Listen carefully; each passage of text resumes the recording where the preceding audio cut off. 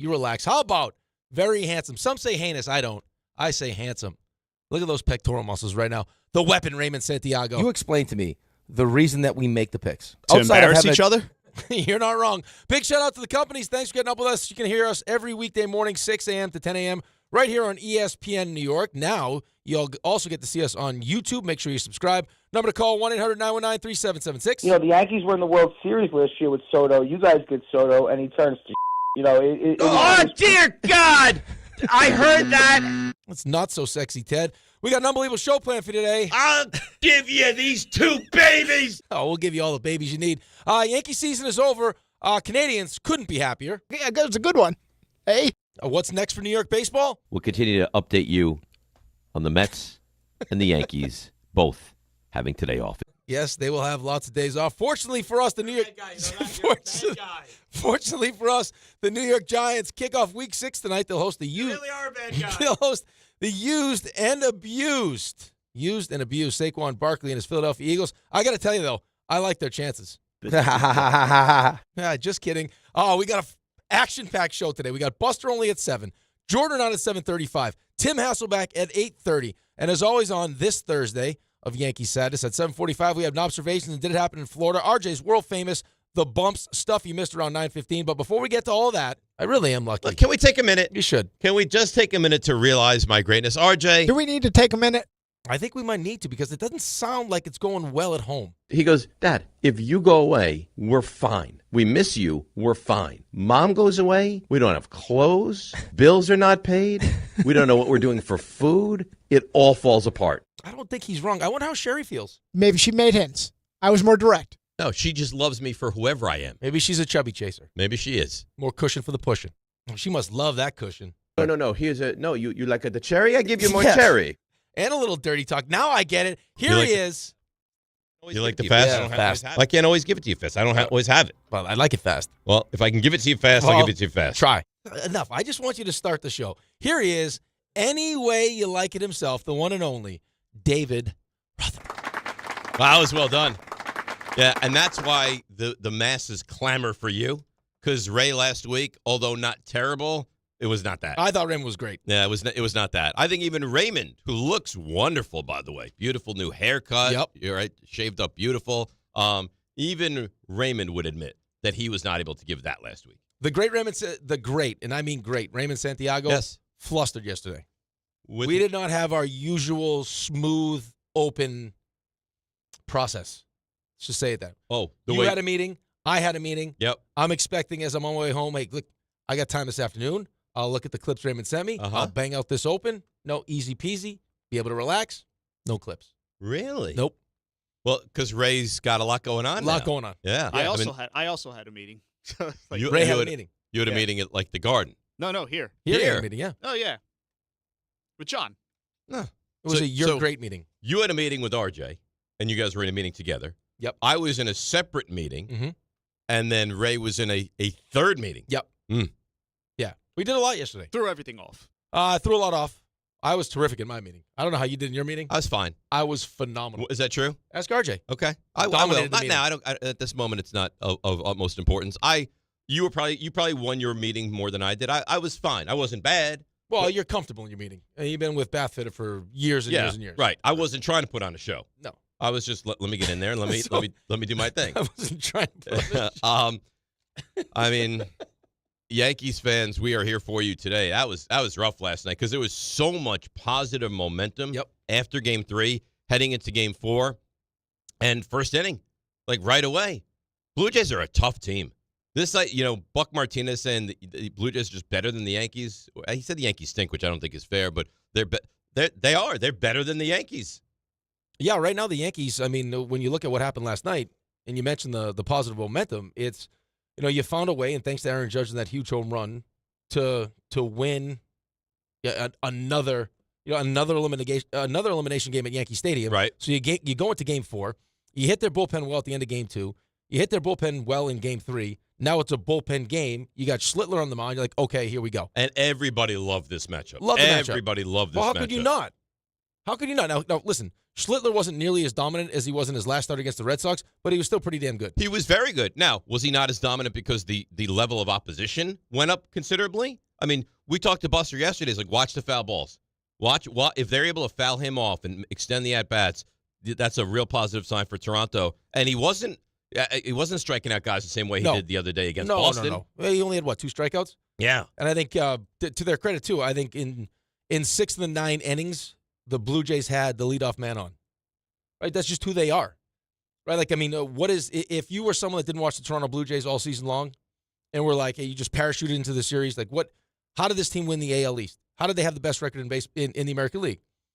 You'd watch these 4 games go, okay, I get it. Right. I understand why. Now I see why. Like, it felt like the game was on the verge of being over, but that Miles Straw at bat, when it was 4-1, and it's just like infield in, another run is unacceptable, and his swing was awful, but he made contact, pushed it to right field, lands for a base hit. Now it's 5-1. Right. I'm getting text messages about Kirk from people like just the random Yankees fans. Like, how is it possible that this little nugget just hits the ball the way he hits it? They all hit. hit. Vlad Guerrero was awesome. And you saw that, like, for all the positive momentum going into that game, immediately for them to score, right, double, and then it's Vlad of all people. Now you thought what I was thinking. The only thing is they got hits after that, right? Didn't Barger got a hit after that? So it kind of takes that idea away a little bit in my mind. But why? Well, but it's not even with first base open. Why am I pitching to Vlad? Well, but that's the point, though. It's not necessarily like what happens afterwards. It's we're not letting this guy beat us. The problem with that is when you look at the rest of some of the guys and what they're doing. I mean, so in the series, Vlad hit 529. Clement hit 643. Varsho hit 438. Yeah. I mean, so like it just up and down their lineup. I mean, they stuck true to what they do, which is they put balls in play. They don't strike out. They hit more home runs than they normally do. Like that's usually what the Yankees do. But for most of this game, I mean, the Yankees had 2 hits. They had a Judge single, and they had, of all people, a Ryan McMahon home run. Right. So like again, they didn't hit. Their offense let them down. Yeah. I mean, this postseason, the reason the Yankees are out right now. Well, this series, you can't say the series because the starting pitching was I was going to say I have to rephrase that because in this series, the starting pitching was awful. They were dominated. They were. Look at the runs scored and runs allowed. Like the Yankees were dominated, and in the one win they got in this series, they had to jump through hoops to get that win. They were down 6-1 in their one victory. And also look how they lost. Right? I mean, Jazz got to make that play. Oh God, that's I don't terrible. care what kind of hop that took. He's got to make that play. And now you're talking about a 2-1 game, and Schlittler gets through 7. Right. Yeah. No. But that's the Yankees. That's why people and now all I don't the have time to say. But now I don't have to see Duvall. Right? He goes 7. Now I go right to Devin Williams, clean inning, and then Bednar. And then can you score a run? I think so. I got 3 chances to score 1 run. And Hoffman is hardly great. Like I can't throw a strike. And he gives up a lot of home runs. Right. So of course it's Judge at the end too that did hammers one off the wall. Well, let's see. Here's the thing. This would be my takeaways from the series. The Blue Jays are really good. Yep. They're a really good team. And I was wrong on this series, and I'll eat crow about it. And this is without Pichette. I know. I would be surprised if they didn't go to the World Series, but we'll see what happens, right? Blue Jays are, in my mind, I don't even think it's much of an argument, definitively better than the Yankees. And Aaron Judge had an unbelievable postseason. And if you're going to call today, and the phone lines are open as they always are, 800-919-3776. If you're going to call today and start with see, Aaron Judge in a big spot, I'm going to hang up on you because it's an awful, horrendous take. You can go after Fried. You can go after Rodon. You can go after Grisham. You can go after Volpe. There's plenty of guys that did not produce. The one guy, Luke Weaver, fine. You cannot go after Aaron Judge today. You can't. No, you can't. Today feels like it's going to be more of a go after Aaron Boone day. And a Volpe day. Yeah, a Volpe was awful. Right, because Grisham's probably going to be gone. Right, I don't know if you bring Grisham back. That could be. I'm assuming that's probably the best season he'll have. This is not who he is. No, and he had a great season, but he still didn't hit for average. Like he just right. But I mean, this is a much better season than he normally would have. Like this is what you got from him this year was a pleasant surprise. That's a career season. Right, pleasant surprise, especially for the money that you were paying him. Had a good game 3, was not good last night. Volpe been really bad in this series, like almost unplayable bad. Unplayable bad. I mean, non-competitive at-bats, and it was awful. And my question, again, if you want to get after Boone, listen, Toronto's better, and they won that game last night, and they dominated the series. Like, why is Anthony Volpe having meaningful at-bats? That's a great question. I don't understand. Yeah, I think there's a lot of people that looked at that bat at bat in the 7th, and it's like, what's happening here? And it was awful. He's He not was good at bat. completely overmatched. Well, dude, I mean, he's 0 for his last 13 with 11 strikeouts. 11. I know. I mean, that's just it's an empty at bat. And then, I mean, you look what Aaron Judge did. I mean, that last hit puts him at 500 for the series.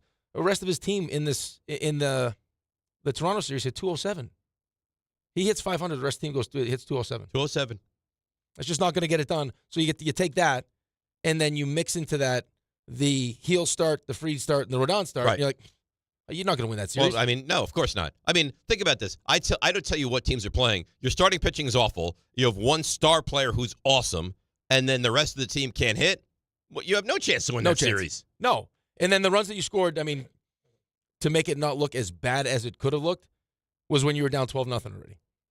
Like, you get to the bullpen late, you score some meaningless runs, although John thought they were still in it. But, I mean, it makes it look a little bit better. But, I mean, last night, like I mentioned, you had in a bullpen game, which the way Aaron Boone described it after the game, I can understand why if things line up the right way and every guy that comes out of that bullpen has his good stuff, it's tough to navigate that because, you build your starting lineup to go up against a starting pitcher. Right. Hopefully you'll get through. You'll see him at least twice, maybe a third time. The reverse of that is when you go bullpen game, that is set up to attack your lineup, right? And Toronto did a really good job of that last night. I mean, most of the game, that's 2 hits for the Yankees, which is not going to get the job done. But it is unusual for every single guy to come out and pitch well. When it works, I mean, it can be. But what did we hear yesterday on these airwaves? Toronto's bullpen stinks. Well, I heard Hans screaming it yesterday on the show. Right, but because they got to them in the second, they got to them in the second game, they got to them in the third game. So you like the matchup, but that's the beauty of baseball. That's also the frustrating part about baseball, right? It's just like there'll be a day where everything clicks for you, and there'll be a day where it doesn't. And if you're going to have offensively the day that they had, you got a good performance from your starter. If you're Jazz, you got to make that play. You got to. It's awful. You have to make that play. I mean, you had some good defense. Listen, Bellinger made a great catch. A great catch. Volpe made a great catch. McMahon made a great catch. But that's a play that has to be made. Has to be made, especially when you're not hitting. That's what I'm saying. Like if you're scoring runs, can you afford that? I mean, that's big stuff. And it's the microcosm of the Yankees because when you're going through the regular season and you take on the dregs of Major League Baseball, can you get away with a butchered play in the 7th inning? Yeah, because you're going to score runs and it's going to be minimized. When you are under the magnifying glass and you can't hit and your starting pitching has not been good, well, your defense has to be superb, and it was for a lot. But in the biggest moment last night, that's a play you have to make. You have to make it. There's no question about it. Like, I mean, up until that point, right? I mean, we're struggling. Like, you know that. But you're still in the game. It's 2-1. We haven't hit. We'll have 3 more opportunities we got out of this inning. We got 7th, 8th, and 9th. We can find a way to score at least 1 run here. We can manufacture a run. I would like to believe that.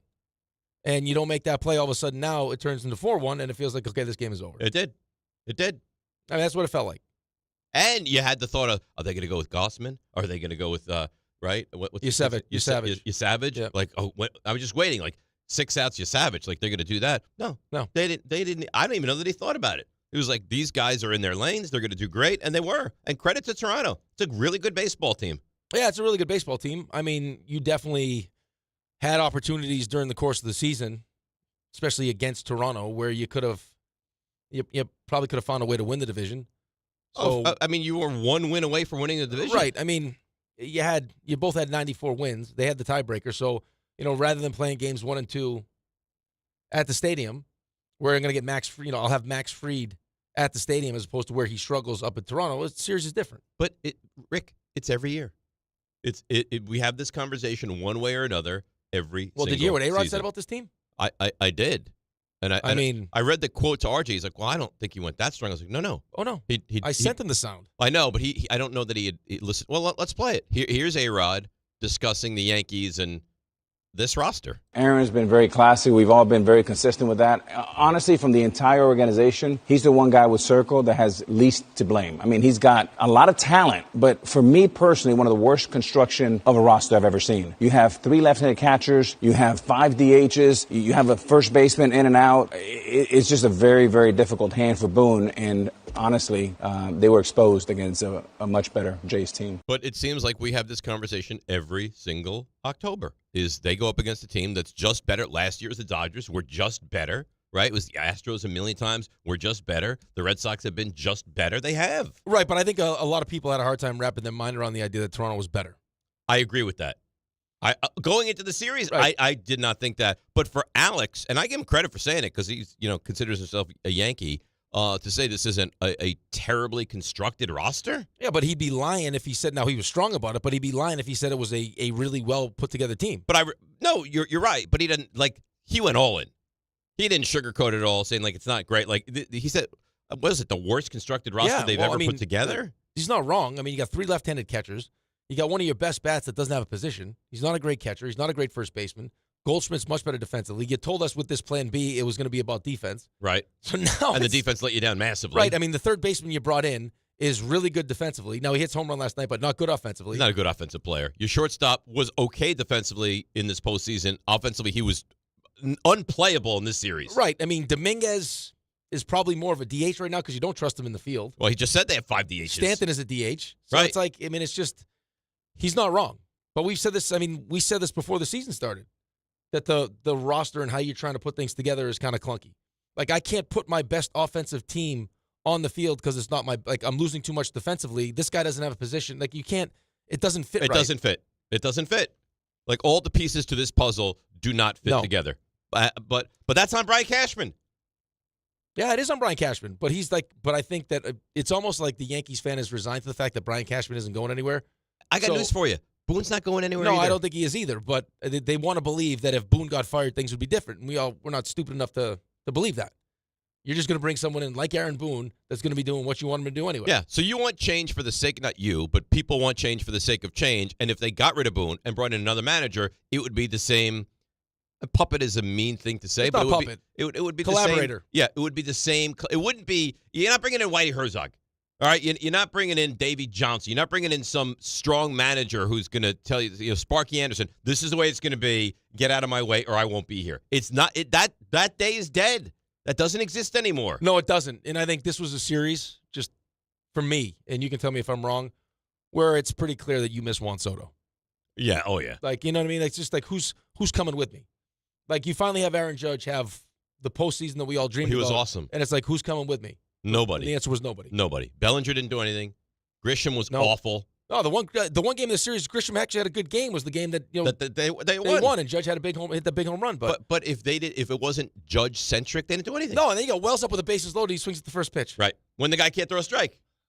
Well, I understand the philosophy there, but I heard Kay was talking about in the post game. Yeah. Where he said the philosophy is you're going to get the strike and you want to be ready for that. But listen, you lost that series before that. If you do that, you better make sure you put it somewhere that's going to actually do some and not pop up to left field. Not just pop up to left field. So here we are. It's another season. It's the same discussion every single October. I feel like we could take this. Ray could put it in the bank and we could play it next October. Yeah, but I think a little bit different this year than last year. Well, this year's worse than last year. Oh, absolutely. Last year the Dodgers are better. But this year the Blue Jays are better. I know, but what makes this even worse, though, is you didn't really think. You almost kind of knew that the Dodgers were really good. You can have your hands full. If we beat the Dodgers, that's saying something. That felt like the cream of and you didn't like baseball, yes. Obviously, you didn't like how it ended. Judge dropping the pop-up, Garrett Cole not covering. It looked sloppy. Right. And then they laughed at you and they mocked you. But this was no. Come on. Toronto's not better than us. We're not going to believe it. How many times do we hear? We won't believe it till we see it. Well, now you've seen it. Well, now you saw it. And they smashed you, right? I mean, they did. That's the truth. They smashed you. But, last year, you're right. Because last year was I know the Yankees fans and the players and they have this weird thing, if they don't win the championship, now it's a failure. But last year was a good season. Was it a great season? Maybe not. Well, but here's the thing, though. Yankees fans can't even appreciate good season because look at how easy the road was. We didn't beat anyone to get there. Right. It's come on, man. You're in the World Series. Well, you're your own worst enemy. It doesn't matter who you beat to get there. But this year, this was not a successful season. No, it wasn't. It was not. And we'll sit here and talk about how Aaron Boone stinks and everything else. But, as good as Max Fried was, and he was good against the Red Sox, he was awful in this series. You tell me, how many guys in this series for the Yankees, outside of Aaron Judge, do you look at and say, he was good? Lineup-wise? All throughout. Not Luke Weaver, not Heel, definitely not Luke Fried, Weaver. Not Rodon, no. Schlittler. Schlittler was good. He was good? Yep. Okay, it's Bednar. one. Bednar was good as two. Yeah, but, again, I'm starting pitching was bad.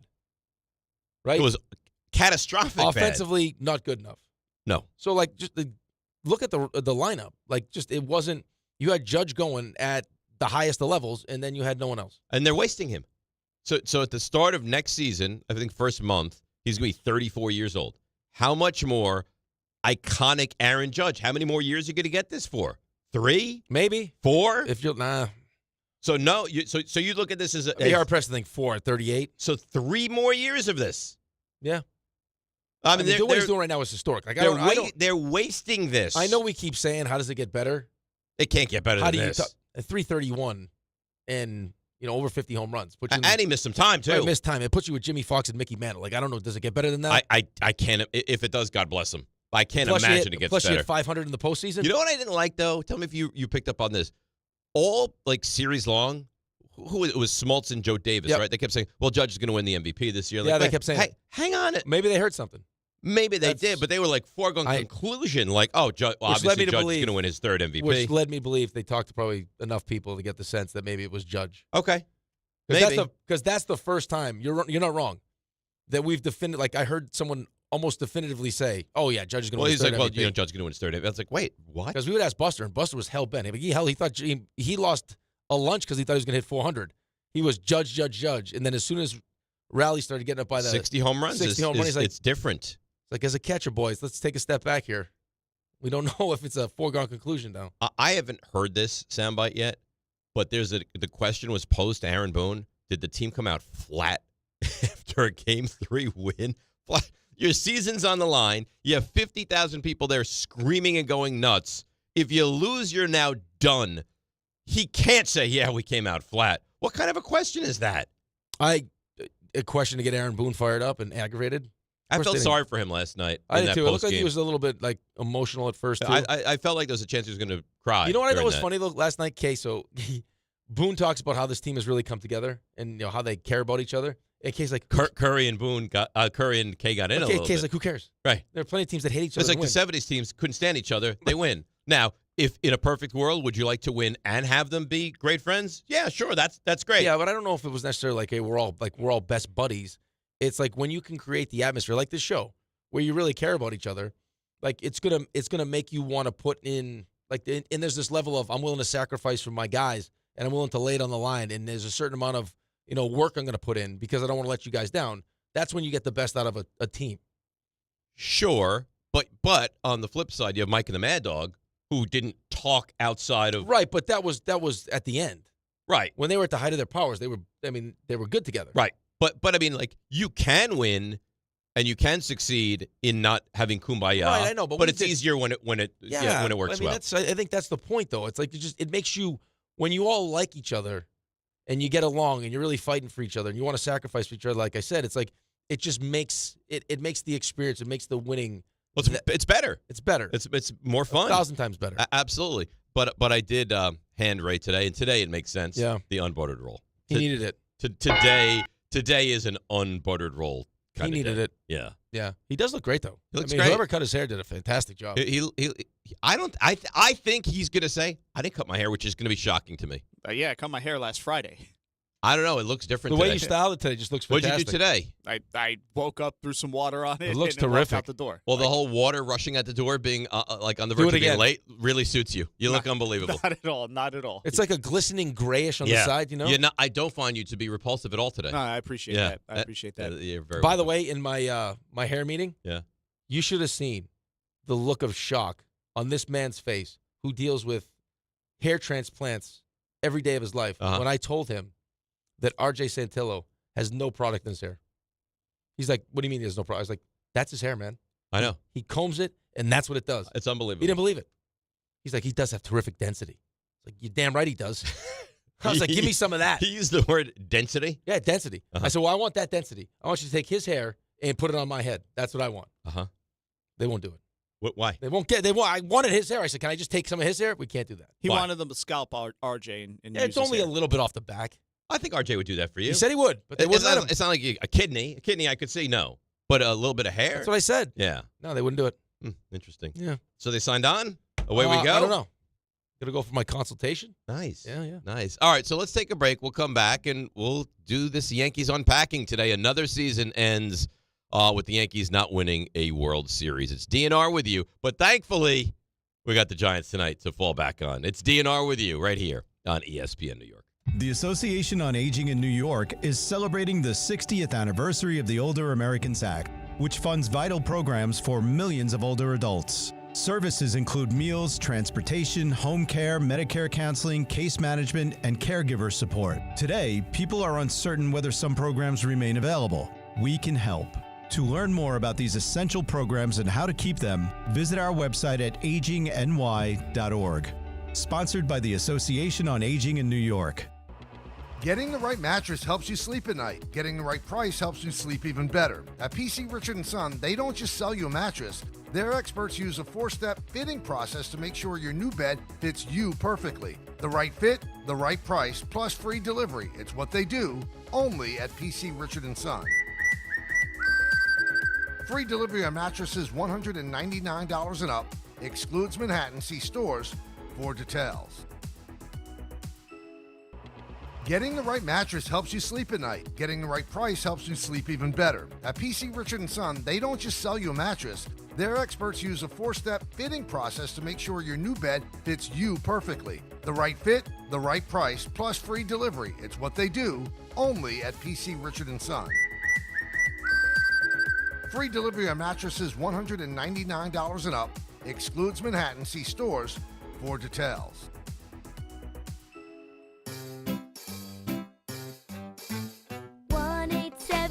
Cars for Kids.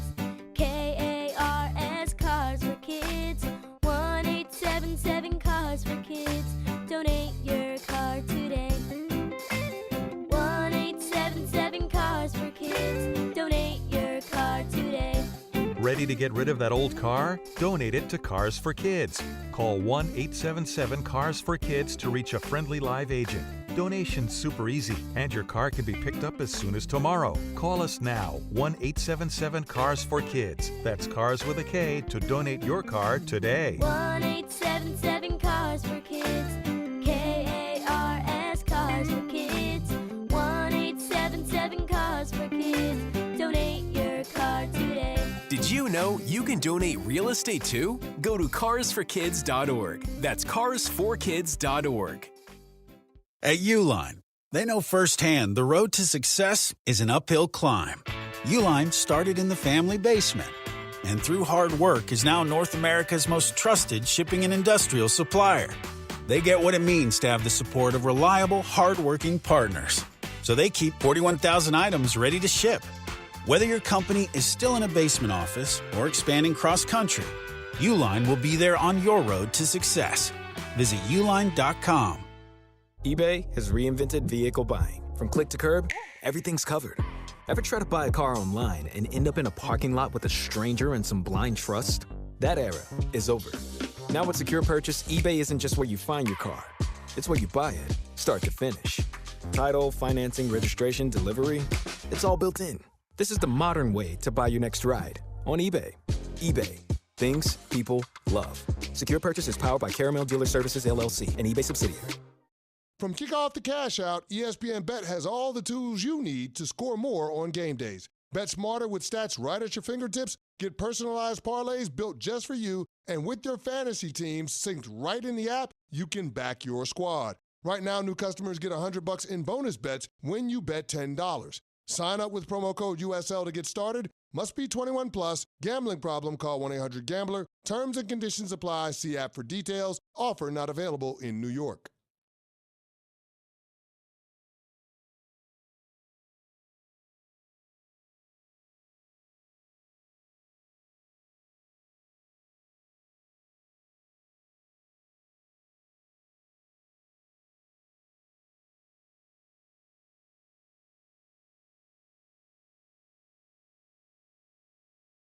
All right, DNR with you, ESPN New York. Let's hear from Aaron Boone.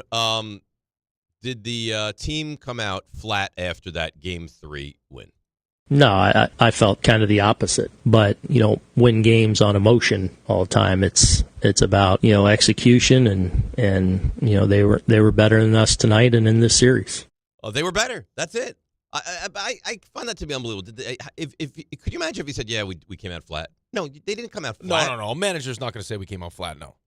And it would be embarrassing. Well, but in baseball in general, I mean, if you don't hit, you look flat. That's exactly right. I hate that argument. All the time. If you don't hit, now all of a sudden you don't care, or you're not motivated, or there's not. It's different. Baseball is different than any other sport. The more amped up you get, the more crazed you get, probably the worse you're going to do. Absolutely. But I mean, there is a level of intensity and focus in the field, running the bases, right? Like the way you execute. Like which is noticeable sometimes. Like there'll be games, and there was a span of time this season where, like, remember the beginning of the season?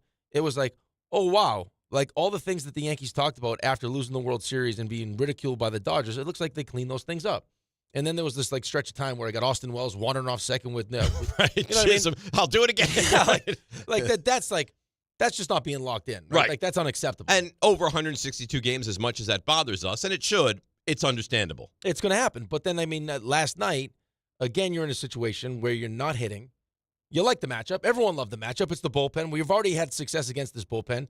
For whatever reason last night, you're not. You got 2 hits for most of the game. It's still 2-1 because your starting pitcher went out there and actually gave you a chance to get back into this game and win it. And, you know, a play, and not an easy play. I'm not going to pretend like it's not going to be a difficult play, but that's a play that Jazz has to make. You have to make that And then play. Schlittler has the one where it looks like, I know they showed a bunch of different angles, where he kind of didn't know where Jazz was, and it looked like he was going to stretch out for it and then pulled his glove back because he didn't want to, deflect it. But that's another one, like, well, know where your second baseman is. You know what I mean? That's the little buttoned-up things, though. Yeah, right, which, I mean, don't seem like big things in the moment, but end up being big things, especially when you don't hit. So now this is where I don't go after Boone or certainly disagree with Boone. He says this team does have what it takes to win it all. Here he is. I'm confident we'll break through. I have been every year, and I believe in so many of the people in that room. So that hasn't changed. Fire hasn't changed. It's hard to win the World Series. Been chasing it all my life.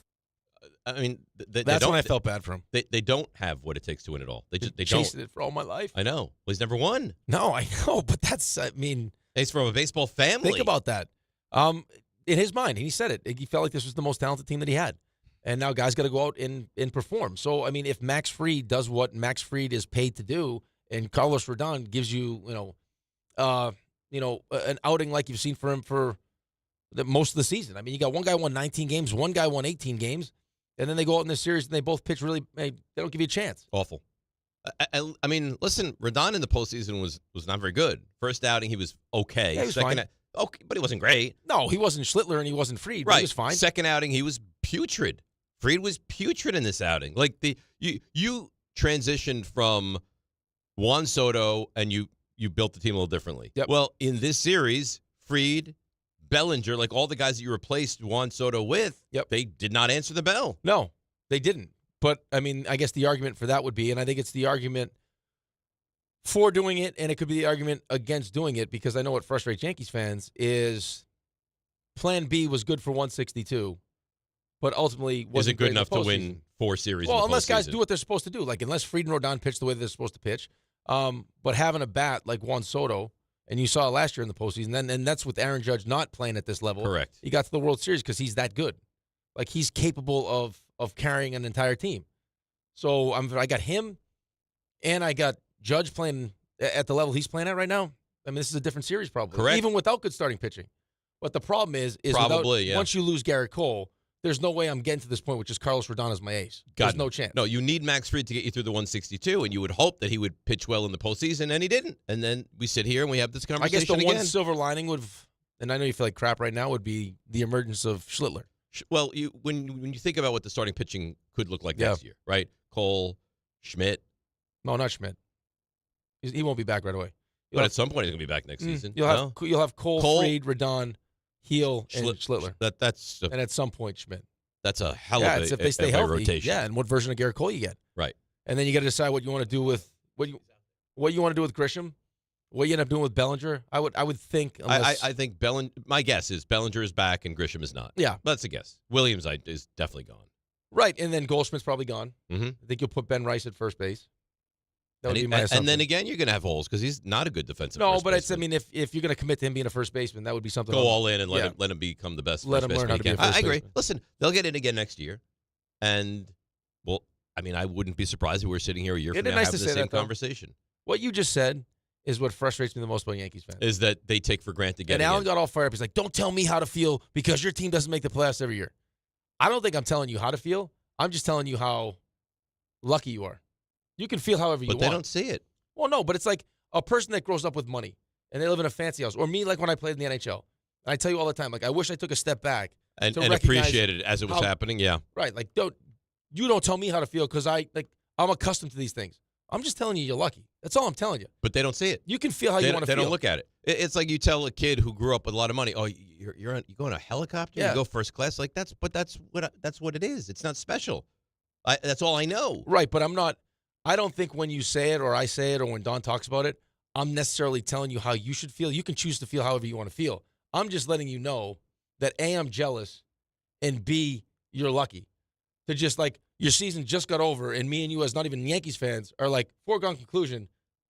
They'll make whatever moves they make. They're going to be in the playoffs. Definitively. I just spent almost $800 million on Juan Soto. $341 million, and we didn't make the playoffs. All right, I lost out to the Reds, who stink. Right, who stink. Yeah, I agree. All right, let's break, come back. Phone lines lighting up. Let's get to you guys. We'll go rapid fire through all the Yankees calls next. 1-800-919-3776, like Rick mentioned. Buster only, 7 o'clock. Renan, 7:35. Tim Hasselbeck, 8:30. A lot of Yankees, a lot of NFL, a lot of conversation. DNR with you right here, ESPN New York.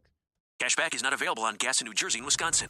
Hey, good morning. You're heading to the airport, right? Yep, thanks for checking. I like the car. How long have you been a rideshare driver? About 3 years now, but I really enjoy it. Isn't it hard to make money these days with the price of gas being so high? Not for me. I use Upside, the free app that gives you cash back for every gallon of gas you buy. Wait a minute. Are you saying you actually get real money back when you get gas with the Upside app? Yep, I get real cash back every time I get gas. Does that actually add up to anything? I'll make around $200 to $300. Wow, that's serious extra cash. I'm downloading the Upside app now. Download the free Upside app now to earn real cash back every time you buy gas. Use promo code USA to get up to a $5 per gallon bonus on your first tank. You can cash out anytime, right to your bank account, PayPal, or a gift card for Amazon and other brands. Just download the free Upside app and use promo code USA to get up to a $5 per gallon bonus on your first tank. That's code USA.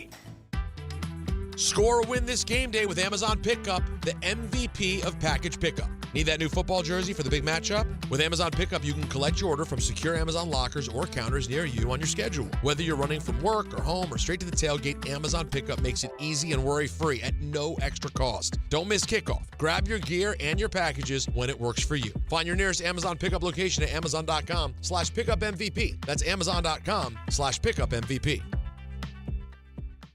At City Harvest, we believe no New Yorker has to go hungry. With your help, we're on the road 365 days a year, rescuing over 77 million pounds of nutritious food and delivering it free to millions of New Yorkers, transforming surplus food into sustenance, sustainability, and smiles, rallying thousands of New Yorkers to power a network of nourishment across our city. One day, one meal, and one New Yorker at a time. That's how we feed good. Donate at cityharvest.org. Just printed from the Erie Canal Press, the most coveted ticket, New York Lottery's $1 million raffle, hath arrived. 15 fortunate souls shall come into the fortune of a millionaire. Translation, the $1 million raffle is here, and 15 winners are going to become millionaires. The New York Lottery commemorates 200 years of the Erie Canal with your best odds of winning $1 million.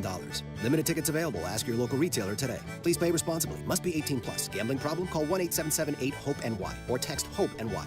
Who knew caffeine could taste this good? With 5-Hour Energy Shots, caffeine just got a serious flavor upgrade. We're talking big flavor, from watermelon to strawberry, banana to sour apple, packed into a tiny 2-ounce bottle. You'll get as much caffeine as a 12-ounce premium cup of coffee with 0 sugar and 0 crash. And with 17 bold flavors to choose from, there's a shot for every mood. Find your favorite flavor in-store today or grab a variety pack online at 5hourenergy.com or on Amazon and give your caffeine a flavor upgrade.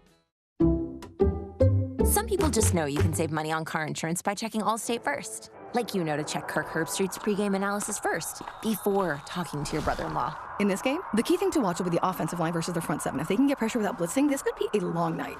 Okay, Kirk. I know stuff. Ooh, checking first is smart. So check Allstate first and see what you could save. You're in good hands with Allstate. Potential savings vary, including based on how you buy, subject to terms, conditions, and availability. Allstate North American Insurance Company and affiliates, Northbrook, Illinois. Introducing your new Dell PC with the Intel Core Ultra processor. It helps you handle a lot, even when your holiday to-do list gets to be a lot. Like organizing your holiday shopping and searching for great holiday deals and customer questions and customers requesting custom things, plus planning the perfect holiday dinner for vegans, vegetarians, pescatarians, and Uncle Mike's carnivore diet. Luckily, you can get a PC with all-day battery life to help you get it all done. That's the power of a Dell PC with Intel inside, backed by Dell's price match guarantee. Get yours today at Dell.com/deals. Terms and conditions apply. See Dell.com for details.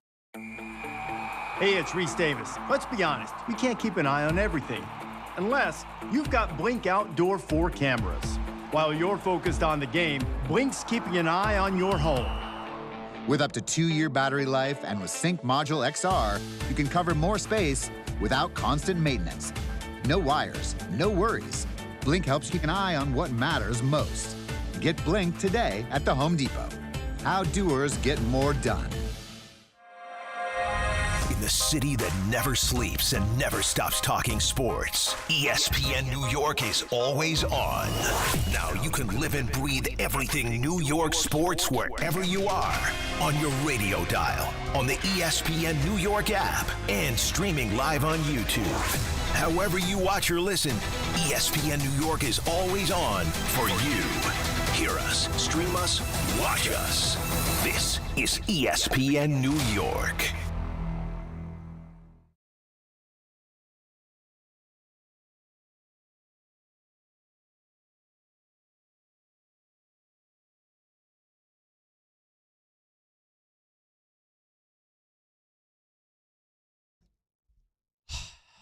This is the way Ray feels. You know what the very problem sad. with this song is that it's meant to be depressing. And it is. But it's not because this is the movie to me. Like, it reminds me of the movie, which is a funny movie, which makes me laugh. This is not The Graduate? What is this? No, it's not The Graduate. This is when Will Ferrell gets shot with the tranq dart. Oh, yeah. And he's sinking to the bottom of the pool. You're crazy. Yeah. In the neck. Yes. Yeah. That is funny. You're crazy. You're crazy, man. I like you. Oh, I watched. You're crazy. I watched the clip of some of his Anchorman outtakes, and he has the whole cat. Are you guys with me though? Like, whenever you see SNL or like behind the scenes movie clip, when the rest of the when it's so funny that the rest of the cast can't stay in character. Oh, they start laughing. I love that. Did you see the Anchorman one when he's talking about how he's how he was like Vesuvius? Oh yeah, I think I have seen that. I watched it probably like 50 times. I was crying laughing. Mr. Burgundy, we will be honored if you will play jazz flute for us.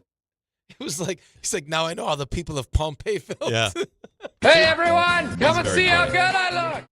He was in The Office recently. Yeah, that one there when he does the SNL skit when he's in the hot tub.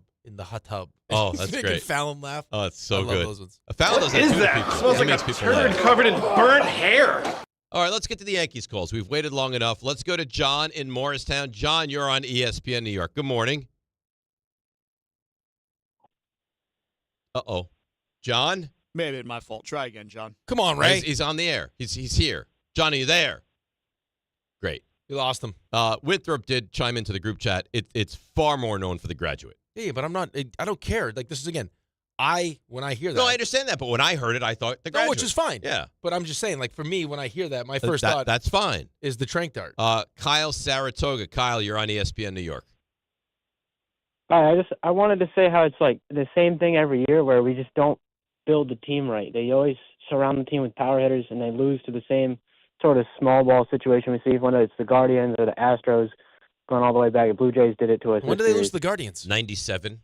We're going back to 97. Just always the series where we struggle against them, and you get amazing home runs from Soto and Stanton to stay alive.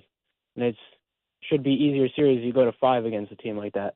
I don't know how easy a series it's going to be against a team that is really, really good. Right, but and it's also not. But a team I agree. But it's not a team that you had success against this year with. Period. Yeah, but you know what the Yankees fans think? They think, okay, when we get to the postseason, that's where the cream rises to the top. And the problem is, it did, and it just wasn't you. Right. I mean, you take the regular season and the postseason. You're 6-11 against the team. Right. And how many games did you win in and Toronto? In Toronto, you were 1-8. So it's, but this is the problem now. By not winning the division, you put yourselves. Now I got to play a 3-game series, and now I have to go to Toronto for the first 2 games. They got their rotation set. That's why it's important to win the division. Yeah, very important. But you had the conversation of, is it better to just keep playing? For Judge, it was. I think every case is just its own individual case. Like there's some teams that go out there and they're great and they can roll through, and there's some teams that look at Toronto. Toronto has been great. They had time off. Well, I also think that look at the Brewers. They've been great. They had time off. Yeah, but I think you got, top to bottom. You look at their lineup and the approach of their lineup. Is that a lineup that's going to struggle with a couple days off? Like, we're going to put balls in plays, like that kind of lineup? No, you would battles think. Like they do? But is there a chance that they get time off and then they're not at that level when they come back? Well, yeah, there's a chance, but I just think I think it's probably easier if that's your style of play as opposed to someone that's just trying to hit home runs every time. Like we're always like Stanton needs to find a way. But they were the home run hitting team in the series. No, I know, but I'm just saying, it's like Stanton when he comes back from an injury, looks like he's never played baseball before, and then finally he gets his timing and he doesn't miss a baseball. Right. Like, so someone like that, give him time off for is not really in their best interest. Probably. But even so, you took care of your business against the Red Sox. You had Heel who had to pitch game 1, which isn't ideal, but you had Fried in game 2, and you had Rodon in game 3, and they both stunk. Only difference now is that, I guess if you want to believe that it's just, Fried going up to Toronto is a problem, that if he had won the division, now you're going to play, at home with Fried. Well, so you could have won the division. You didn't. But no one else hit anyway. No. You weren't good enough to win the series. Judge was otherworldly. I don't care. You could have played wherever you wanted, and Volpe wasn't going to hit in the series. Volpe was awful. Grisham was awful. Bellinger was meh. Stanton didn't do anything. No. You can't win a series like that with one guy. And then on top of that, your starting pitching stinks. The starting pitching stinks, and outside of one guy offensively, you stink. How in the world? You're lucky you went 4. That's the truth. You're lucky you went 4. Right. Dude, and then the runs you scored in game 2, and I know it was like we want to point to it as, hey, you give yourself some confidence going up against that bullpen. You're down 12-0 already. You know what I mean? They already. That's what I said the whole way. But it's like when the Jets score points. Same thing. Now, the weird thing was they did that, and they almost won the Tampa game just because Tampa let foot off the gas, and it was so weird, and then the Jets just came storming back, had the block field goal, the whole thing. But no. This Dallas game was a bloodbath. It was 30-3. Come on. You made it closer, but you were not competitive in that game. Yankees were not competitive in game 2. No, but listen, and then it took a huge, it took something that no one's ever done in the history of the sport, right? Like pitch that inside going 100 miles an hour. You kept that fair and hit a 3-run home run. So it's like, and all that only allowed you to go to a game 4. Yeah, and special players like the best player in baseball, who all we do is all I hear about is how bad he is in the postseason. Hit 500. I don't want to hear that today. And we haven't, and I hope that we do not. John in Morristown, who crapped the bed before, is back. Good morning, John. Hey, guys. I don't know what happened. Sorry about that. That's okay. Hey, so, I'm a Met fan first, but, I root for the New York teams, whoever's in there, as long as they're not playing against me, right? But as a Yankee fan, how sad is it to see your beloved Don Mattingly in the other dugout celebrating beating the Yankees in Yankee Stadium? That must have sucked. I think it either sucks or there's a little piece of you that's happy for Don Mattingly. No? I don't know if there's a little piece that's happy. Like you're upset that you lost. So, Ray, you see Don Mattingly celebrating last night. Is there a little piece of you that's like good for Mattingly, or you're just miserable? And I'm miserable, but that's just in general. But for Donnie, I'm always happy to see Donnie do well. Yeah. Well, that's because you and RJ were dry humping his leg at the charity dinner. He was great. He was great. What do you want me to say? You know what? He was great. I'm not even a Yankees guy, and he was. It's hard not to fall in love that night. At one point, RJ, he looked baseball. It looked like RJ. He was wearing RJ as a belt. And not only that, but they always say don't meet your heroes, and that he was RJ awesome. Meeting one of our heroes. Yeah. He was awesome. And at that same time, I was cornering Sharippa. Yeah, with the carrot stick. Yeah. You listen to me, Sharippa. You'll eat this celery and you'll like it. By the way, Pro Football Talk puts out a tweet. The Giants have lost 8 straight NFC East games. Yep. It's currently the longest losing streak against division opponents in the entire NFL. And then listen to this great breakdown. On Thursday night against the Eagles, it will either end or extend to 9. Yeah. Yeah. Thanks for that. Oh, it could be a tie. It's in a Cowboys tie. Thanks, Mike. Right. Thanks. Yeah, that's great. So they've lost 8 in a row, and let me explain what happens now. Either they'll win and they'll break it, or they'll lose and it will extend to 9. That's right. And that's why you follow Pro Football Talk, serious right? breakdown right there. That's really good. It's an NBC property. I'll play that again. Yeah, why not? If anyone was wondering, too, the last time the Giants won on Thursday night, Coughlin was the coach, Manning was the quarterback. If you're wondering. So 10 years. They've lost 10 straight. Last time they won on Thursday night was September 9th, 2015. 15. Yeah. So we've reached the decade. A big 32-21 win against Washington. In 2015. Yeah.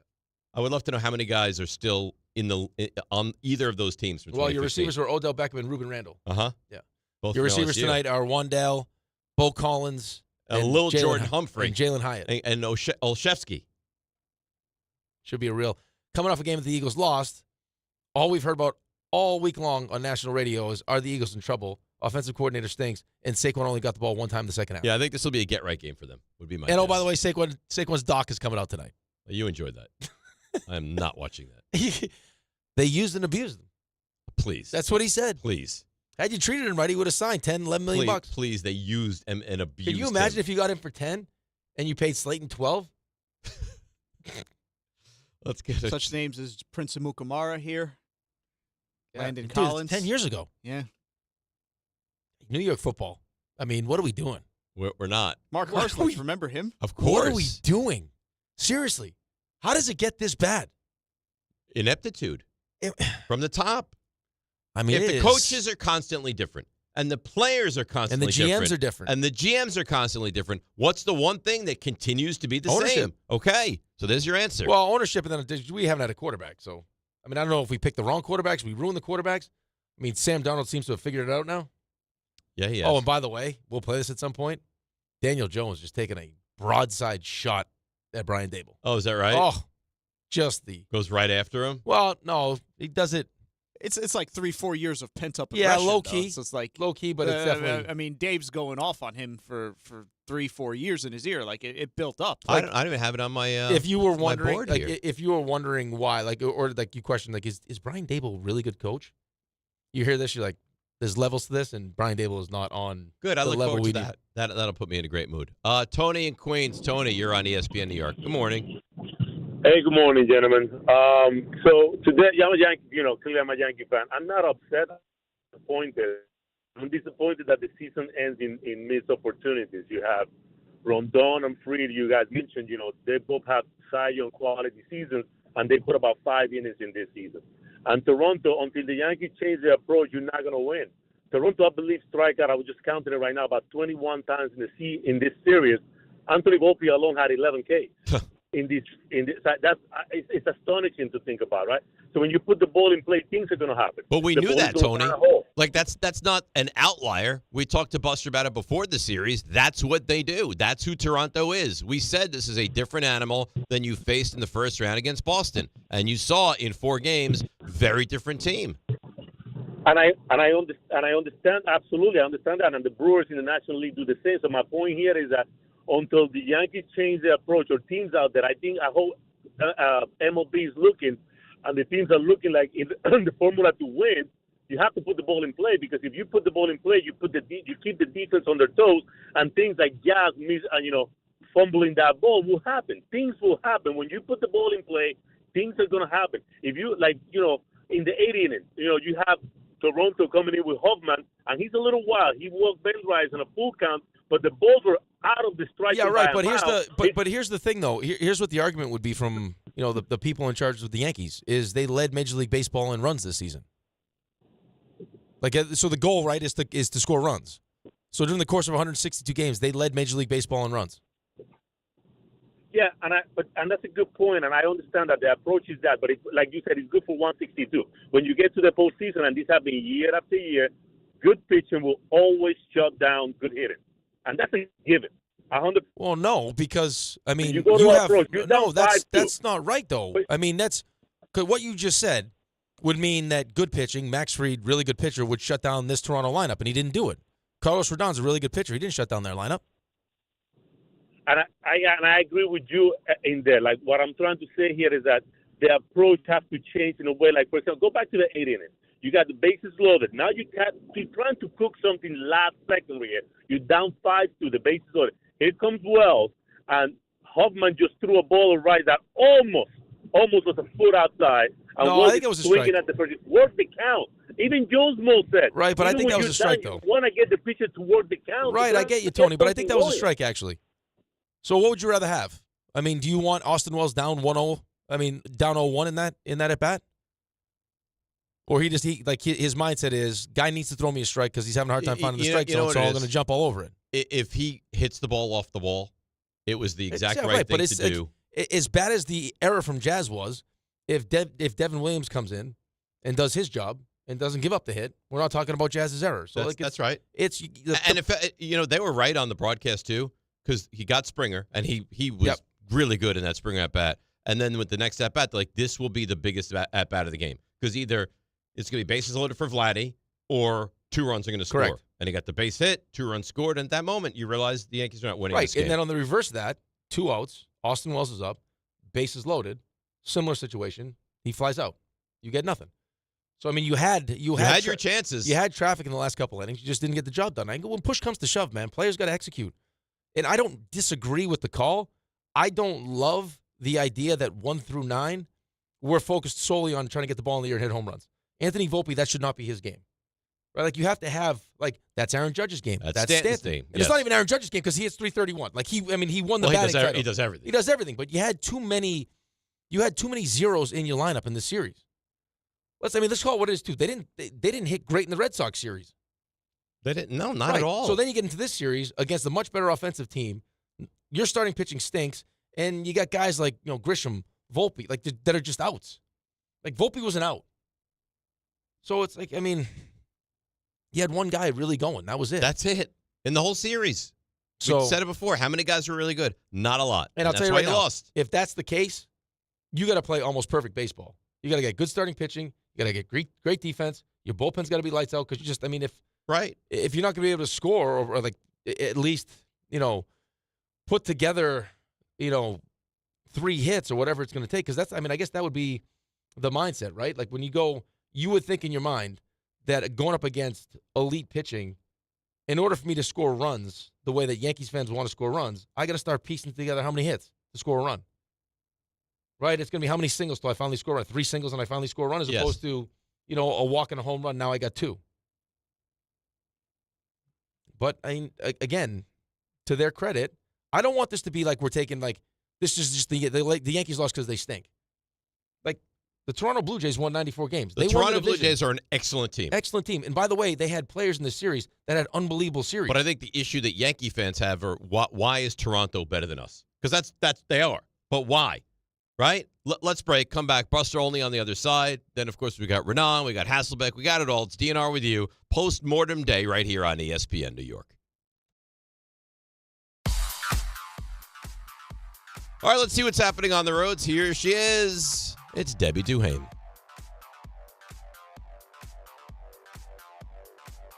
Hi, Dave. Hi, Rick. On this Football Thursday, let's see what's going on. Well, you're not going to be rolling through easily here on the Staten Island Expressway. Bumper-to-bumper traffic getting out toward the Verrazano Bridge into Brooklyn. The problem is accident on the upper level getting into Brooklyn, so watch for delays there. Traffic slowing down over on 130 South at Washington Place in North Brunswick with a collision inbound Holland, about 40 minutes with a stalled bus being cleared. Traffic is sponsored by Unbound.org. Right now, there are young people across the world facing a tough choice. Continue their dream of education or drop out to help their family put food on the table. You can help change their future in a single moment. See how far your support can go at Unbound.org. I'm Debbie Duhame on 880 ESPN, New York.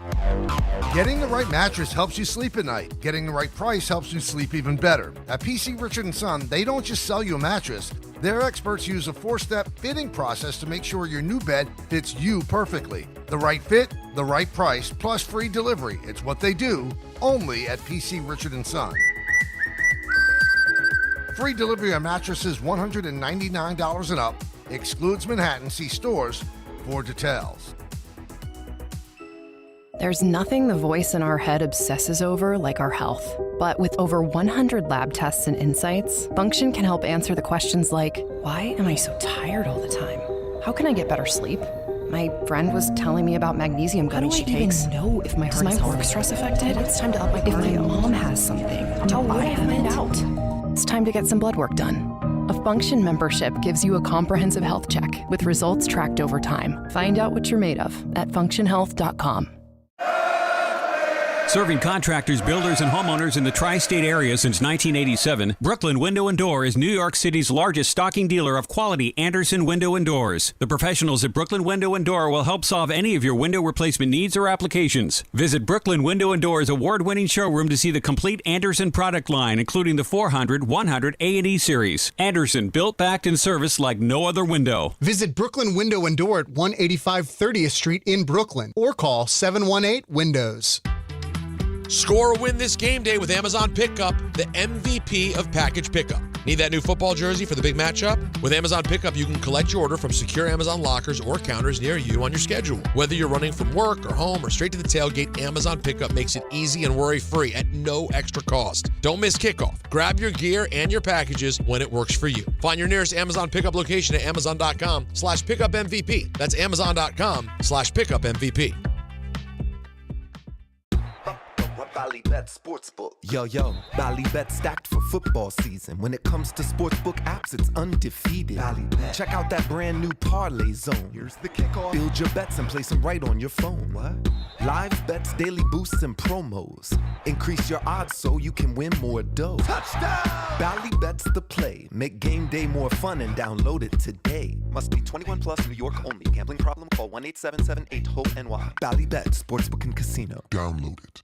Okay, girls, ready to go? Yeah! Mom, I'm hungry. Can I have a snack? Me too, Mommy. You want a snack? Yeah. Got it? Children learn from our behaviors. Mommy, can you open this, All right, please? hold on 1 second. Okay. Okay, here. Thank you. They learn what is okay from the adults they see. Mommy, are you on your phone? If you're a distracted driver, chances are they will be too. What kind of driver are you raising? Funded by the Governor's Traffic Safety Committee. This one's for the flavor fanatics. Sour apple 5-hour energy shots don't mess around. They bring the bite. Tart, tangy, and packed with tasty caffeine, this little 2-ounce bottle punches above its weight. With 0 sugar and as much caffeine as a 12-ounce premium cup of coffee, it's the kind of pick-me-up that keeps your taste buds happy without the crash. And it doesn't stop at sour apple. There are 17 bold flavors waiting for you to discover. Pick one up in store or stock up online at 5hourenergy.com or on Amazon today. Hey, it's Reese Davis. Let's be honest, you can't keep an eye on everything. Unless you've got Blink Outdoor 4 cameras. While you're focused on the game, Blink's keeping an eye on your home.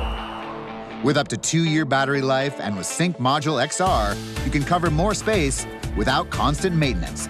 No wires, no worries. Blink helps keep an eye on what matters most. Get Blink today at the Home Depot. How doers get more done.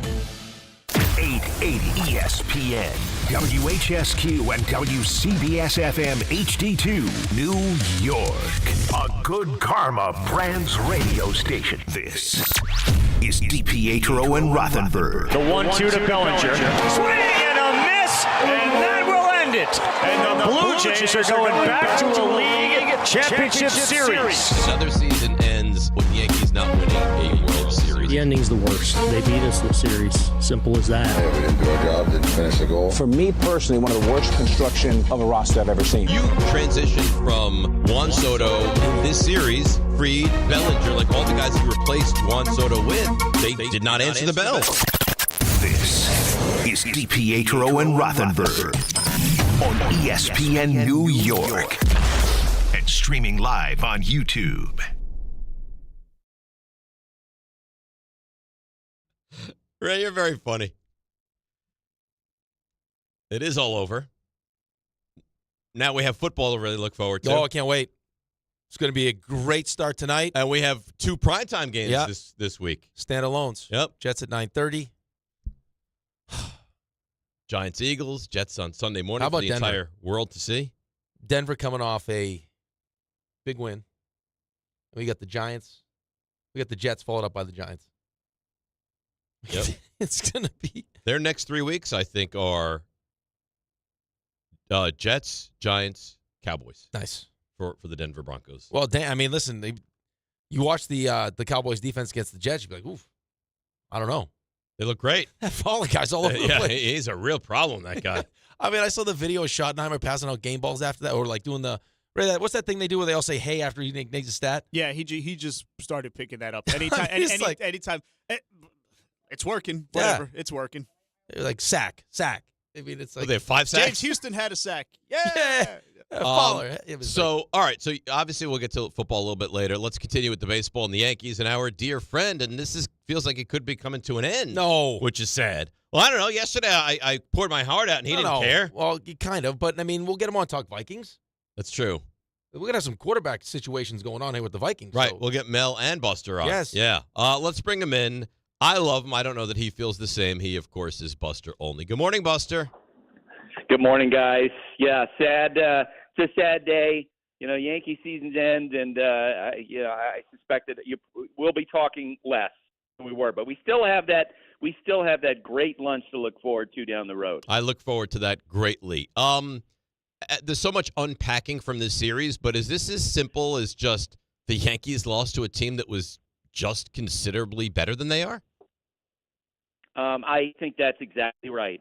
The Blue Jays clearly, having constructed this lineup where they put the ball in play better than any other team, lowest strikeout rate in baseball, they perform better. From Vladimir Guerrero Jr. to Ernie Clement to up and down, Barger. Guys coming up with big hits, guys making plays. I don't think the Blue Jays are a great team. They finished the same number of wins as the Yankees, but I think they're much better suited for the postseason when putting the ball in play. After the summertime, when hitting home runs is a premium during the regular season, I think in the postseason, putting the ball in play is a big deal, and they did that well. And the Yankees, time and again, they would make mistakes, and it doesn't mean that Jazz Chisholm is a bad second baseman. It just means that that's a mistake he made in that moment that was huge, and it was decisive. I thought Schlittler he clearly did not have the same stuff he had against the Red Sox. His velo was down, but he pitched well, and they just let him down a couple times. Well, it doesn't help. I mean, the Blue Jays hit 338 as a team in the series, and I think everyone outside of Aaron Judge hit 207 for the Yankees. I mean, it's just – let me ask you this question, though, Buster, because I was looking back to last year. Now, the Dodgers are, probably the best team in baseball, although RJ doesn't want to admit it yet. They led the postseason last year in home runs. Is it a case-by-case thing? Because we got a lot of calls today already that it's how the team is built and it's the Yankees' approach, and that's why they haven't ultimately won a World Series.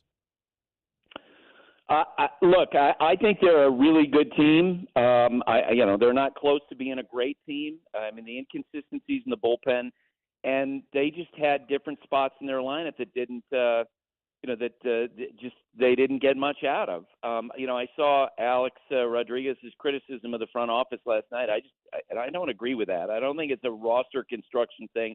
I think Anthony Volpe didn't play well, and it's a big spot, and that was the thing for a lot of the season. To have 15 at-bats and have 10 strikeouts, that's the opposite of what the Blue Jays were getting, right? And the defensive mistakes, and they did at times.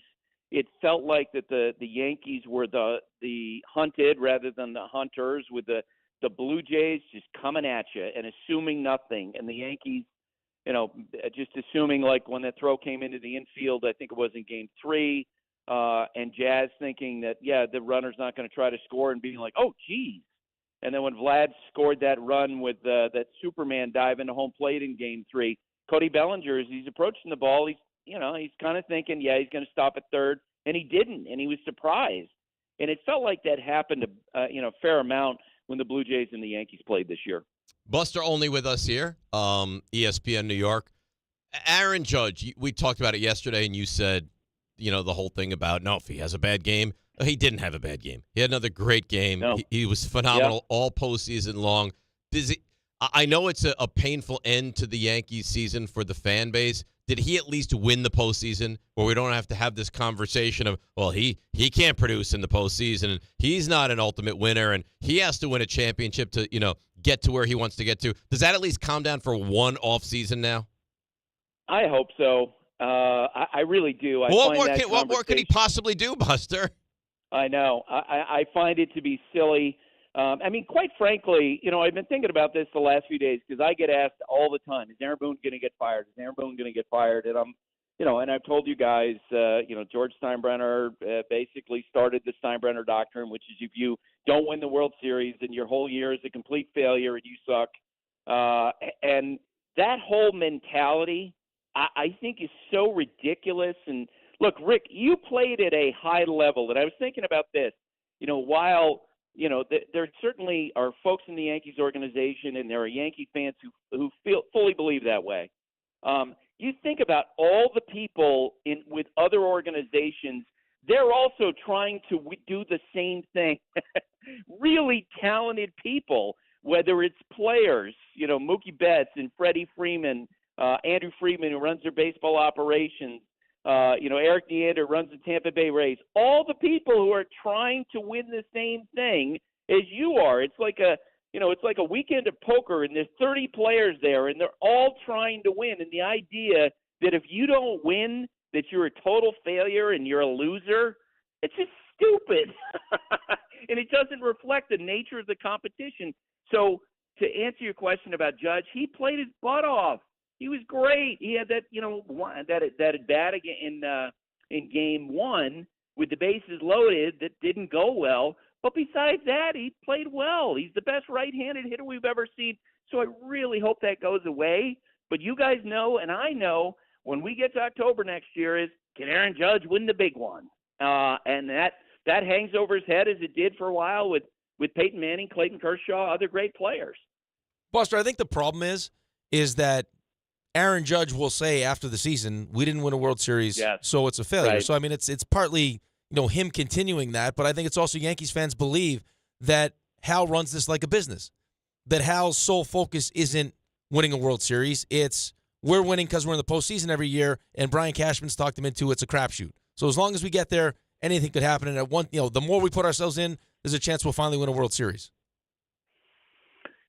Yeah, and look, there's no question that Hal runs it as a business in a way that George didn't. I mean, George was having $250 million payrolls when other teams were at 60. And it was cost be damned, and we're going to plow ahead. But as I mentioned, you guys, and I covered George, on a day-to-day basis, he was the biggest threat to what he was trying to build because of that impetuosity. So there's pluses and minuses, to the way that George ran it, the pluses and minuses, the way that Hal ran it. I say this, I think that the Yankees' effort to win a championship, I think it's greater than the perception. I think that they do make moves. We see it at the trade deadline every year. We saw it last winter when they signed Max Fried. When we see the list of payrolls and where the Yankees rank in that, they're not spending 4 times more than any other team, but they're still spending a lot of money, and they have a lot of great players, and they're actually pretty well set up for next year with some major holes that they need to get into. All right, Buster, we're going to take 1 million calls on this and speak to 1,000 people who want to know. Boone, Cashman, can you put this to rest? They're both going to be back next season, right? Yeah, unless Hal wakes up today and says, yeah, we need to totally change, they will be back. And I'll run through the same thing with you guys that, I've done on SportsCenter. Hal does not look at this the same way that George did. It's not, if you don't win the World Series, you're terrible and we're going to change everything and we're going to fire people. Hal takes a more nuanced view of success, that if you make it to the World Series they did last year, then you get credit for that. If you make the playoffs, you get credit for that. If you haven't had a losing season in 33 years, you're going to get credit for that. And he trusts Brian. I have no reason to think that Brian is that his tenure is going to end. And as Boone said to reporters last night, he's under contract. He fully expects to come back. Hal just doesn't work like his dad works. Like, he's viewed as a boss that is reasonable and that they can work with. And so the fact that we're all talking about them in October, and they just came off a season with 94 wins and had a shot to win the American League, I think he gives him credit for that in a way that George would never have given him credit. Buster only joins us here on the show. Buster, last night, I know you watched every pitch of the game. Any decisions that were made? Because we're going to take phone calls for the next couple hours about Aaron Boone's thinking. Any decisions that were made last night that you kind of questioned? Like Volpe hitting in the 7th. Anything that stood out for you? That's exactly the spot where I was like, come on, you got to pinch hit for him in this spot. I mean, there was just no expectation. You're down 3 runs. You got a runner at first base. You're trying to build the inning. There's no reason. He's given you no reason in this series to think, yeah, he's going to take advantage of this matchup against the lefty. Bring Rosario in. And I know, their thinking is based on, 2 years of Volpe data against left-handed pitching. That data against left-handed pitching, that is not what we're seeing right now. That's not what we saw in recent days. Volpe just looked like he had no clue at the plate. And so I was surprised he didn't pitch hit for him then. And I am going to be really curious to see what the conversation is in the organization about shortstop as they move forward, because I do think they have to, as they did at the end of the year, begin to consider all the possibilities and not just say, yep, this is Volpe's spot. So I know it's a little premature and the season just ended, but when you look towards next year and you look at Trent Grisham and Bellinger and, what do you see this team doing? I would guess that Bellinger, they make an offer for him. I would think that they move on from Goldschmidt. I would think that Grisham is probably gone, but I don't know. You're around this team. You're closer to this team. What do you think? Yeah, and there's some interesting things going on here because as they're having those conversations about Grisham and Bellinger, underneath those guys and underneath Kyle Tucker, it's a really thin outfield market, and it does feel like that they're going to need some help out there. Now, do I think that they will be, will spend, to get a Kyle Tucker, to get a Bellinger? I don't.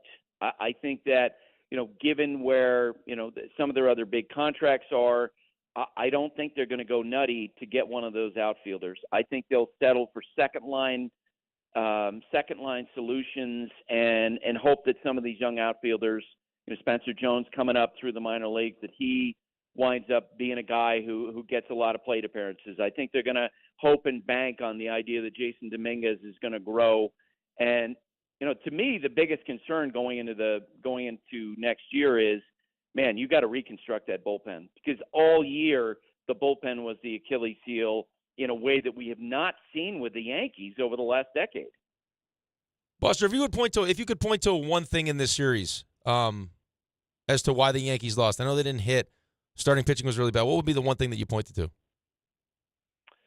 I think the performance of the starters in Game 1 and 2. I mean, Toronto just hammered those guys. That to me, put them behind. They never recovered from that.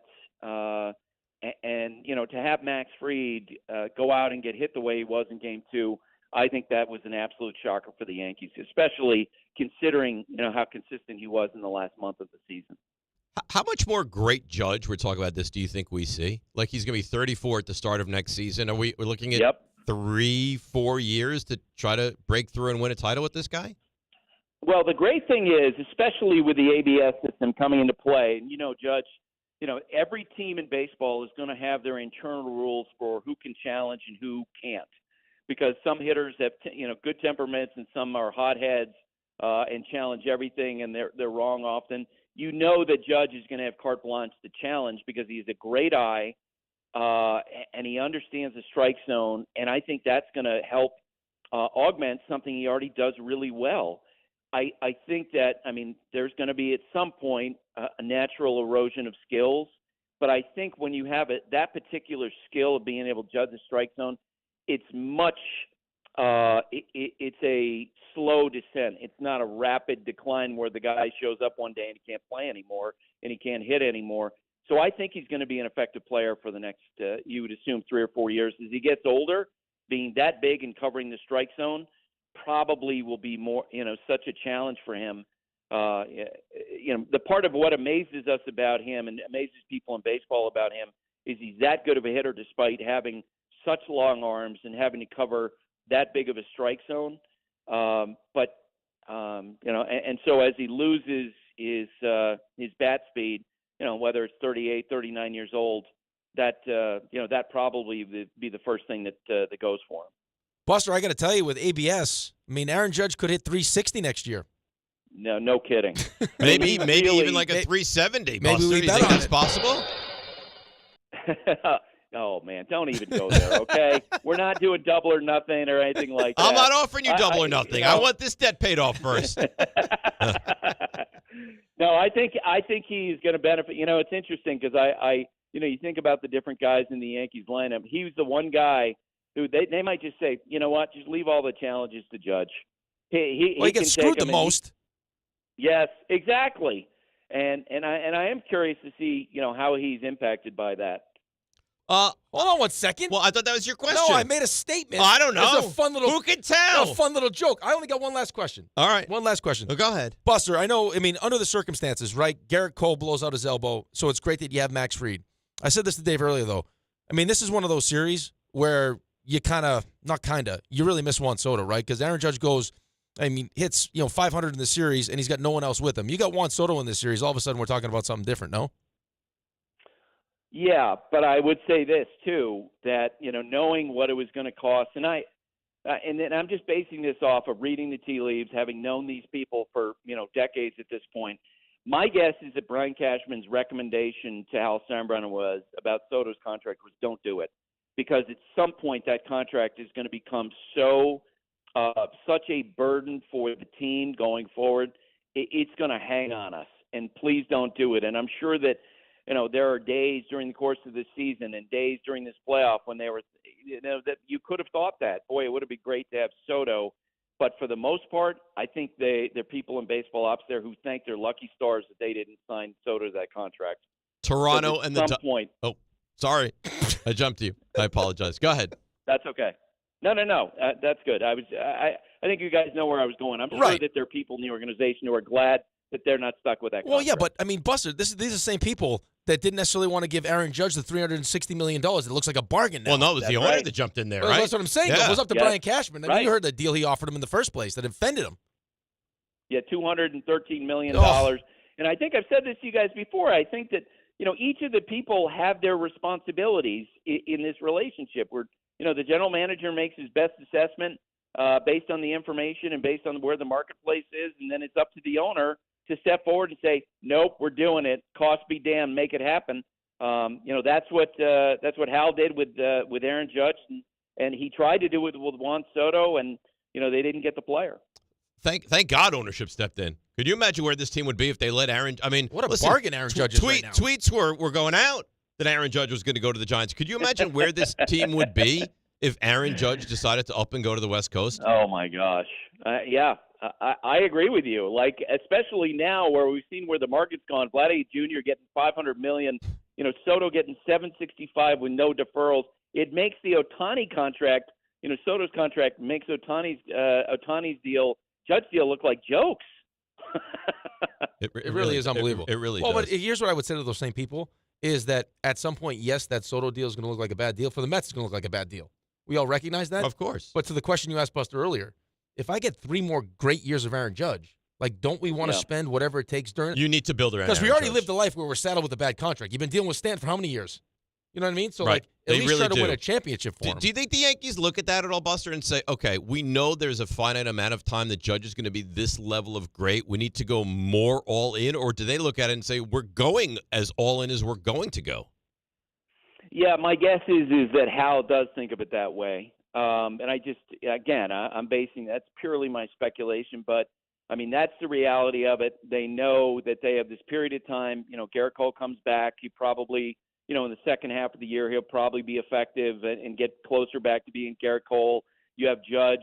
Now is the time. This team, without a doubt, has a core, especially in American League, that's down with the Astros.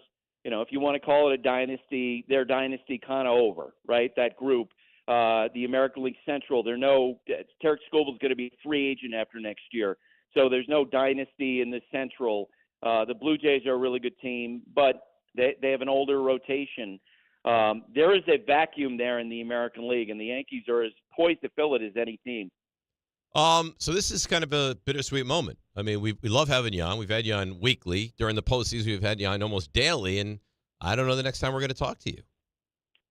Sometime in the off season, we'll have to do that. Or if I swing through New York to visit my son at Hofstra, then then maybe we'll make that lunch happen. I didn't know your son was at Hollister. Why are you holding that information? You come from out us? to Long Island. There's a Peter Luger's in Long Island. We could do the Peter Luger's on Long Island. I mean, easy peasy. Yeah. But the Well, debt, there we go. The debt is going to have to be paid off, though, Buster. You understand that, of course. I have set money aside, right? There's a 50-acre property in Vermont. I'm going to cash that in to pay for this lunch. It won't be cheap, but it's going to be fun. We appreciate you every morning joining us. You're terrific at what you do, and we'll talk to you soon. Don't be a stranger. All right, guys. Thanks so much. It was super fun. All right. He's the best. Love him. That of course, is Buster Olney. He really is the best. He's great. He's great. He's just dialed in. He's fun. He's entertaining. He's knowledgeable. He's great. Yeah, what's funny when he said that is like it's gonna look like a bad deal that you'll be saddled with. I'm like the Stanton deal that they're saddled with right now. Right. Only difference and is not only the that, only difference is that Soto plays every that's game. going to play and can play outfield. Right. Stanton in the outfield is no, you can't play him. Yeah, you can't. All right. So let's break. Well, you can, but not really. You don't want to. No, you can play him sparingly in right If Judge field. can't throw, then you can play. He had a him. good throw last night. Yeah. Well, because this is it. What are you saving it for? Right. And by the way, you know who really impressed me last night defensively? Vlad Guerrero. Vlad Guerrero was he made very a couple of too. really. He did. He turned a double play. Was a really. And my first thought, I said to Alex, I go, Pete's not making that play. No, probably not. All right, let's break. Come back. McMahon's a dude. Oh, great. I mean, that play made in foul territory. But you sacrificed the offense. Well, he hit a home run. I know, but he's not going to be. And there's your problem. Offensive He player. had 2 hits, and McMahon hit the home run. And there you go. All right, let's break. Come back. We'll get to a little NFL. Jordan Renan is going to join us. Hasselbeck as well. DNR with you, ESPN New York. At Uline, the prevailing opinion is if you don't live it, you don't believe it. The people at Uline believe in hard work, and they live it by being there 24/7 to answer your call, having 41,000 items in stock, and offering same-day shipping from 12 locations across North America. Business owners, sellers, buyers, shippers, and packers believe it. Uline is the hard-working, dependable source for your shipping and industrial supplies. Visit uline.com. Every NFL Thursday is your chance to hit the jackpot on FanDuel because with FanDuel's Thursday Touchdown Jackpot, you can win a share of $2 million in bonus bets each week. To get into this Thursday's action, all you have to do is place an anytime touchdown scorer bet before the game kicks off, and if your player scores the first or last touchdown of the game, you'll win your bet plus a share of bonus bets. Just visit FanDuel.com/Rick to take a shot at the jackpot. That's FanDuel.com/Rick for your chance to win a share of $2 million in bonus bets. Play your game with FanDuel, an official sports betting partner of the NFL. You must be 21 and older and physically present in New York. Opt-in required. Must apply profit boost tokens on select market. Prize pool to be split equally among all eligible participants who made the correct first or last touchdown pick. Bonus issued is non-withdrawable bonus bets that expire 21 days after receipt. Restrictions do apply. See terms at sportsbook.fanduel.com. For help with a gambling problem, call 1-877-8-HOPE-NY or text HOPE-NY at 467369. Don't take slow for an answer. Not so easy when you're stuck in traffic. But mere inches from someone else's bumper, you can dream of faster things. Like Optimum Fiber, the fastest and most reliable fiber internet, starting at $40 a month. So while you can't always switch lanes for a faster route, you can switch providers for a faster connection. Optimum. Don't take slow for an answer. Call 888-4OPTIMUM or visit Optimum.com/fiber today. Terms apply. See Optimum.com for details. Actual price will depend on product and subscription plan. Featured products are compounded drug products, which the FDA does not approve or verify for safety, effectiveness, or quality. Prescription products require an online consultation with a healthcare provider who will determine if appropriate. See website for details, restrictions, and important safety information. Want a boost in and out of the bedroom? Hims has you covered. Introducing a new 2-in-1 approach to level up your game. Tadalafil for better bedroom performance and zinc for testosterone support. Put it all together and you've got what you need to turn things all the way up. Getting started is simple. Just go to hims.com/joy to start your free online visit. Through Hims, you can access ED treatments including pills, chews, and more. 100% online. No office visits, no pharmacy lines. Just fill out a simple intake form and a licensed medical provider will determine if treatment's right for you. If prescribed, it ships free and discreetly to your door. Find affordable treatment options at up to 95% less than brand names at hims.com/joy. That's hims.com/joy, HIMS.com/JOY. This college football moment is brought to you by Serve Pro. College football teams have moments they recovered from and made it like it never even happened. Like on October 2nd, 1993, when the University of California faced a 30-0 halftime deficit to Oregon. Cal went on a remarkable 42-11 run in the second half to capture a 42-41 victory, one of the largest comebacks in college football history. Serve Pro, like it never even happened. A Progressive Home and Auto Bundle can protect you round the clock, but we can't protect you from those painful moments in sports. Why would we trade our best player? Well, at least you got to watch him in person when he was here. I named my only son after him. So you'll always remember his name. Yeah, but what do I do with this jersey? Luckily, the company has a great return policy. I wore it for 6 seasons. Well, at least your home and auto are protected with a bundle from Progressive. Progressive Casualty Insurance Company affiliates and other insurers. Not available in all states or situations.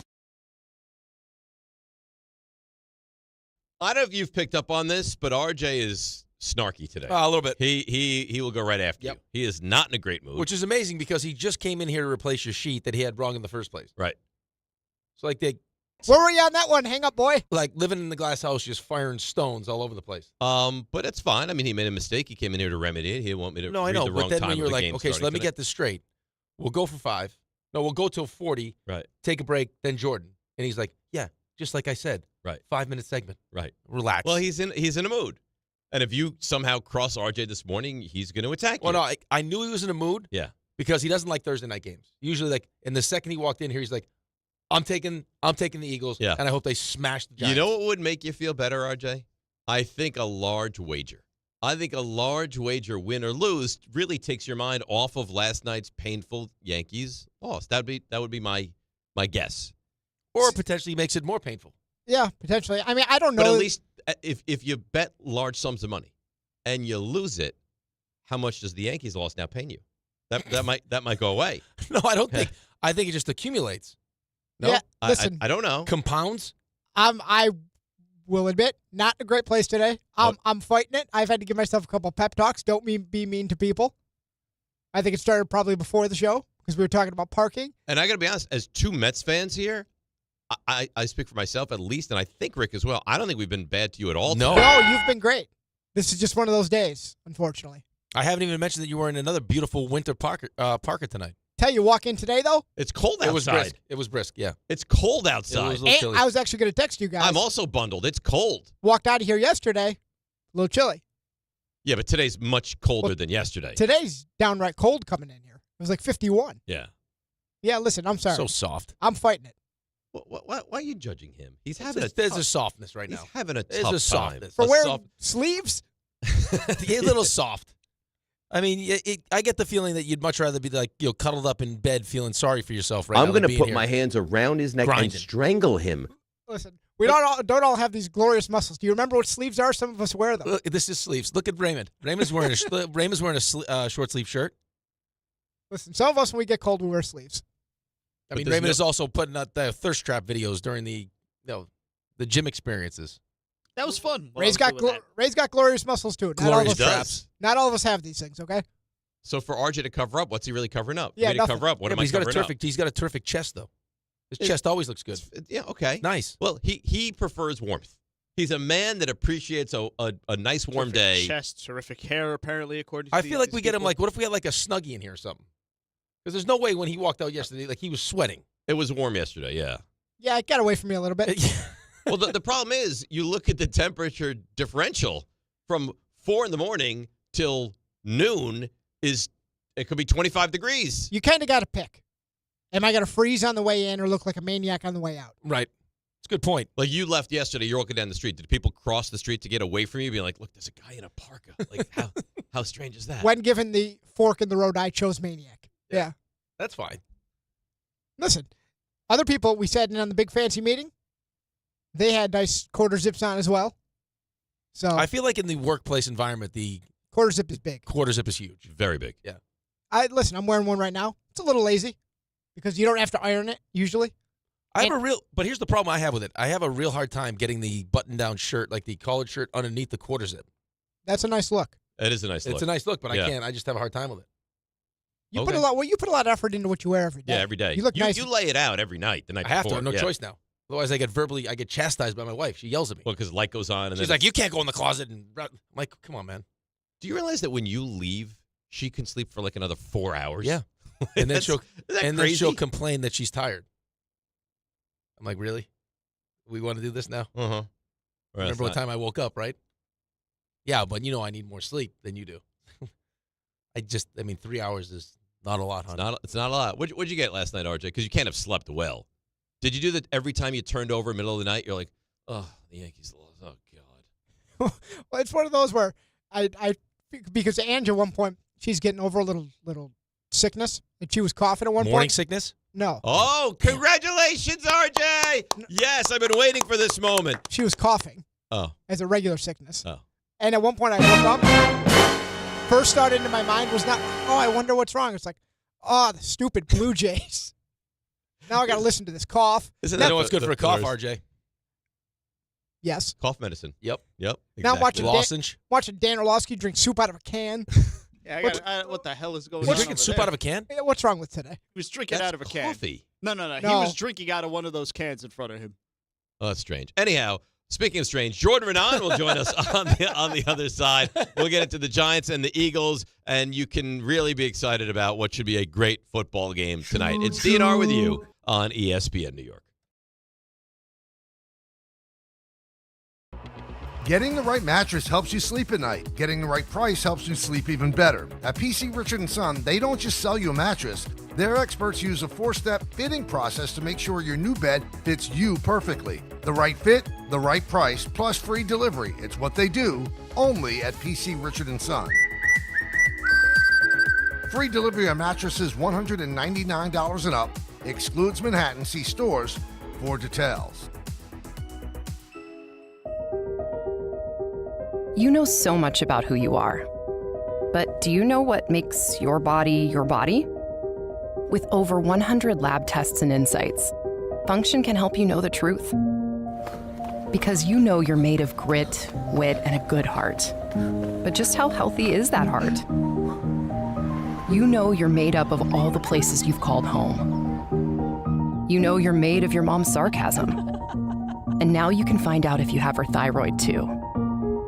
You know you're made of college all-nighters and 30s early-nighters, but those still don't explain your sleep issues.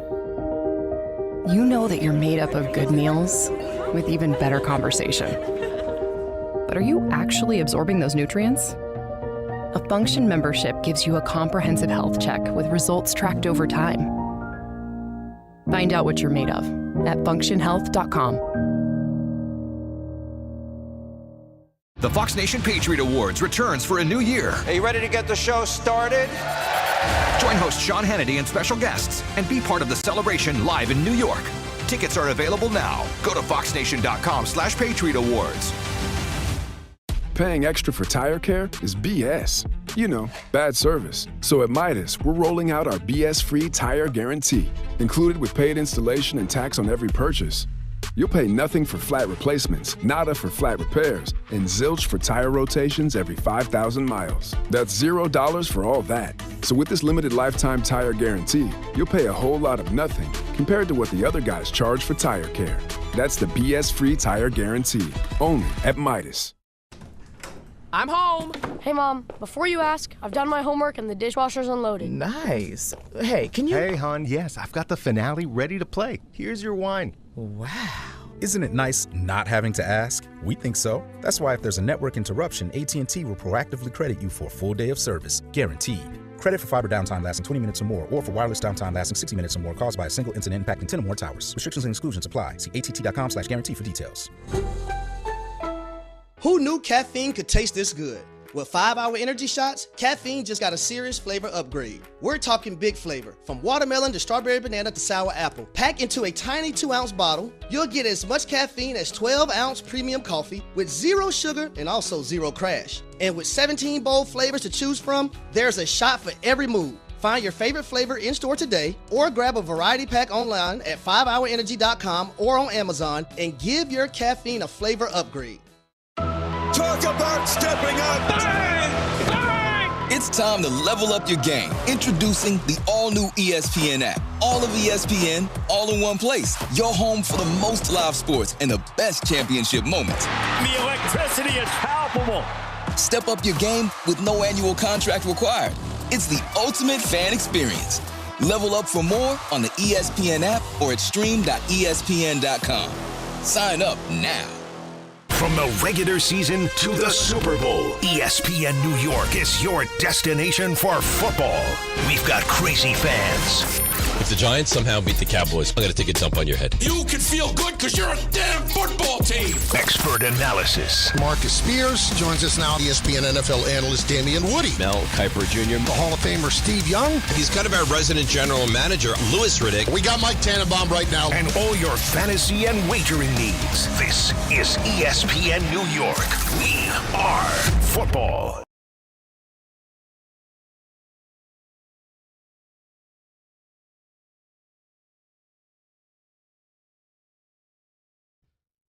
All right, DNR with you, ESPN New York. Game time, brought to you by Tullamore Dew Irish Whiskey. I want to read this properly because RJ fixed it, and now it's right. Yep. So, because when it's game time, it's Tully time. Rangers look for their first win of the young season. First goal. Right, that'd be nice as well. They're in Buffalo taking on the Sabres, 7 o'clock. Islanders start their season in Pittsburgh against the Penguins, who beat the Rangers the other night, also at 7 o'clock. And the Devils drop the puck against the Hurricanes at 7:30 in Carolina. And then, last but not least, the Giants host the Eagles at 8:15. And that's game time, brought to you by Tullamore Dew, the original triple distilled, triple blended, triple cask matured Irish whiskey. Be sure to grab a Tullamore Dew or try the new Tullamore Dew Honey during today's action. Glasses up to enjoying Tullamore Dew responsibly. We usually have this guy 7:35 on Fridays, right, but we'll have him on 7:35 this morning because the Giants and the Eagles play tonight. And that is our dear friend, Jordan. I still can't believe he did that, by the way. How is the Daniel Jones Express going, Jordan? I'm not looking that dumb anymore, am I? Like to have supported Daniel Jones there and saying that they should be able to make it work. Well, with the Giants, though. Time out. Let's get one thing straight. It wasn't your supporter Daniel Jones that made you look dumb. Yes. It was riding on your kid's train with a conductor hat that made you look dumb. I'm the conductor.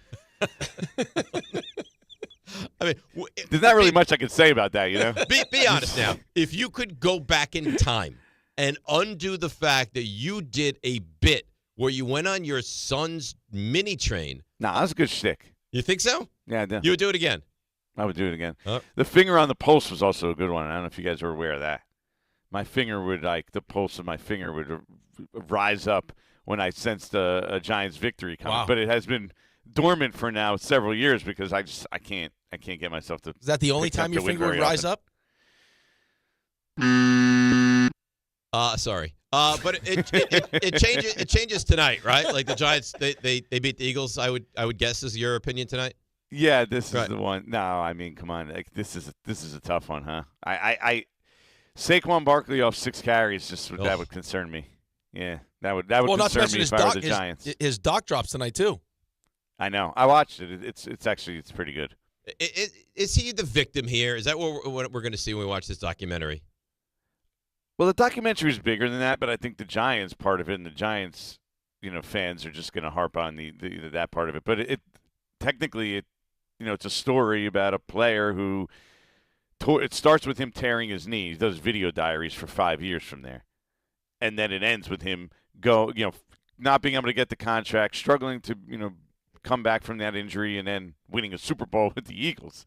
So if you're like a non-biased fan and you don't really care about it, you're going to be like, wow, that's a good story. Yeah, but I can't watch this. You're gonna hate it. No, I'm not going to watch it. It's going to make you sick. Yeah, no, I'm not. I'm going to pretend it never existed. And RJ, can we put that on the studio? To me, what's really rare is that they play full phone calls of him with John Mara and him, maybe not the entire phone call, but you hear the bulk of what they're going back and forth. One with him and John Mara, and one with him and Joe Shane. And they're actually trying to. They're during both those conversations, they're trying to convince him that we're not going to trade you, we're not going to move you. By the way, it's best for you. You should realize, and this is what they're selling him. It's best for you, Saquon. You shouldn't leave. It's going to be bad for you if you leave. And boy, did that. Yeah, it's really turned out terribly for him. Yeah. Well, no, I don't. Here's what I don't understand though, and I don't want to get stuck in this, but my question for you would be this: and I haven't seen it yet. I just read the quotes. If that's the case, and you're on a phone call with the owner, and he has that kind of relationship, and it's like, no, we can't trade you. You're too valuable to us. It's going to be in your best interest.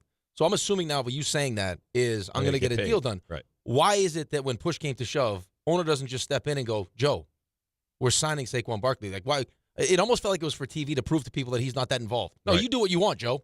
Right. Yeah. I mean, they gave Joe Schoen full autonomy on this. I mean, that's what you walk away thinking that is, jeez, he does not like Joe Schoen. Like that is blatantly obvious, and that his whole contention, like, and you could believe whatever side you want, was that he never liked the way the negotiations went, and that's why they never got a deal done. And like if they were honest with him and really treated him the way he thought he should be, that he would have signed. That's his contention. You could believe whatever you want. I mean, I'm sure there's both sides of the story. But he thought the first offer, when they first started, was kind of insulting, and the Giants and Joe Schoen thought he should have taken it, and it never repaired itself from there. It was over essentially at that point. And we're talking about that was the bye week during the 2022 season when things were going well. Remember? It's difficult to remember back that far. How about the last time you won a Thursday night game? Yeah, I'm sure you heard this. 2015. Yeah, 2015. It's only been a decade and counting, and they've lost 8 straight games in the division. Like, things are going well. But receivers tonight. Oh, yeah. So I mean, obviously no Malik Neighbors. That's the theme every week. Darius Slayton is now hurt. My only hope is I get to see Lil Jordan Humphrey. Will I get to see him running routes tonight? Yeah, I think at some point we might. I mean, but what we're going to see is a lot of 2 tight ends like we saw the other day. I mean, that's what the Giants have healthy right now. I mean, Daniel Bellinger was their leading receiver in this last game. Theo Johnson caught a pair of touchdowns. We're going to see the Giants run a lot of 2 tight end sets and 3 tight end sets, and they ran it 42% of the time the other day. I think it might be over 50 in this game. And they're very short on wide receivers right now. So, Jalen Hyatt played some, didn't even notice he was in the game, right? He just runs deep and occasionally will just chuck the ball up to him, even if the guys are back there. That's when he gets the ball. It's wild, but yeah, I think we're going to see a lot of 2 tight ends and a little bit of mix of Jalen Hyatt, Little Jordan Humphrey, Bo Collins, alongside Wan'Dale Robinson. Can you do me a favor, be a dear, and tell Bo Collins before the game, maybe finish your route. Like, if there's a slant, you slant on the play. Like, you go all the way through the assigned route. Yeah, he pretty much admitted that. He messed that up. Yeah, but this is what happens, Dave, when you're playing undrafted rookies in regular season games, like in significant roles. Like, these are the kind of things that happen, and even on a lesser scale. I mean, Jaxson Dart, Cam Scatterboot, like, if you're going to play these guys in such big roles, especially as a rookie, you kind of have to take the rookie pain with it, right? Like, the rookie mistakes.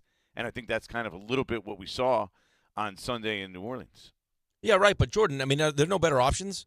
Now, I know Dave can't wait to see little Jordan Humphrey, but, I mean, you got a rookie quarterback playing his 3rd game going up against the Philly team that's going to be highly motivated on Thursday night, right? It's going to be hard enough without Malik Neighbors. Now you lose Darius Slayton, who, I don't know if you know this or not, getting paid $12 million. I can't stand. I can't stand him, Jordan. I know you. Look. I know it doesn't even make sense to you. Darius Slayton is a quality player in the NFL. I know he played awful last week. Oh, he played awful. He's a quality player in the NFL. Last week, and Jordan. $12 million is what you get for a quality wide receiver. You know what the really good wide receivers make in this league? $112 million. Like, that's essentially the difference. Like, Darius Slayton's contract is $36 million. The real receivers make $136 million. Like, so that's what you're getting. You're getting Darnell Mooney. You're getting Darius Slayton. Like, that's the level of wide receiver you're getting for the $12 million a year these days. That's the reality. Well, I'm not okay with it. Jordan, I know the mistakes. You had the 5 consecutive turnovers. What happened to the defense against New Orleans? Yeah, the defense didn't play great. They weren't able to get pressure. They were getting the ball out real quick. And if your coverage is bad, which it was, and you don't know your assignments, and they're able to hit quick passes on you, it's going to negate the pass rush. And I think that happened a lot in that game. They just weren't able – they didn't just go sit back there. And there's not a lot of times you could go back there and look and say Spencer Rattler was sitting back there in the pocket for 5-6 seconds. No, it was just get the ball out quick. But when your secondary is not working with the pass rush, it's easy to just connect on quick passes, and I think that's what happened there. And the secondary has been bad. There's no way around it. But Jordan, why?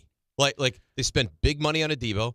They took Newman at the top of the second round. Holland. Javonte Holland, they spent big money on him this offseason.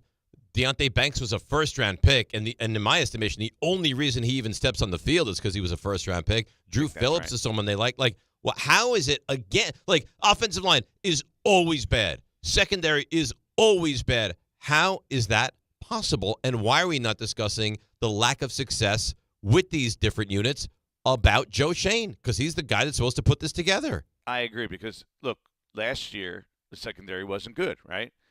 We say, fire the secondary coaches, Jerome Henderson, Mike Trier. They're gone. Some of these guys are still struggling and still having the same problems. So at some point, what do you have to say at that point? You know what? It might be the players we're bringing in here. Like, to me, that's what it says. Like, we can't. There's no one else. They're running out of people left to blame when you're Joe Shane and Brian Daboll, and you lost 18 of 22 games. Oof. Right? And to me, that's what it is. It's okay. Maybe Deonte Banks just isn't a very good player. Maybe Tyler Newman. We were hopeful for him, but maybe he's just not a very good player. And like the struggling with angles was something that was there last year, but we saw enough where we're optimistic about him coming into the season. And at some point you have to realize, okay, maybe the internal evaluations are off here on what we have as players. Remember, the Giants also brought back 10 of 11 guys on offense and said the quarterback was the entire problem. Yeah, and that's worked out. Jordan, speaking of quarterbacks, give me your assessment of what you saw from Jaxson Dart. Look, Jaxson Dart brings certain skills to the table at this point, right? He's able to move. He's able to make plays with his legs. You could see the talent there. He's going to go through growing pains. It's going to be up and down. I mean, Tom Coughlin talked about last night at his charity event about how rookie quarterbacks, this is sort of what's going to happen with them. There's going to be times where they're going to be good, and there's going to be times where they're going to be bad. And it happened with Eli Manning, if you remember. Dave, was the Baltimore game? 0.0 QBR. I thought there was a decent chance he was going to die during that game. Yes. He didn't make it through the game. They took him out of the game. They benched him in the game. Right? He didn't. So there are going to be times where Jaxson Dart's learning on the fly, and I think we're seeing that. And what we do see right now is he's able to make plays and go off script and make plays with his legs. He's not really able to throw in the pocket right now. Right? I mean, let's be honest. He has 300 yards passing in 2 games, a little bit over. He threw 24 times for less than 100 yards in the second half. When they have to just sit back there and pass from the pocket, it's going to be difficult for him right now. He's learning. And so I think that's where he's at right now. He can make plays, but if you have to make him just sit back there in the pocket and read defenses at this point, that's going to be a struggle for him. Right, but how much of that is just, him struggling as a rookie or him just struggling with the fact that he's got no Malik neighbors and, outside of Malik neighbors, who else is actually creating separation for him? Yeah, it's probably a combination of everything. You're right, because I don't think he would be overly successful just throwing from the pocket as a rookie. They're going to throw all different blitzes at him, every different coverages that he probably hasn't seen, all these different things. And, the fact that he's then throwing to a receiving core that's insufficient only adds to the problem. So I think you put it all together, and this is where you stand with the Giants. And there'll be some good moments, and there'll be times where the offense just stumbles and struggles, and he's going to have to run around and make plays off script. Jermaine Illuminor, I know he was questionable. Where are we with him tonight? Yeah, I expect him to play. I spoke to a source yesterday, so sort of indicated that Jermaine Illuminor will be out, should be out there. It matters to him to make sure he's out there for his team and be out there for 17 games this season. Something he's never really done is start a full 17 games, and that's something that I've talked to him in the past. I remember when he was questionable for a game that he really wanted to do. So I expect him, as long as he feels good this morning, Jermaine Illuminor will play, which helps because, to be honest with you, their tackle duo is pretty good with Andrew Thomas out there and Illuminor at right tackle. It's the interior that you worry about. It's the rest of the offensive line. Yeah, exactly. Yeah.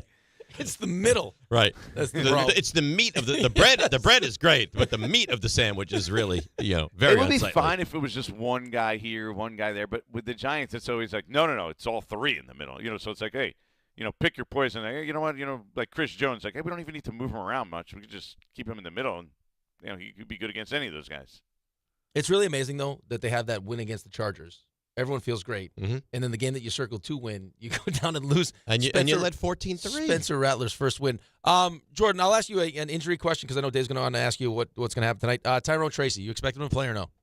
Yes, he has no injury designation, so we're going to see Tyrone Tracy. I don't know in what kind of role. I think we're going to see him in sort of a split-type role with Cam Scatterbo. Maybe so Scatterbo's not taking so many hits, and you could preserve him long-term here. I think that's probably best for everybody with the way he plays. And, it's I think it's actually a good combination because Tyrone Tracy has that more home run hitter ability where Cam Scatterbo brings that, I'm going to lower my head and run through you. I actually have a story that I didn't even check yet, but it should have published this morning. I'm Cam Scatterbo, and just the kind of personality he is. He's actually right up your alley, Rick. You should read it. Yeah, I think everyone likes him. I liked him when he played. How could you not like him? Oh, yeah, but I think his teammates. It was funny, though. I was watching the mic'd up, and they were saying on the sideline, it was DeMario Davis was like, that bad kid at football camp. Yeah. He's like, and at one point they picked him up so his feet were off the ground. So the story's just a bunch of vignettes and stories of like what kind of guy, like about Cam Scatterbo, and like Jaxson Dart's story was like, the first time they met, 3 seconds in, they just headbutted each other, and then they go to the rookie premiere, and like he barely knows the guy, and Jaxson Dart's sleeping, and he wakes up and Cam Scatterbo's giving him wet willies and like putting food on his face. So that's what I mean. That isn't that. Tell me that's not right up your alley. Right up his alley. Yeah, and if he did it with no pants on, that would even be more. You got to be naked more right up his alley. If you're naked while you do it, then it'll be unbelievable. They didn't mention that part, but All right. So I'm guessing you're going to take the Giants tonight to win this game and maybe comfortably. Where are you as far as a prediction on this one? Yeah, the Eagles coming off a loss, and it's the whole Saquon thing. Unless they're really something that's really that wrong there. Like I don't. Well, you'll know tonight. Like if the Giants go out there and beat the Eagles, yeah, then it's time to panic if you're Philadelphia. I do think that Jaxson Dart, he's gonna go out there and compete and grind and get the Giants some point. Like it's not gonna be like the past couple of years where that they're gonna score 10 points or less in this game. Like I think he can get them some offense, and just by using his legs and creating, and they'll at least reach double digits in this game. Oh, boy. The Eagles are going to score a lot. All right. So Giants cover the number? The Eagles are going to score a lot? Rick is going to take the Eagles. I think RJ is as well. Well, no, he just said that he thinks the Giants will get to double digits. Yeah. It could mean 10. Right. And the Eagles are going to score a lot. All right. So do you like the Eagles to cover the 7.5 point spread? 31-14 or something? 31-14. So jump all over it. Well, you just told me their secondary stinks. That's it. Well, you've seen it. So Saquon's going to be able to run the ball, and then A.J. Brown and Devontae Smith. Right. Is this more of a get-right game for Saquon tonight or A.J. Brown? Like, do they just pick and choose who they want to get right?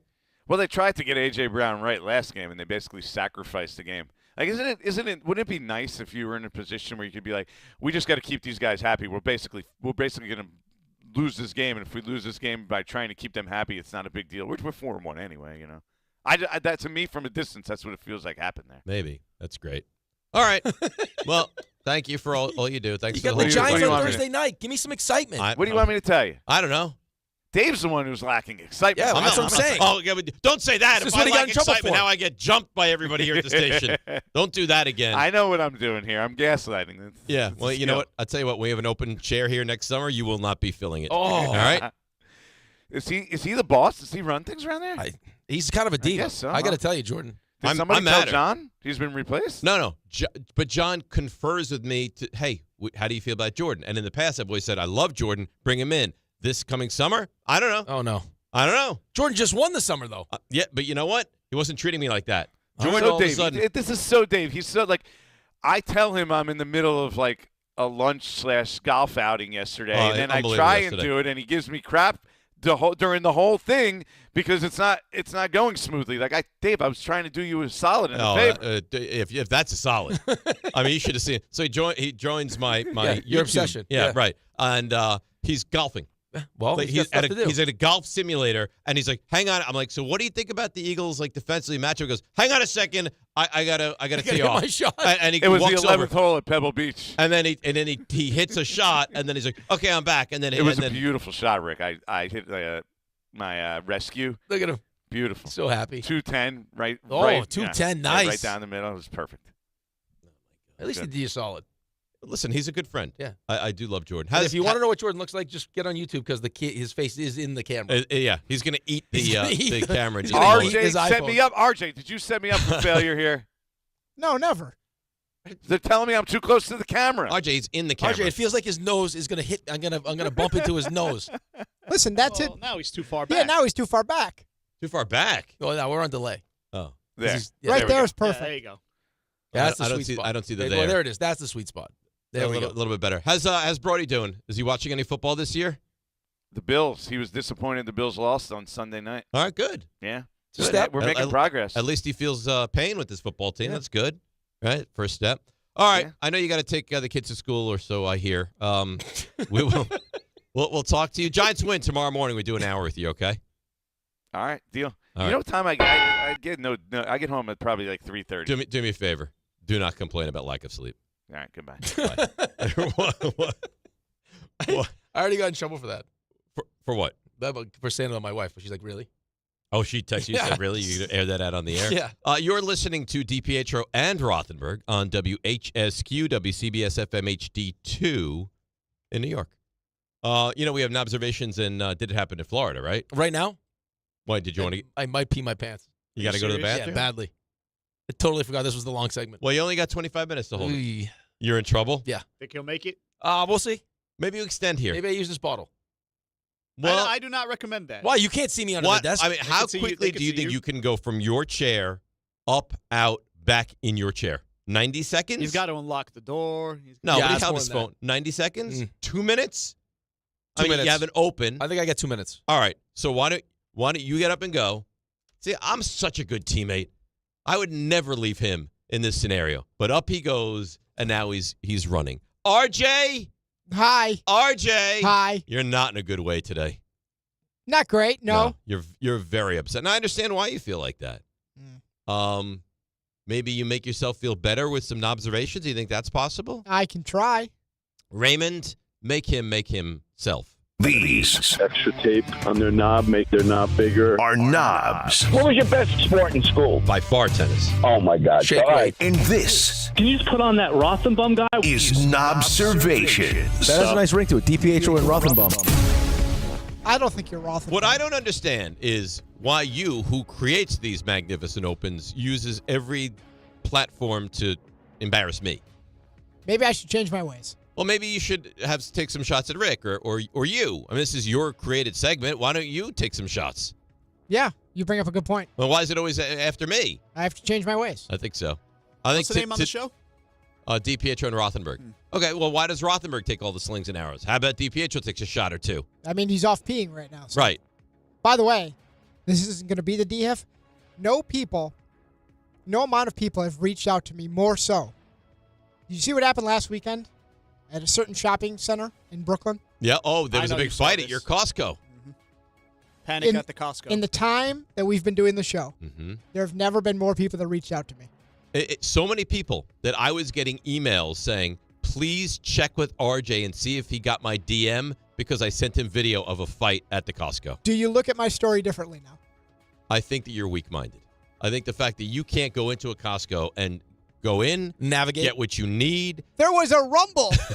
Over a shopping cart. But what happens if he gets caught up in the mix? It's not I safe. still can't wrap my head around how that So whole thing happened. if you put your hands on a shopping cart and another larger gentleman, and odds are he would be larger, there's nothing wrong with that. RJ knows he's in like the 5th percentile. And I don't know that was necessary. Probably not. But if somebody else puts their hands on the shopping cart, you say, you know what, you take it. You prevent the rumble, RJ. I think you've now surpassed the level of mean I was to you.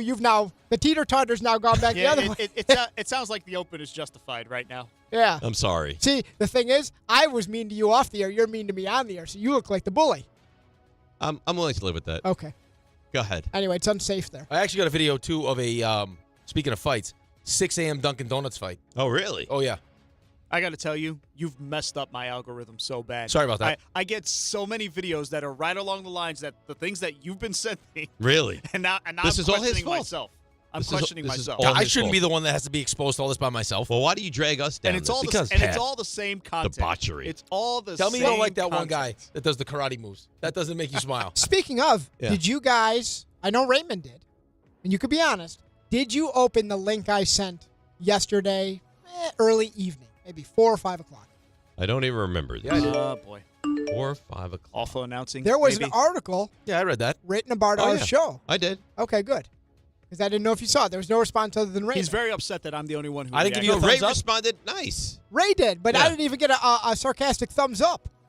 Well, Rick gave the thumbs up to my comment, which was. By the way, Rick's texting me videos. I'm giving thoughtful responses. You know what he's doing? Liking them. Yep. Thumbs up. I gave you exclamation points. That's what you guys have created You're now. sending a message. All I know is at that very same time, my concern was with Dolly Parton, and Raymond sent me an article that said she's fine, or video It's she's not fine. It's her. It's her on saying Twitter I'm fine, and that's where my mind went. Because I'm not ready to lose Dolly Parton. Don't want to lose Dolly. No. As strong as ever, Dave. You don't want that. Thank God. So Giants, Eagles tonight. I feel like those things would limit a lot of the things you tried to do, though. I think they'd buoy you to. You It was think that swimming, but I'm just saying, like, just in life. You think that would stop him? No, not him, but I'm just saying. When he's not saying me. I don't think if he had those, I don't think he'd leave his house. I never would. John wouldn't. John couldn't. John's another story. John's So the Giants and the Eagles will play football later. Yeah. The trio of Jalen Hurts, Saquon Barkley, and A.J. Brown had a meeting, a players-only meeting. They're 4-1, mind you. Two places I want to go with this. Yeah, no team's ever had more internal issues or player meetings and being way above 500 than these Eagles. Rick, first, before I get into the second part, do players' meetings actually work? I think it depends. It depends on the team. Yes, sometimes they do. A lot of times they don't. So there was a report, where I'm going with this, that they met for like numerous hours. Hours? That feels like a long time. Well, it feels like maybe there's something really wrong. What would you need to meet for hours? Well, no, I about? mean, I think it's, first of all, they've won a championship. A half hour of it was probably Jalen Hurts just dropping inspirational quotes. Well, I don't know if it's necessarily inspirational quotes. I mean, some of the meetings that I've been a part of, it's if you feel like there's tension that's built up, or if there's, things that need to be said because, I mean, you know how locker rooms, you guys have spent time in locker rooms, even offices, the same thing. Like, get the little clicky pieces of the office. Of course. And if you got rumblings that like there's some people that aren't happy doing with this or this, that, I mean, that's poison. So if we can get together and now make this the safe space where, hey, let's air it all out. Get it out of your system. Right? No one's feelings are going to get hurt. Just say what you got to say, and we'll move forward, and it can be productive. Can I ask you how many times you go into those with that mindset but come out of it where someone's feelings do get hurt? Pretty much every time someone's feelings get hurt. Yes. So we almost had a coach get killed in one of them. Oh. So somebody comes out of that feeling worse than they went into it. Well, because usually a lot of the pent-up frustration could be geared towards one or a couple players that you don't think are giving you everything you need. Like, I'm sure A.J. Brown heard some things. Like, we don't need you posting cryptic tweets because you're not getting the football. Saquon's got to get the football. DeMonte Smith's got to get the football. Goddard's got to get the football. Like, we're 4-0. Shut your mouth. We're trying to defend a championship. That's what I said. Like, we had a meeting with Milbury. He comes in and he starts punching the dry erase board. He's like, this is not a meeting. He's punching it, and he starts killing everybody. And then finally he's like, I think I've told you the story before. He's like, anyone else have anything to say? Oh, one of the coaches like, yeah, I do. And poor Lorne. Butchie goes, no. And then poor Lorne, who's the nicest guy, Lorne Henning, of all time. Love the man. I look over in the corner. I was like, no. Please, Lorne. Let's just get this thing over. He goes, you know what? I got something to say. We're all like, oh, no. And you knew at that moment. He's like, tried to turn it into an airing of he's grievance. like, you know what? Maybe if you got off Butchie's back and let him coach, we'd have different results. And we were like, did he really just say that? And then Mike goes, that's interesting, Lorne. Let me think about that. You know what? It's a good idea. Bleep you, Lorne. Bleep. And he started screaming. That got in his face. We're like, oh, my God, he's going to fight. That sounds comfortable. He's going to fight Lorne. Yeah, that it's crazy. sounds really comfortable. So Saquon Barkley was asked about this. I always wonder, too, if it's a players-only meeting, how do people find out? Because I would think they leak it to the media. Yeah. So Saquon was asked about, not saying he did the leaking, but he was asked about how effective this meeting was. Yeah, we had a conversation, but I'm not going to speak too much on it. That conversation is meant to stay between us. Focus was all about the team, and I think it was a good thing. All about the team. You know who's maybe taking a genius approach to this? I think this might be the smartest thing he's ever done. Who's this? Brian Dable was asked about the team meeting. Uh-huh. And so, Coach Dable, they had a team meeting. What are you seeing on tape in terms of their offense and what they might be meeting about? Yeah, you watch all the games, and you watch him when he's out there. Get open, big, strong, fast, has good hands, can run any route you want him to run. I'm sure they can throw him the ball as many times as they want. That means Saquon doesn't get it, or give it to Saquon, and AJ doesn't get it. There's one ball. They're all really good players. Smitty, I mean, I've been around Smitty. I think he's an exceptional receiver, too. So watch the tape. AJ's open a lot. AJ's open, baby. Open a lot. Throw it to AJ. Yeah. This may be the smartest thing. If I was AJ, I'd feel away, too. I'm always open. Force don't feed. throw it to me. Force feed AJ Brown. You think he goes up to Dable before the game like, thank you, Coach. Come get me. I am open. Come get me, Coach. I'm open all the time. It feels like listen, I don't know how every player's mindset is. I think we go in with, as fans. I mean, Rick, you obviously were a player. Of, hey, I want to win as much as possible. I want to win every single year. I do imagine, though, Rick, there's probably a population of guys higher than we think. Yep. I got one. All right. Let's get back to me a little bit. I think that there are guys that don't even care about the one. Like, their definition of winning is different than actual winning. Like, you lose, but they got, it's football, 8 catches, touchdown, over 100 yards. They're pumped. Well, they're winning games. He's not catching balls, and he's miserable. So, clearly there's a disconnect. Like, there. I play with a guy who would, just as long as he scored. It's great. We could win, 6-0. Everyone's fired up. He didn't have a point, and he's miserable. Sitting in the corner with a pouting face. Oh, it's like, are you serious? That would drive me crazy. That's how I approach this show. Did I get mine today? that as long as you do a good observation, it doesn't matter what anybody else does. No, we can go off the air right. after this. So stuff you missed 9:15. That's your moment to shine. Yeah. Rest of the show. Yeah, you should have seen him in the meeting yesterday. Matter. He had a couple of sick numbers he threw around. Right. Guys like, you got great hair. Didn't matter if the deal was done. So who won the meeting? You or him? RJ. No, sounds like RJ. No, Rick. RJ won the meeting. No, Rick. Rick had the amount of background information he had. I've never seen someone have more information on a possible partner than Rick. Rick does his homework. It was very impressive. I think the gentleman was impressed as well. I almost got a job. Sure I felt like he was going to hire me. Would you like to give hair transplants? I knew that much. Really? I heard that. I got ridiculed during my meeting. Why? Because of the bath? No. I heard you had a different kind of meeting. Because I was my pickleball skills were ridiculed. Jordan was in my meeting. Oh, she was. And she's like, well, I was like, here we go again. We'll beat you guys up in pickleball. First of all, thank goodness for Jordan, you would have had a meeting. Before that even happened, there were people searching the entire floor for you. You were like in the phone booth or something. But it was poorly conceived. It was poorly conceived. Have you seen? You know what Dave? it was? Where's You know what it Dave? was like? It was like that Ezekiel Elliott play. Remember that play, Ray? When they lined him up under the center. Yeah. No, he was the under center. He wasn't under center. center. He was the center.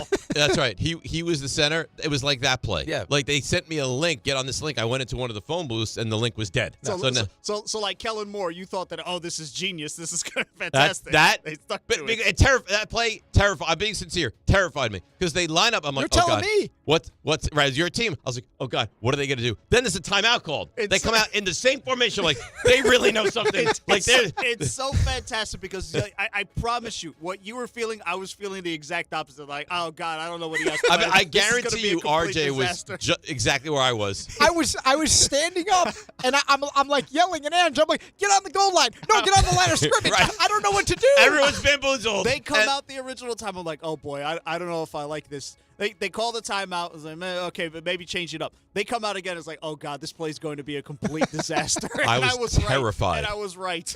I thought that I'm with Dave. I thought that play was going to be the greatest, like the most brilliant thing we've ever seen on a football field. It was the worst. What was the play? It was. Was it the Patriots? Colts? Yes. Yeah. Patriots-Colts game on like a Sunday night. It was like a 4th and 2 with that. And they Chuck just Pagano, had the right? center and the quarterback, and everyone else was gone. It was like the worst play you've ever seen.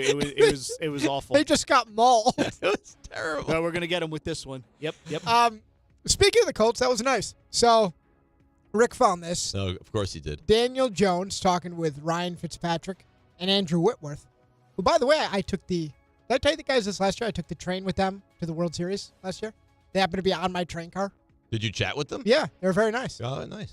Whitworth seems like a great guy. They're both great guys. There's someone that used to work here that actually works over there.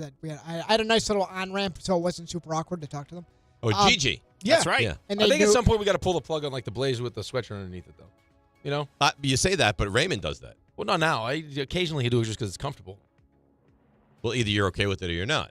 Like you can't crush Whitworth for doing it and then say it's fine but it's for Ray. not like Ray doesn't wear it every game, though. Well, and you got to look good doing it. Not for nothing. I think I look good doing it. And actually, no, Whitworth pulls it off too. So I don't know that.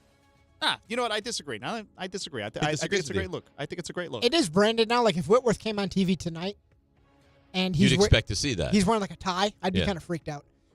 Anyway, Daniel Jones talking with those two guys on the stop in Minnesota. He didn't even play as a Viking, but after he left the Giants before he went to the Colts, he had a brief stop in Minnesota, and what he learned there that has translated to his success and maybe a little shot at his first employer? Well, I always thought I worked, really hard. I tried to work really hard, and it was important to me to prepare, watch film, study. And I think I did that. But then going to Minnesota, I saw how Sam prepared, how Kevin prepared those guys, Josh McCown, Grant Udinski, that crew, and how detailed they were day in and day out on every little bit of the plan and how they're going to study it, what they're looking for, walking through it, quizzing each other in the quarterback room. That made a big impression on me, and I was like, okay, this is maybe the next level of some of that stuff. And I think that changed. I think Kevin's just how aggressive he was in the play calling. I mean, you guys see it.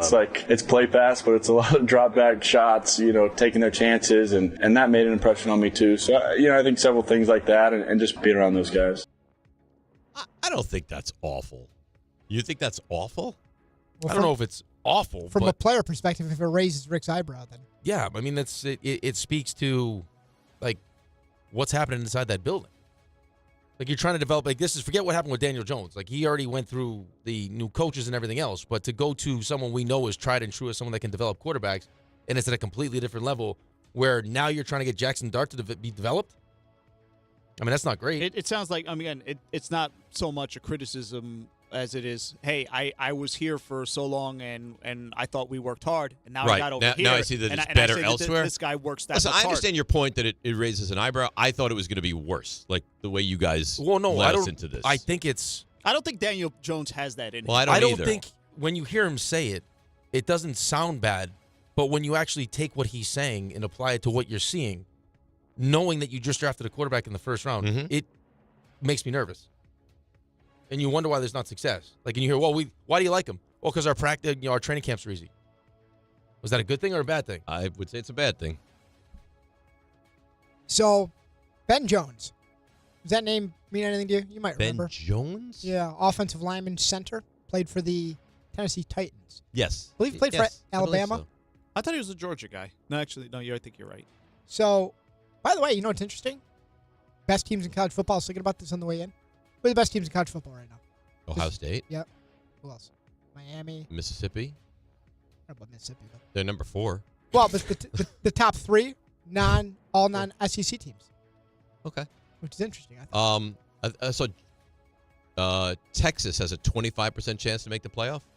Guess what Penn State is at? 0? It should be. They've already got 2 losses. They have. Tell me. 2%. Really? Yeah. They have. Because they have to run the table basically. Pretty much. They probably need help even running the table. No, they run the table. They have some tough games still on their schedule. Anyway, so Ben Jones was on 104.5 The Zone, and this story, this is wild. So he was a center with Marcus Mariota, and their offensive play caller was Terry Robisky in 2017.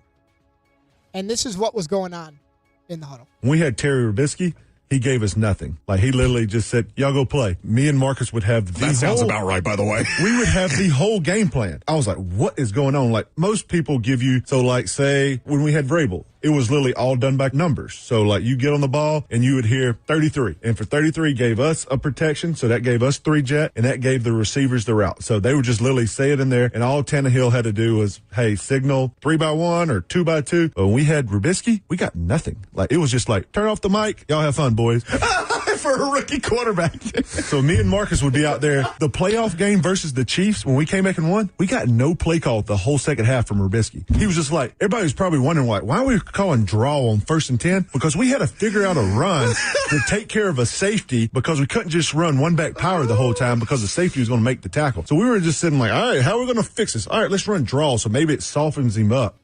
Now that to me is awful. That is, wow. They'll figure it out. Terry Robisky was an offensive coordinator for a long time. It makes you question how they allowed a rookie quarterback to make all the plans. Imagine sitting on the sideline and be like, I wonder what they're going to call here. Yeah. This should be fun. I'll tell you what, that says a lot about the NFL. Maybe he liked the element of surprise. Terry, what do we got here? I don't know. Let's find out. Bart says it all the time, though. If you listen to Bart, he says it all the time. Mm-hmm. They just assume that these are all like really smart coaches that do a good job, and it's not the I do hear not that. the case. It's a great quote. More quarterbacks are broken than built up. And it makes a lot of sense why. Can you imagine looking at the sideline? He looks so relaxed. It's because he's not doing anything. Right. Of course he looks relaxed. I'm over here making a couple $1 million. I'm not even doing it. They ask him. What do you got for me, Coach? You guys figure it out. I don't know. I trust you guys. They ask him in film. He starts criticizing the play call that he didn't make. I mean, Marcus, what were you thinking there, buddy? Anyway, so a rookie quarterback though. Man, that's brutal. Imagine how easy your job is, though. You're not doing anything. Well, you don't do anything. Well, you can't take blame for anything. It's like Henry Winkler and the Waterboy. Just have them run some laps. Yeah. Speaking of bad coaching, we've seen our first.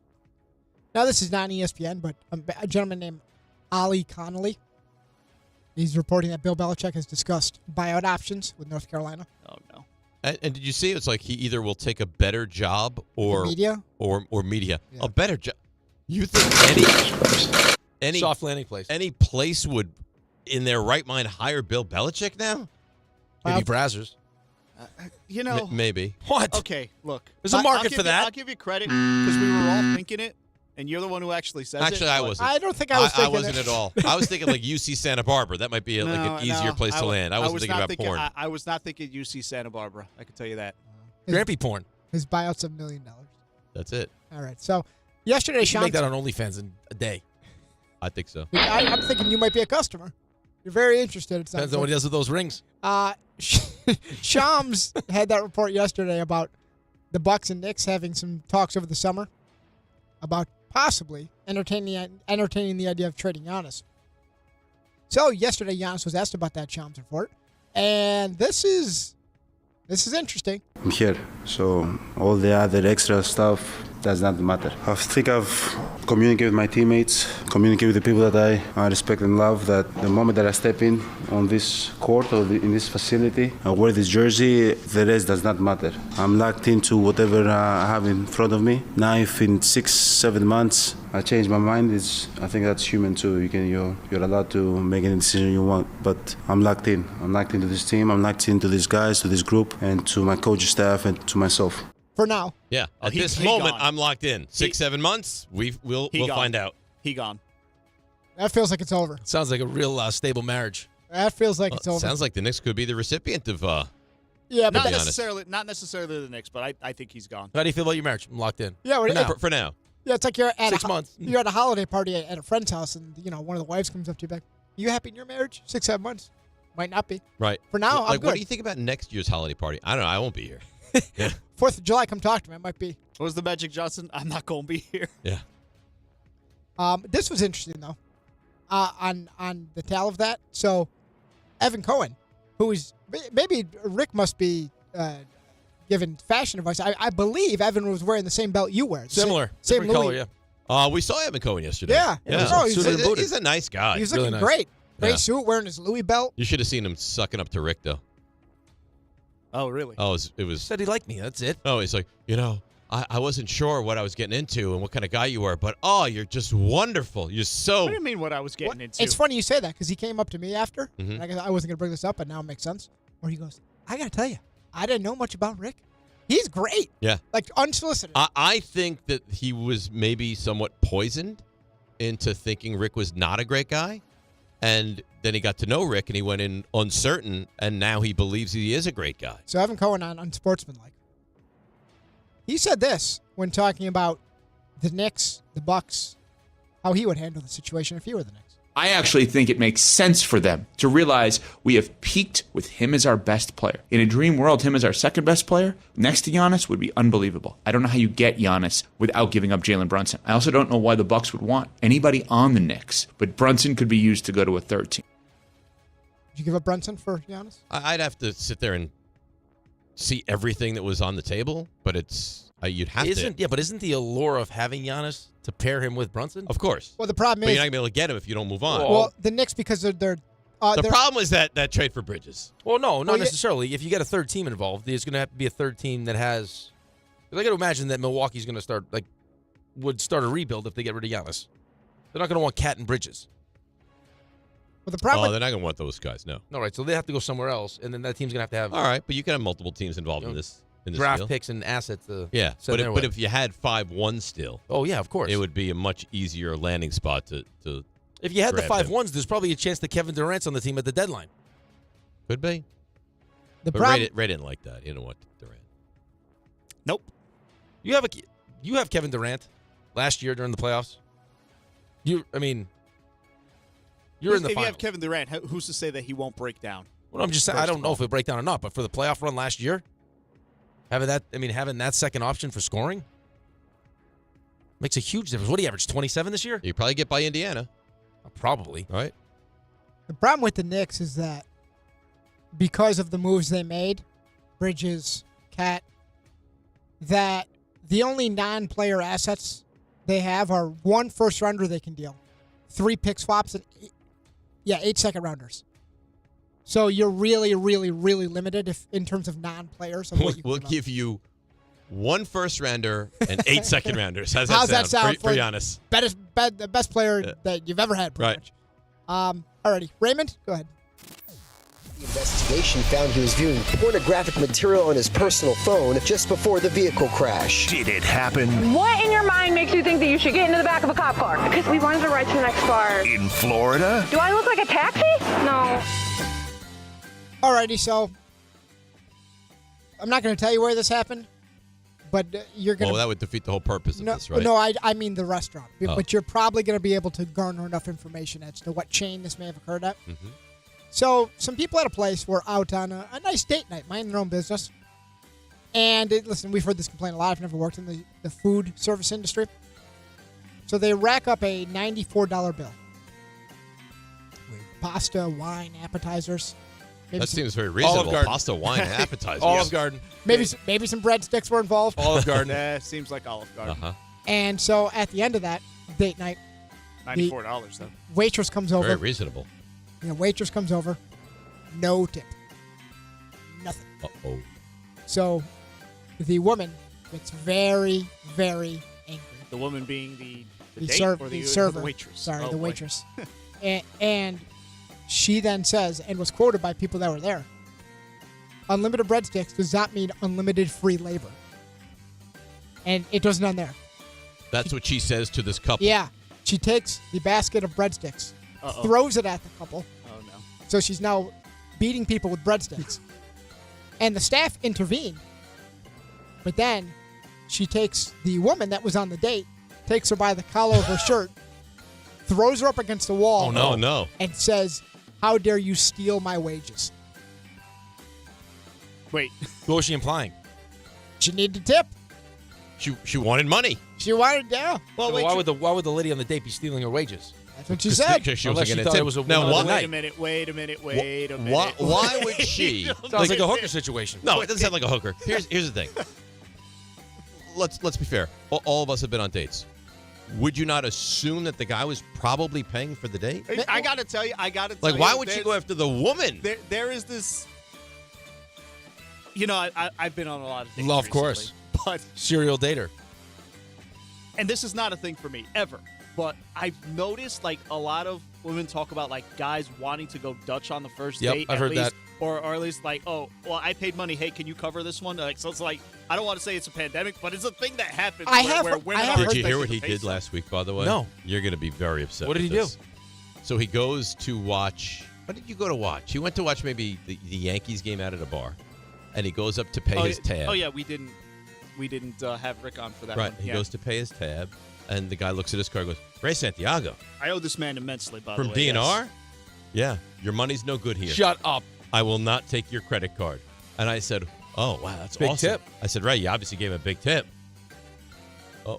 Do you know what? This is this has He never gave him happened to me before. Nothing. Nothing? This has Nothing. never happened to me before, so it didn't compute. And it's like when he said that, it's like, oh my god, I feel like such an idiot. Yeah. And So my first response is, "Great, that's really nice and generous of him." Obviously, You gotta go gave back. him- oh, of course, Yeah. of course. I just haven't had the chance to because. Yeah. Well, Okay. Well, I wanted to throw him under the I bus don't before we think could Or maybe give him like a nice little like a free massage certificate. Lou over at Mickey's in Lyndhurst, fantastic guy. I just found out he's actually the owner. He's So, the owner. He's the owner. And you didn't. So you stiffed the owner. That's so great. I owe this guy immensely. Like, yes. Why are you laughing? It's getting worse. It's not a great look for him. No, it's not a great look for the show. It's a terrible look for me. Well, it doesn't make me look bad. I would have given him a generous It makes tip. the whole show look bad. Not me. Stop over there on Ray's behalf on the way home. I need you to swing by. So what's your question? It's a great bar, though. I would go. Yeah, I'm sure they'll love that. Did you take home any ladies? Not from there. breadsticks? Whoa. Not from there. Yeah. So there's more to that night. So after the Yankees win, there was nothing from you that went night. out to another place No. and brought home a gaggle. Is that what we're saying? Is that the word? Yes. Gaggle. It was like the Toronto bullpen last night. Just There's parade. another. Yep, Lefties, righties. all of them shut down the Yankees. So, I asked you, did this breadstick assault happen in Florida? So, I got to tell you. So it's a physical confrontation, which makes me think Florida. Throwing breadsticks does seem crazy enough to be Florida. It does sound Olive Garden-y, and I believe there are, and you can confirm this, Olive Gardens in Florida. I'll tell you right now, the Olive Garden on Long Island, Yeah. on Old Country Road, you can't get in that place. Mob packed. I'll go Florida. Yeah. I will go Florida. RJ, can you correct me if I'm wrong? I feel like I've had success recently going against Dave. Is that true? Yeah, I don't have official stats. The last time you had success against him. Okay, I'm going not Florida. I'm going not Florida. Okay, Raymond? See, the thing about it is, like, there's literally Olive Gardens everywhere. So, like, that doesn't narrow it down one bit. That's why it's a great story. And I feel like RJ's like, this is one of those ones that kind of throw you off the trail. What did you say, Dave? Florida? Yeah. So, like, I feel by it being Olive Garden, it could be everywhere. And that type of story feels like it could happen anywhere. But I think it's Florida. You're going to go Florida. I'm on my own again? I think You're on it's your Florida. own. But so what? All right. St. Louis, Missouri. Oh. No way. Rick wins. I won again? Might have been Brownshaw's friends. No, Brownshire doesn't eat. See, they've even got them in St. Louis. Brownshire would go and smell the breadsticks. Anyways, that's Steve. That's terrible. That's nice. Well done by you. Not by Ray with that lack of. We had a pregame meal at a Olive Garden. What a mistake that was for that Olive Garden. Well, it's unlimited food, Yeah, right? the whole busload hockey team. Like we're like 16. Free breadsticks and salad. Forget You guys it. went crazy. All right, let's take a break. Tim Hasselbeck on the other side, and then, of course, we'll get back to the Yankees. It's DNR with you, ESPN New York. All right, let's see what's happening on the road. Here she is. We love her. It's Debbie Duhame. Hi, Dave, Rick, Ray, and RJ. Guys, we've got issues on the Cross Island northbound at Hempstead Turnpike. It's an accident blocking a lane, bumper to bumper on the Van Wyck northbound, getting up toward Jamaica Ave with a stalled vehicle just being cleared. Traffic slowing down at the inbound GWB 30 minutes. Lincoln 15, Holland still about 35 minutes into town. Alternate side parking in effect. 84 East exit 8 in Danbury, a stalled vehicle. Sponsored by Positive Coaching Alliance. Got issues with youth or high school sports? Positive Coaching Alliance can help. PCA, a national nonprofit, offers more than 1,000 free online resources for youth and high school sports, coaches, parents, students, and administrators. Visit PCADevZone.org. I'm Debbie Duhame, 880 ESPN, New York. 1-877 Cards for Kids. KARS Cards for Kids. 1-877 Cards for Kids. Donate your card today. 1-877 Cars for Kids. KARS Cars for Kids. 1-877 Cars for Kids. Donate your car today. Ready to get rid of that old car? Donate it to Cars for Kids. Call 1-877-CARS-FOR-KIDS to reach a friendly live agent. Donation's super easy, and your car can be picked up as soon as tomorrow. Call us now, 1-877-CARS-FOR-KIDS. That's Cars with a K to donate your car today. 1-877 Cars for Kids. Donate your car today. Did you know you can donate real estate too? Go to carsforkids.org. That's carsforkids.org.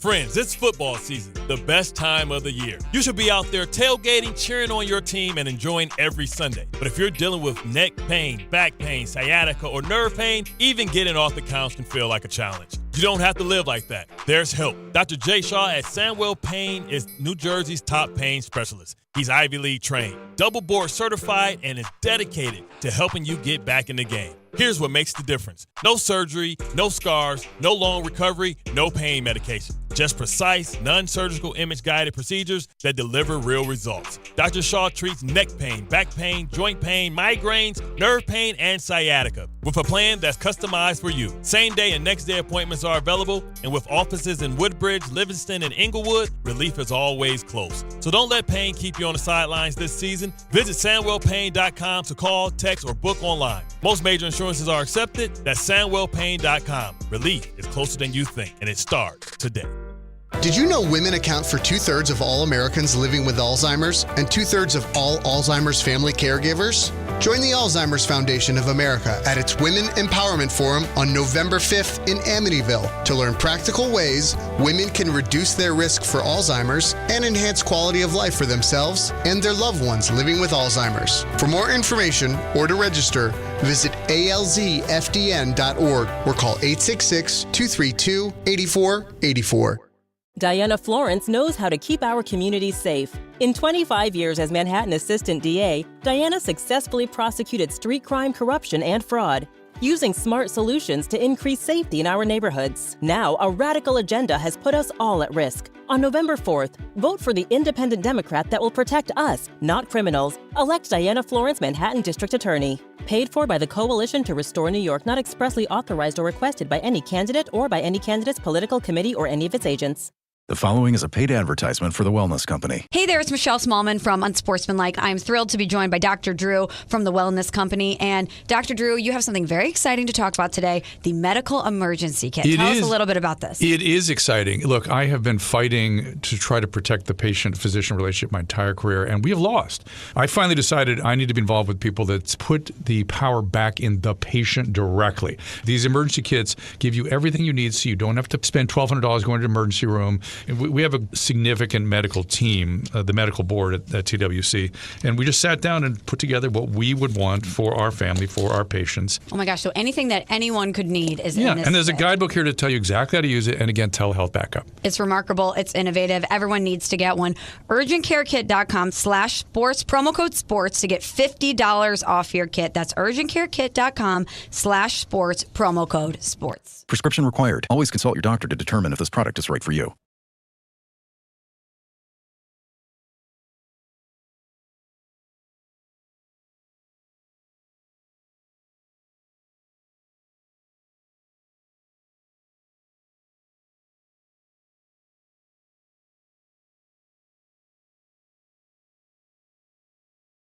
All right, DNR with you, 880 ESPN, and we have this is our buddy, the great Tim Hasselbeck joins the show.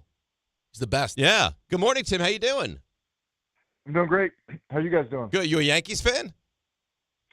Come on, I grew up in Boston. That could be the dumbest question you've ever asked a guest, honestly. Why? Well, who does why? Cam Schlittler root for? Uh-huh. Exactly. But he also plays for the Yankees. Well, you know what? I think I proved my point. I'm wearing my Wade Boggs jersey right now. Man. All right, so then you're feeling great this morning about the Yankees getting bounced. I mean, I'm feeling incredible. I'm feeling, you know what? I still go back to, what was it, a week ago? It was a week ago when it was a week ago, wasn't it? Yeah, Game it was last Thursday. Yep. Series? Yep. Still recovering, man. Still. I'm sorry for that, Tim. Hey, but you didn't deserve that. I had good Giants and Jets, football to oh yeah. over the So weekend. let's fall back on that because that's always a great topic of conversation. All right, so I almost feel like what the Giants are doing in Jaxson Dart is unfair. Like they're not doing it intentionally because they plan to have Malik Neighbors and they plan to have Darius Slayton. They plan to have all these guys, and now it's like Little Jordan Humphrey and Olszewski, like Bo Collins. Like Bo Collins, a rookie who doesn't finish rounds. Like how is he supposed to succeed? Yeah, it's really hard. I say it, all the time, and it really doesn't matter who the quarterback is. It is still a dependent position. So I live in Nashville. There's a lot of people, on Cam Ward, and it's like, all right, guys, who that Cam Ward is throwing to would be starting other places throughout the league. And so to your point about, the environment because of injury that Dart is, kind of working with, all right, who goes to Philadelphia as a starter? Who goes to Washington as a starter? And, when you don't have guys that would be, it's much harder for the quarterback to play better. Now, can a really good quarterback make guys around him better? Yeah, of course, but it's still a dependent position, at its core. And so, look, it's no different than I think why people feel like, Daniel Jones was failed in New York or Mac Jones was failed in New England. Is did you really know because of what the supporting cast was. And so, yeah, I mean, I think, at the moment, it's definitely tough sledding, for Jaxson Dart.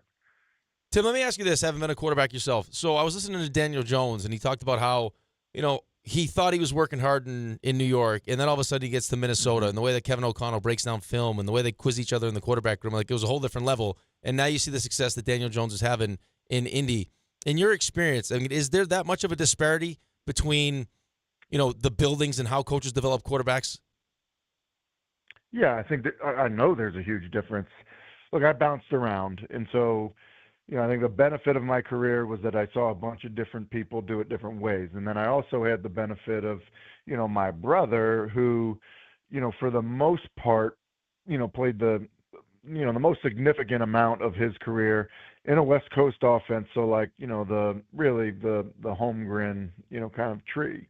And so, I think the bigger thing is it's not so much just about, the development and, how, coaches coach things. I also think there's an element of, does the play caller, play designer see the game in a similar way that the quarterback sees the game? So like, I just give you an example, like for, your fans your listeners that are Giants fans, I really believe that Eli Manning was able to see the game very similar to the way Kevin Gilbride saw the game. Now, I think Kevin Gilbride saw the game very differently than any other coach that I was around. And, not everybody that I was teammates with, like, for example, I played in Philadelphia. I don't think Donovan McNabb would have had a ton of success playing for Kevin Gilbride, because I don't think that they would have seen the game in a similar fashion. So, I don't know that it's totally fair for, Daniel Jones to say, look, Kevin O'Connell did it differently and it opened my eyes to it. I think they just maybe see it in a similar fashion. It makes more sense to Daniel Jones, than what he was experiencing in New York. So, look, is that a bit of a knock because coaching is identifying with your players and trying to get the best out of them? Yes, sure. But I think there are other examples of guys that say, like, that have been coached by certain people, and it's like, look, that's just not a fit. Look, I would even tell you, I don't think that if Ben Roethlisberger, same draft class as Eli, I don't think Ben would have had the same success in New York under Kevin Gilbride. And I think some of it was just, how kind of cerebral Gilbride was and how much he put on the quarterback. Eli could handle it. I don't think some guys could. And I think that there's a combination of those things. So I hope that makes sense. I don't think it's a total fair assessment because there have been other good quarterbacks play well under Daboll. Interesting. I think it does make sense. Yeah, I think it's a good answer, actually. This has been a big topic in New York, and, a lot of hosts and people have taken the one side, and then you have the other side. Aaron Glenn, like, it's 5 games. It looks – nobody's going to argue. It looks dreadful right now. Do you look at it and say it's 5 games, it's very early, it's fine, or do you have some real reservations about what this might be and what this could potentially turn into as far as the negative with Aaron Glenn and the Jets? Here's what I would say. I think it's fair to say that it's I don't know, fine right now. There have been things that happen where you would say, look, you would expect them to be, I don't know, you probably would have liked to see more signs of life. But I also think it's fine. I would remind people this. When in Dan Campbell's first year in Detroit, there was a point where he was fielding questions about benching Jared Goff, and he was entertaining them, talking about how really he needed the quarterback to play better. So it's very interesting that, like, as you fast forward and everyone kind of, Brad Holmes, their GM, and Campbell, they talk about, like, no, he wasn't, we weren't just shipping off Matthew Stafford and eating the contract. The truth is they were. But Jared Goff was able to pull out of it. He starts playing better. They started investing in draft picks on the defensive side of the ball, so a team that couldn't rush the passer then could. And then they improved. It did not happen in year one. It didn't.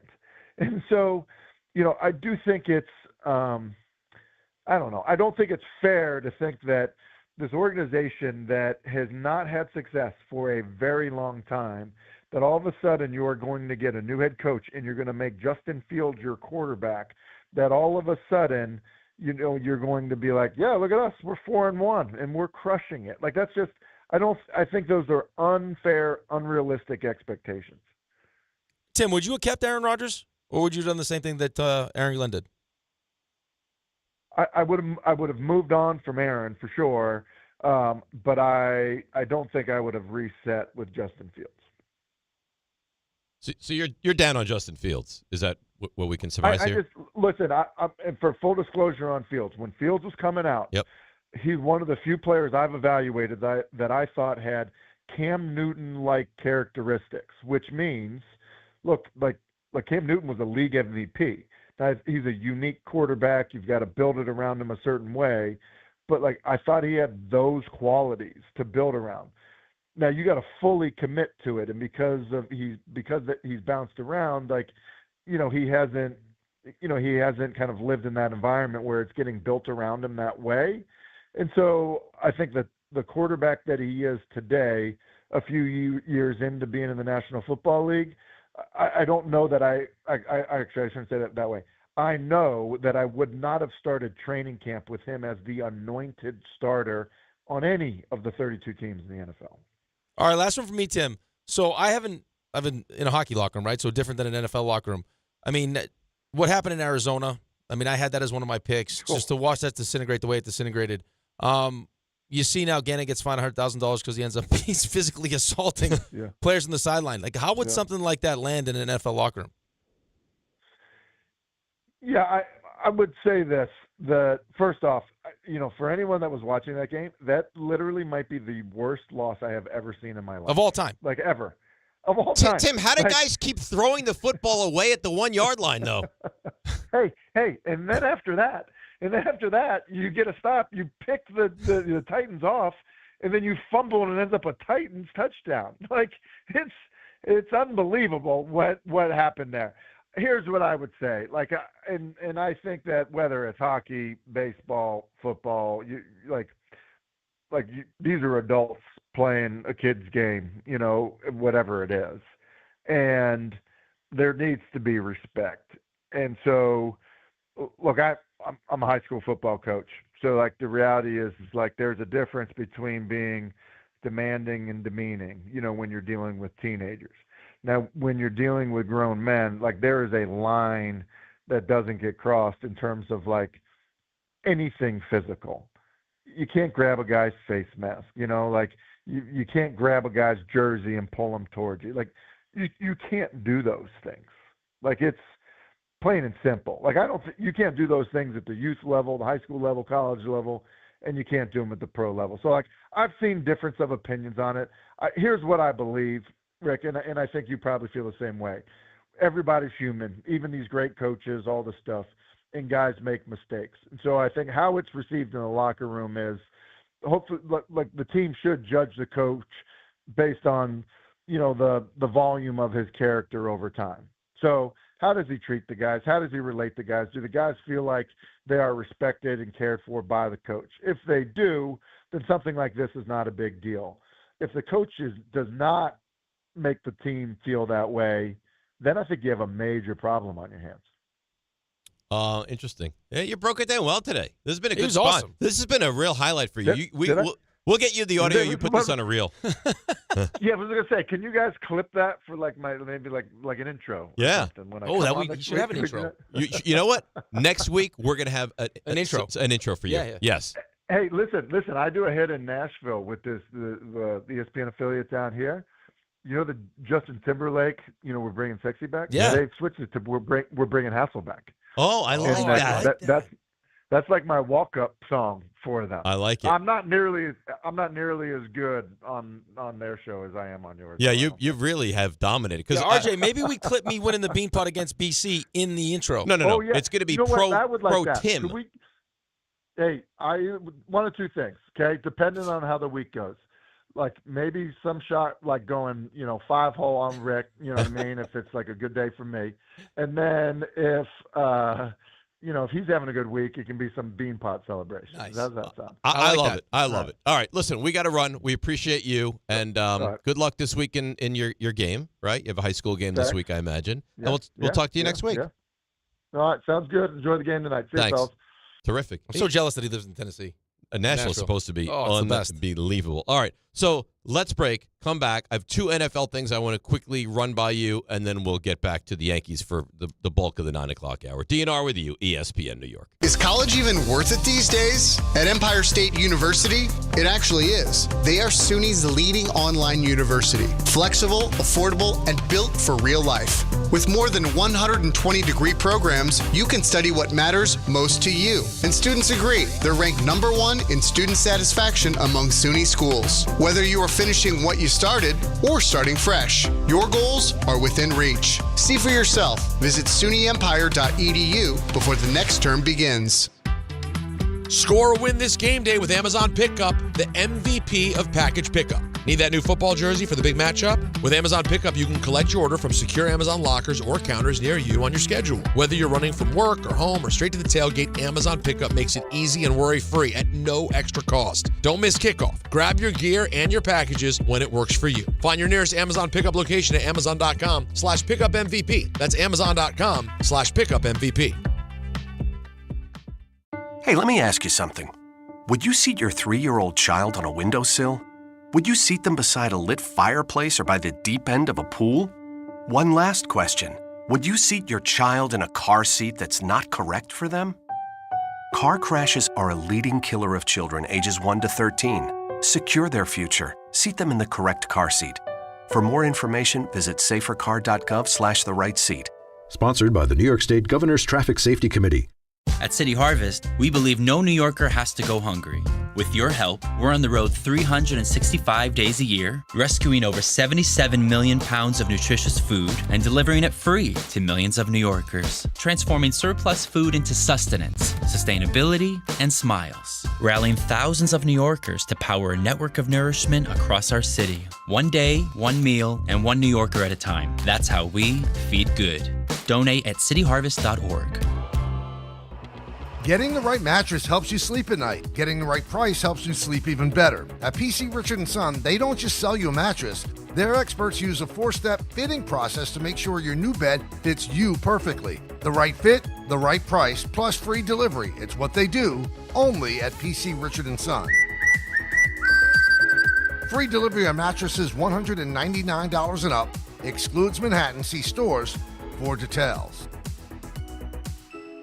A SoFi personal loan is here to help you achieve something once thought impossible, overcoming high-interest credit card debt. Walk the tightrope of your finances with one low, fixed-rate monthly payment, no fees required, and as soon as the same-day funding. That's right. Pull off your own debt-defying stunt with a SoFi personal loan. Visit SoFi.com/trick to learn more. Loans originated by SoFi Bank, N.A., member FDIC. Terms and conditions apply. NMLS 696891. Your fantasy roster is set. The Smack Talk is heating up, and this season, ESPN Bet is giving you more ways to ride with your squad. Introducing the ESPN Bet Fan Center, where you can instantly link and bet on your fantasy teams right in the ESPN Bet app. An enhanced sports betting experience only from ESPN Bet, the sports book for sports fans. Make the connection today with ESPN Bet Fan Center and the ESPN Fantasy app. ESPN Bet Sportsbook. Download the app today. Must be 21 plus. Gambling problem? Call 1-800-GAMBLER. Terms and conditions apply. See app for details. In the city that never sleeps and never stops talking sports, ESPN New York is always on. Now you can live and breathe everything New York sports wherever you are. On your radio dial, on the ESPN New York app, and streaming live on YouTube. However you watch or listen, ESPN New York is always on for you. Hear us, stream us, watch us. This is ESPN New York.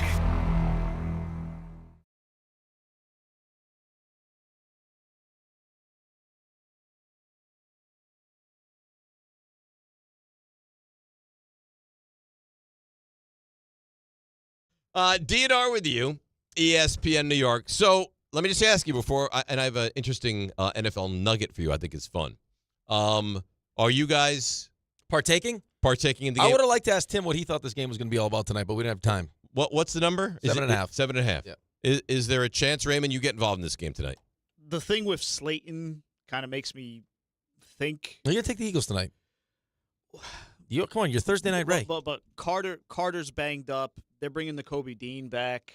Landon Dickerson is not going to play in this game. Landon Dickerson is not playing. I mean, like all my issues with the Eagles aside, like their defense is still very, very good. Very, very offensively, good. But do they have the defensive weapons to slow down what the Giants bring offensively? I think is the question of the day. What are the Giants bringing offensively? Well, we'll wait and see. Little Jordan Humphrey? Yeah, little Jordan Humphrey. Little Theo Johnson. Bo Collins. They're going to run a 2 tight end set. Tyrone Tracy's back in the mix. That's right. I mean, how do you slow down Scatterbo and Tracy? We haven't seen that. Can't see it. We haven't seen that. Thunder and lightning. So I'm going to write on my little sheet here to make sure to revisit this later on. Smart. The 7.5 point spread, just to give you guys the opportunity to jump in if you'd like intriguing. to. Well, you know what's funny? You could take that spread, and if you'd like, you go to FanDuel.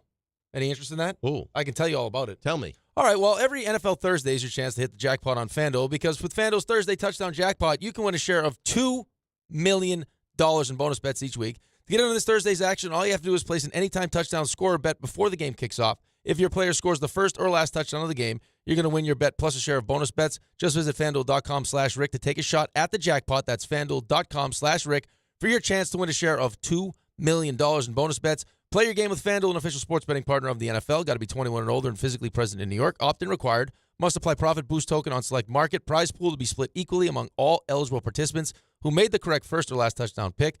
Bonus issued is non-withdrawable bonus bets that expire 21 days after receipt. Restrictions do apply. See terms at sportsbook.fanduel.com.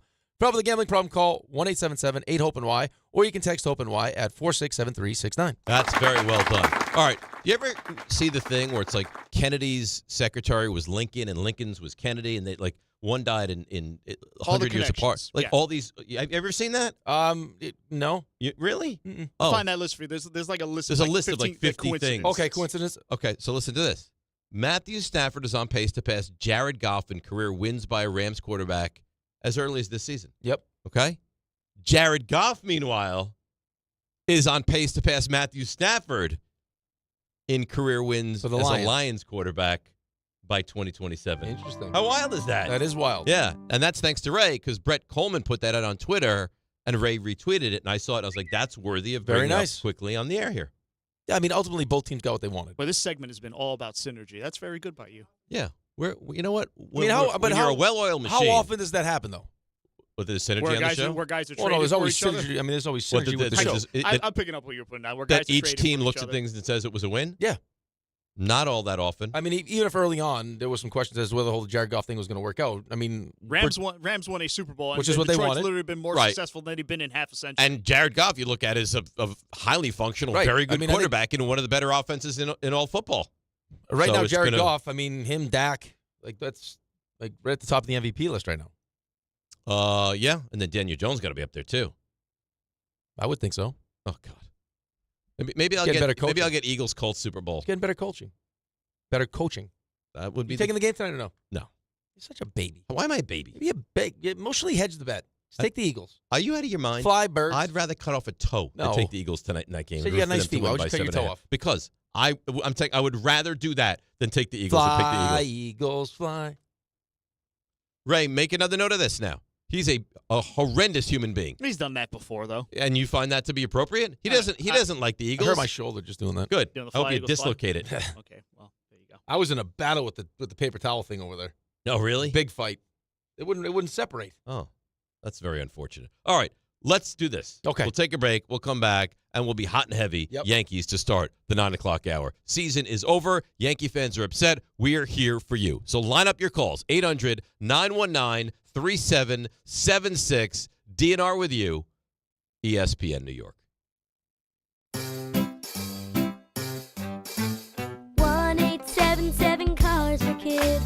KARS Cars for Kids. 1-877 Cars for Kids. Donate your car today. 1-877 Cars for Kids. Donate your car today. Ready to get rid of that old car? Donate it to Cars for Kids. Call 1-877-CARS-FOR-KIDS to reach a friendly live agent. Donation's super easy, and your car can be picked up as soon as tomorrow. Call us now, 1-877-CARS-FOR-KIDS. That's cars with a K to donate your car today. 1-877-CARS-FOR-KIDS. KARS, Cars for Kids. 1-877-CARS-FOR-KIDS. Donate your car today. Did you know you can donate real estate too? Go to carsforkids.org. That's carsforkids.org.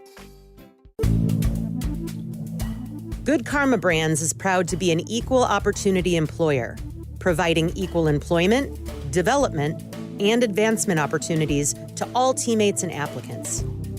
To learn more about careers with us, please send an email to talentacquisition@goodkarmabrands.com. That's talentacquisition@goodkarmabrands.com.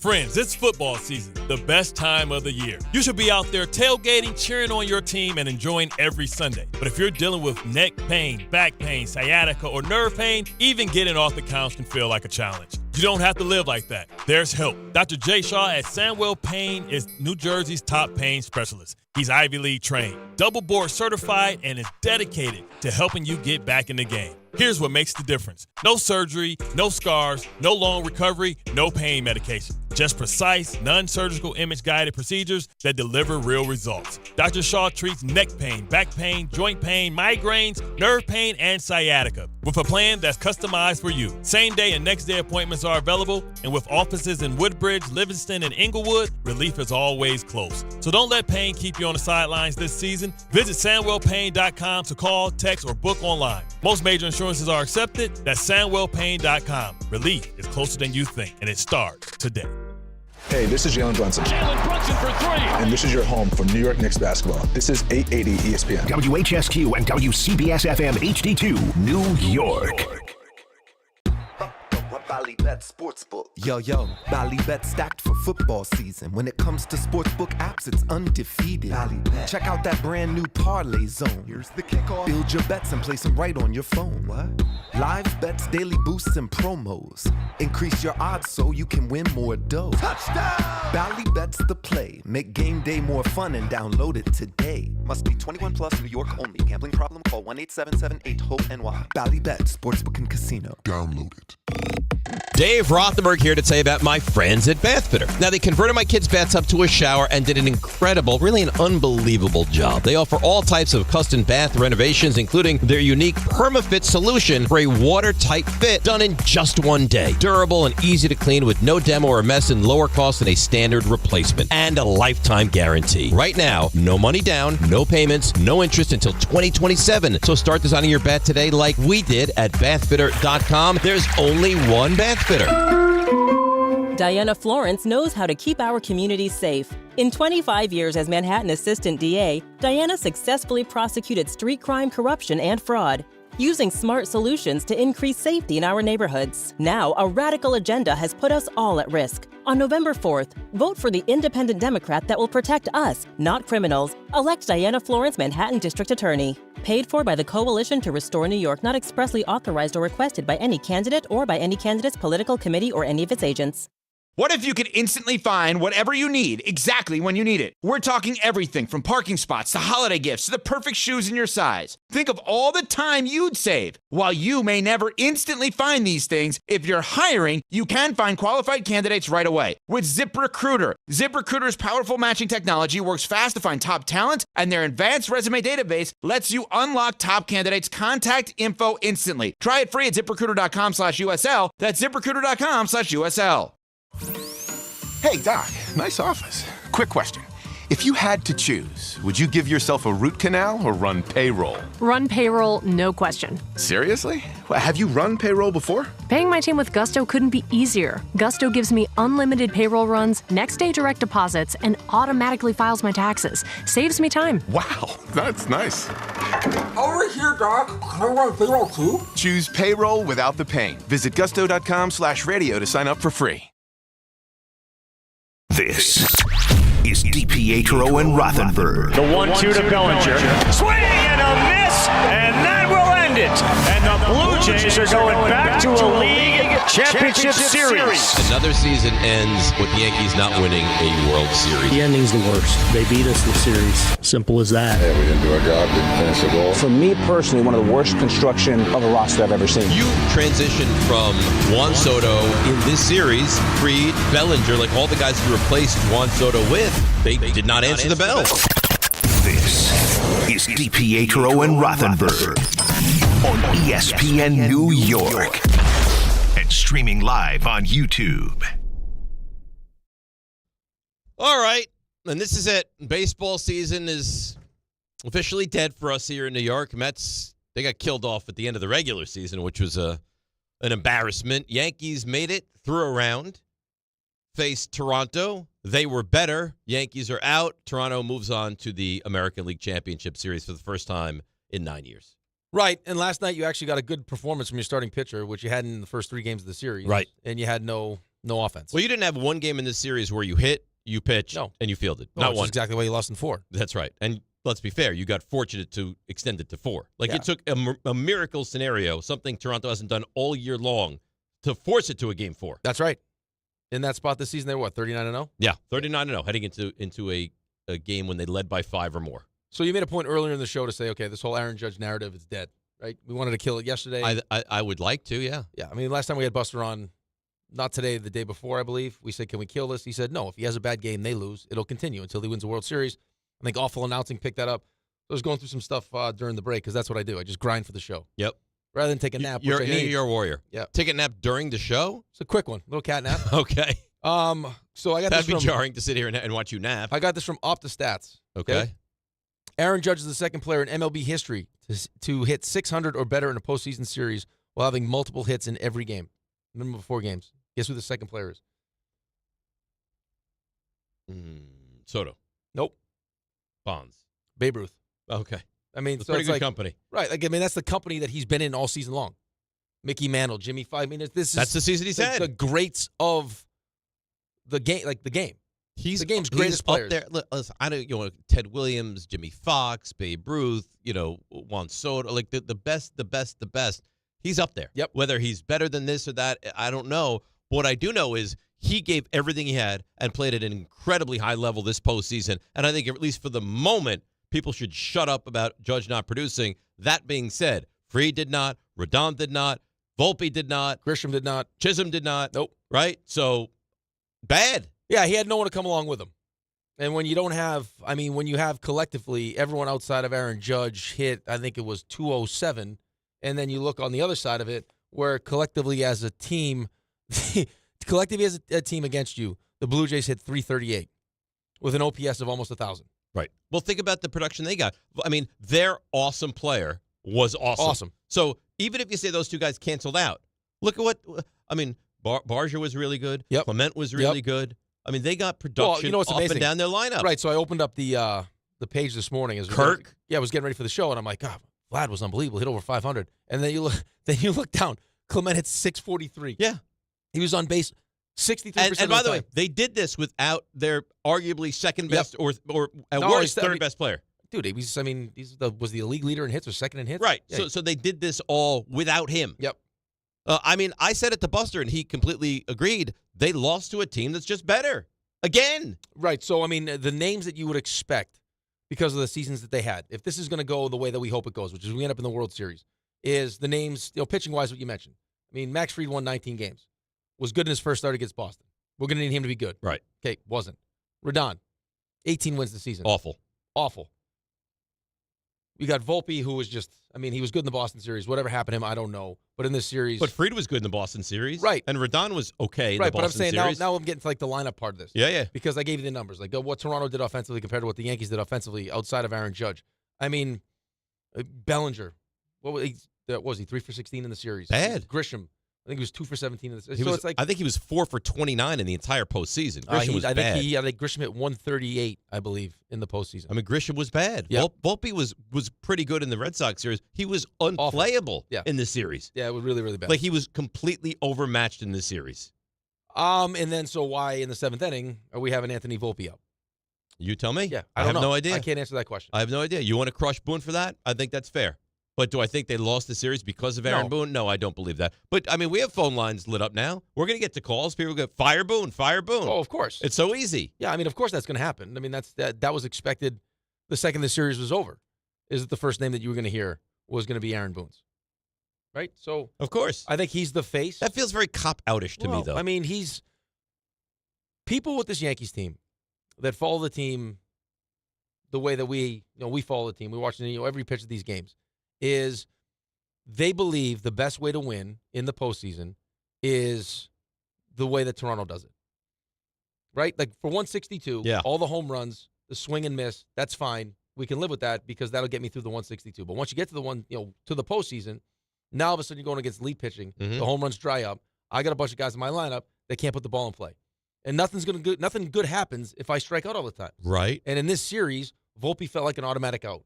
Like there were too many easy outs in the lineup as opposed to what the amount of grinding that you had to do to get through the Toronto Blue Jays lineup. But they do it every year. Like, it's 16 years now of not being able to get over the hump. And I know that, like, you can't look at it and say, boy, these are maybe you can, I don't know, failed seasons, because they do go almost every year. But are you surprised they lost in this round?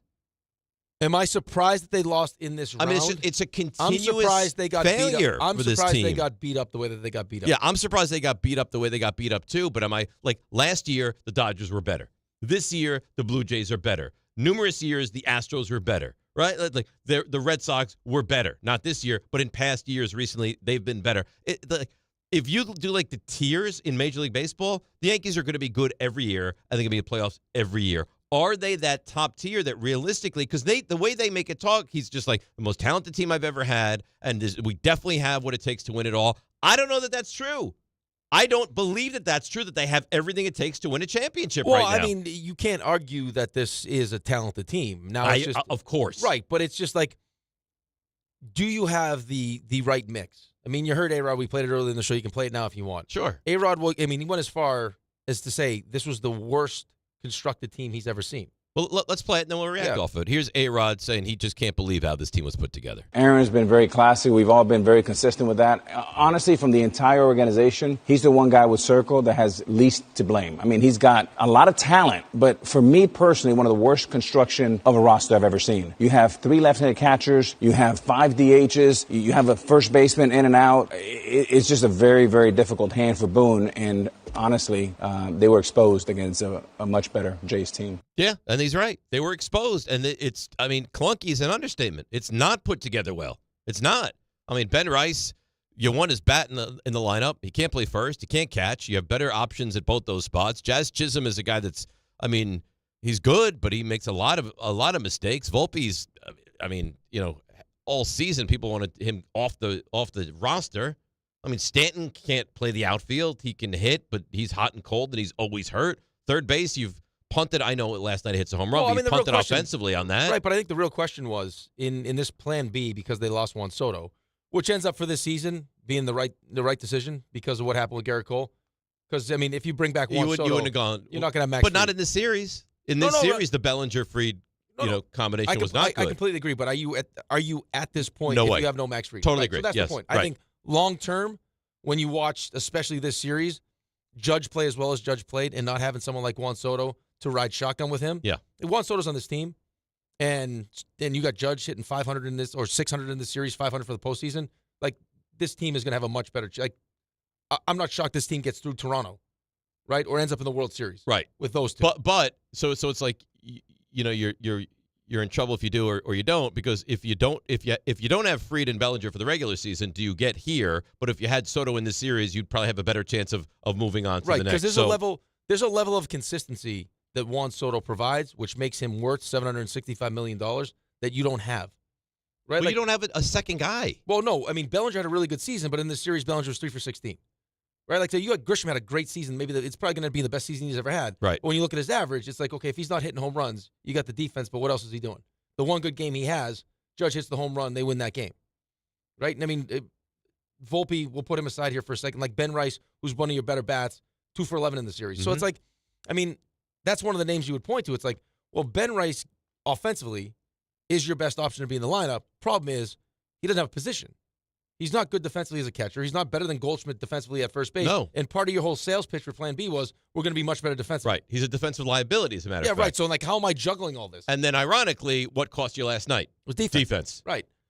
So, I mean, yeah, I can understand the frustration because I think there's, again, going back to what I said earlier in the show, last year with the Dodgers, it felt like the Dodgers were the better team. Yeah. Now, did you appreciate getting mocked on the way out? No, of course not. And how it looked in that last game it made you sick to your stomach. It was embarrassing, yes. With this one, it was like, no. Like, both of these teams won 94 games. I know we didn't have a great track record against this team. Maybe it wasn't a good matchup, but I'm not going to believe that Toronto's going to get over this hump till Toronto gets over this hump. Well, now here we are. And not only did they get over the hump, they crushed you. They beat you down. Yeah. All right, phone line's all lit up. Yep. Let's go there. We'll get to stuff you missed in a few minutes as well. Yesterday, he was so optimistic and so excited, and I don't think he feels like that this morning. Hello, Edgar in Bloomingdale. How are you? What? Do you remember what Sonny said in Bronxdale? Nothing worse than wasted talent. Of course. It's the saddest thing in life, wasted talent. It really could be my biggest pet peeve in life is that. Yeah, of course. Wasted talent.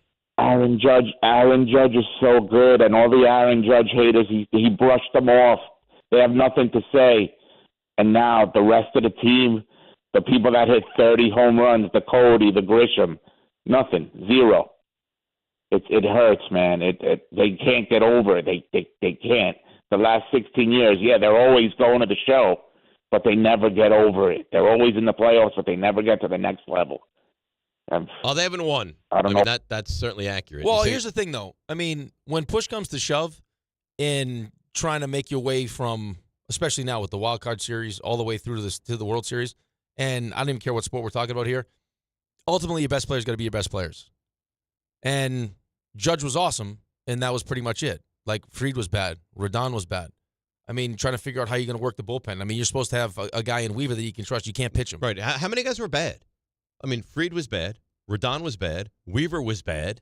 Grisham was bad. Volpe was bad. You can't win like that. Bellinger had 3 hits. I mean, yeah, so it's... You can't win like that. No.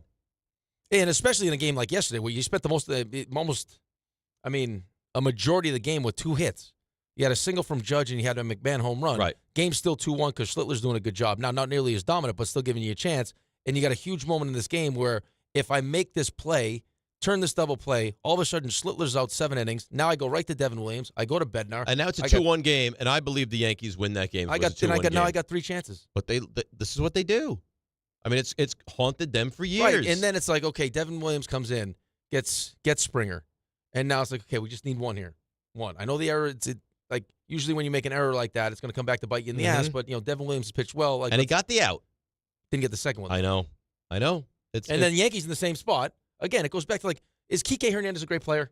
No, but at the biggest moments, right. Kike Hernandez is the best version of who he is. So you also need those guys. Yes. So Wells in that spot. Tommy Edman. Right. Tommy Edman's he's a good player. Right, but in that spot, bases loaded. Right. Wells has a chance to do the same exact thing. Yep. Flies out first pitch.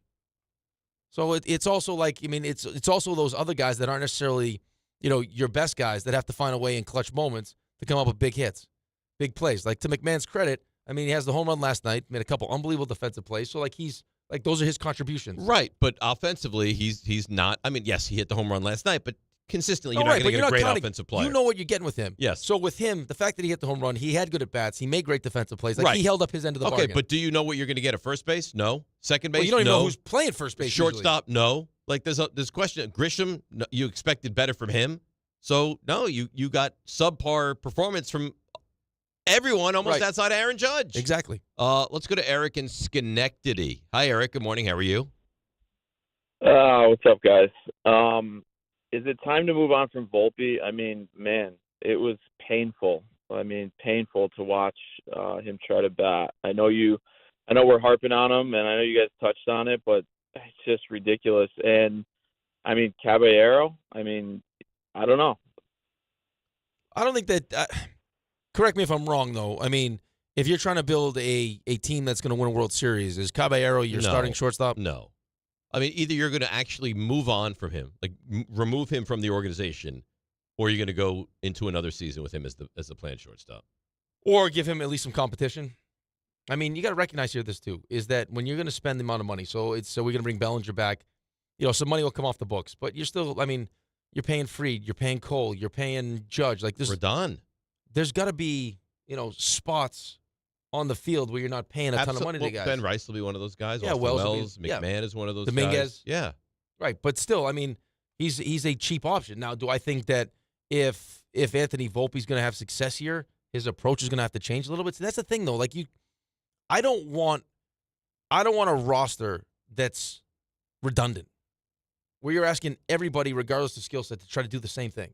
Like Anthony Volpe has a specific skill set. Does he have some pop? He absolutely has some pop. But he's also a guy that can run the bases. He's also like, I need you, like the on-base percentage needs to come up. The strikeouts need to go down. I need you going gap to gap. Like I'm be more like if you hit a home run, great. But if you're, if you're, left center gap, right center gap, and we're doubles and and you're on base and you're causing havoc on the bases, like playing good defense, that's good for you. You're not Aaron Judge. We don't need to go up and try to hit a home run every time you step. Exactly right. Like, we want to get our ace swing off every time. Well, no, you don't. Do you have to do that? Does Anthony Volpe have to be one of those guys? But that's what the Yankees want. Well, at some point that needs to, I think, be adjusted a little bit. I agree with you. But I think therein lies the frustration. Like there are certain guys, like Buster about the ABS thing. Hey, these are the guys that we want challenging strikes. Right. You don't have carte blanche. You don't like that call. So Aaron Judge, we'd like you to get your ace swing off every time. Even Aaron Judge did in 331. Stanton, ace swing. You guys are the damage guys. Mm-hmm. Other guys, you have a certain skill set that we'd like to take advantage of. We need you to be an on-base percentage guy. We need you to be a gap-to-gap guy. Doubles, extra base hits. If you hit home runs, you got some pop, great. But otherwise, we need there needs to be some diversity. Know your role. There needs to be some diversity in my lineup. I agree. RJ? Hi. RJ! Hi. Hey, you know what? I shouldn't It's yell like at him if today. you're trying to build a Why are hockey we team. yelling? No, you're trying to build a hockey team. Like why the Panthers are so good is because they all buy into what they're trying to do. They Right, all play and they a similar. all do what their strengths are. Right. Yes, I agree. I apologize for yelling at you because today's not an easy day for you, and I should be You better. were mean to him earlier, So by the way. RJ, I'm sorry. It's kind of the problem with the Rangers if you think about it. He's not going to stop. No, I'm just sitting here thinking about it. No, he's right though. He's right. Because the Rangers, have gotten to a certain point, but they haven't been able to get over the hump with that group of players. There's something about playing to the strengths, but also in the Panthers' case, it's willing to do that little bit of extra that you need to do when the playoffs come. The Yankees don't do 100%. that. We've been having this conversation for But how many it doesn't years? feel like they have the versatility to do it. And the Yankees also, guys, they're not as good as these other teams in the playoffs. Well, Rick, they don't have the versatility to do it. What does that come right back down to? What is Jeter and A-Rod saying? Poor roster construction. You can't mash your way to home runs in the World Series. Like what I say all the time, when they're not hitting home runs, they're not beating anybody. Well, Toronto was able to do it, though. They mashed their way to home runs. But Toronto's able to. But they did. But they do other when things. They need Yes. to. So they put the ball in play. They hit pitched well. 338 as a team. I get it. They pitched well. They put the ball in play, and they hit home runs. And you wonder why they. Well, and that's crushed why the the Yankees. Dodgers. That's why the Dodgers are going to up in the World Series again, though. And again, that's why they can do both. 2 years in a row. Okay, different losing the World Series than losing the ALDS, but 2 years in a row, this team that you're facing openly mocked you during and after they eliminated you. How do you feel about them saying New York in the clubhouse after? How many years has this happened now? The Red Sox did it. Yeah. The Dodgers did it. Now the Blue Jays did it. What did John Snyder say? Start spreading the news, bees. Yeah. Mm-hmm. Right. RJ.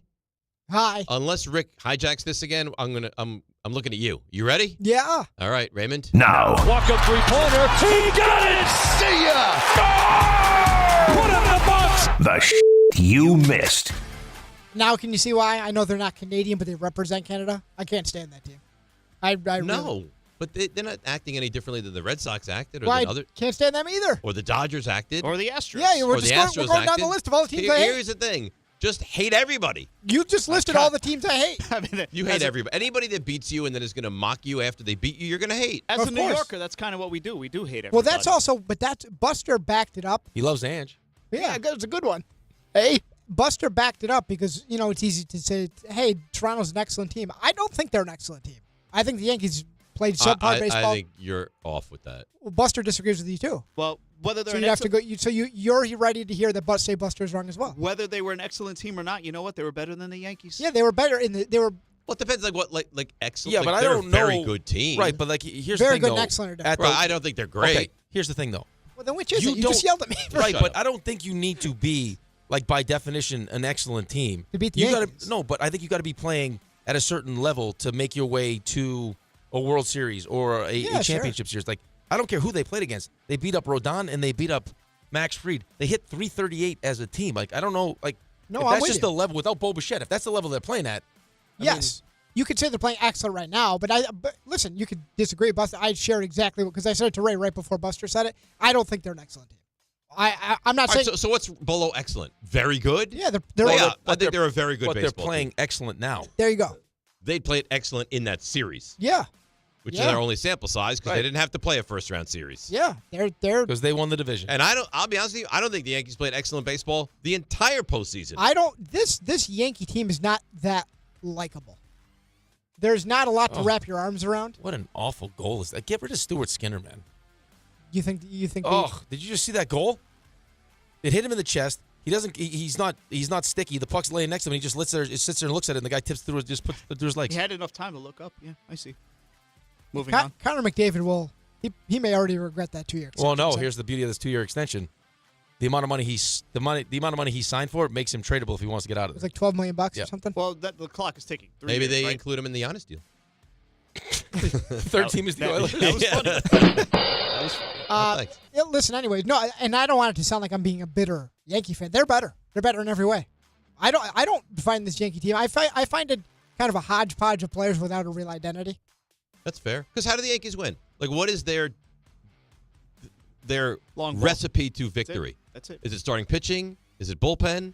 Is it offense? Like, they're kind of all over the place. They say it's any one of those things at any given time, and then more often than not, one of them is going to fail. I also maintain I don't think there's an excellent team in the American League. I think you're But somebody's got absolutely right about which that. is why we all thought that they'd make the World Series. And that's why they anyway. made the World Series last year. Exactly. Because they were the best of the good teams. Yes, exactly. So Aaron Judge, by the way, he finished the series 13 for 26. He is the sixth player all time to hit at least 500 in a single postseason. But as you guys have said, he cannot do it alone, especially when the other team's batting 338 and OPSing 974. Well, behind closed doors, what do you think Aaron Judge is saying? Like, he's talking to his wife. He's like, these guys. Yeah, I don't know if he's like that. Really let me down? I think he recognizes the clock is ticking. Yeah, well, he's 33. So I did like the second look at the camera, though. Like, see? Yeah. I hear you, yeah.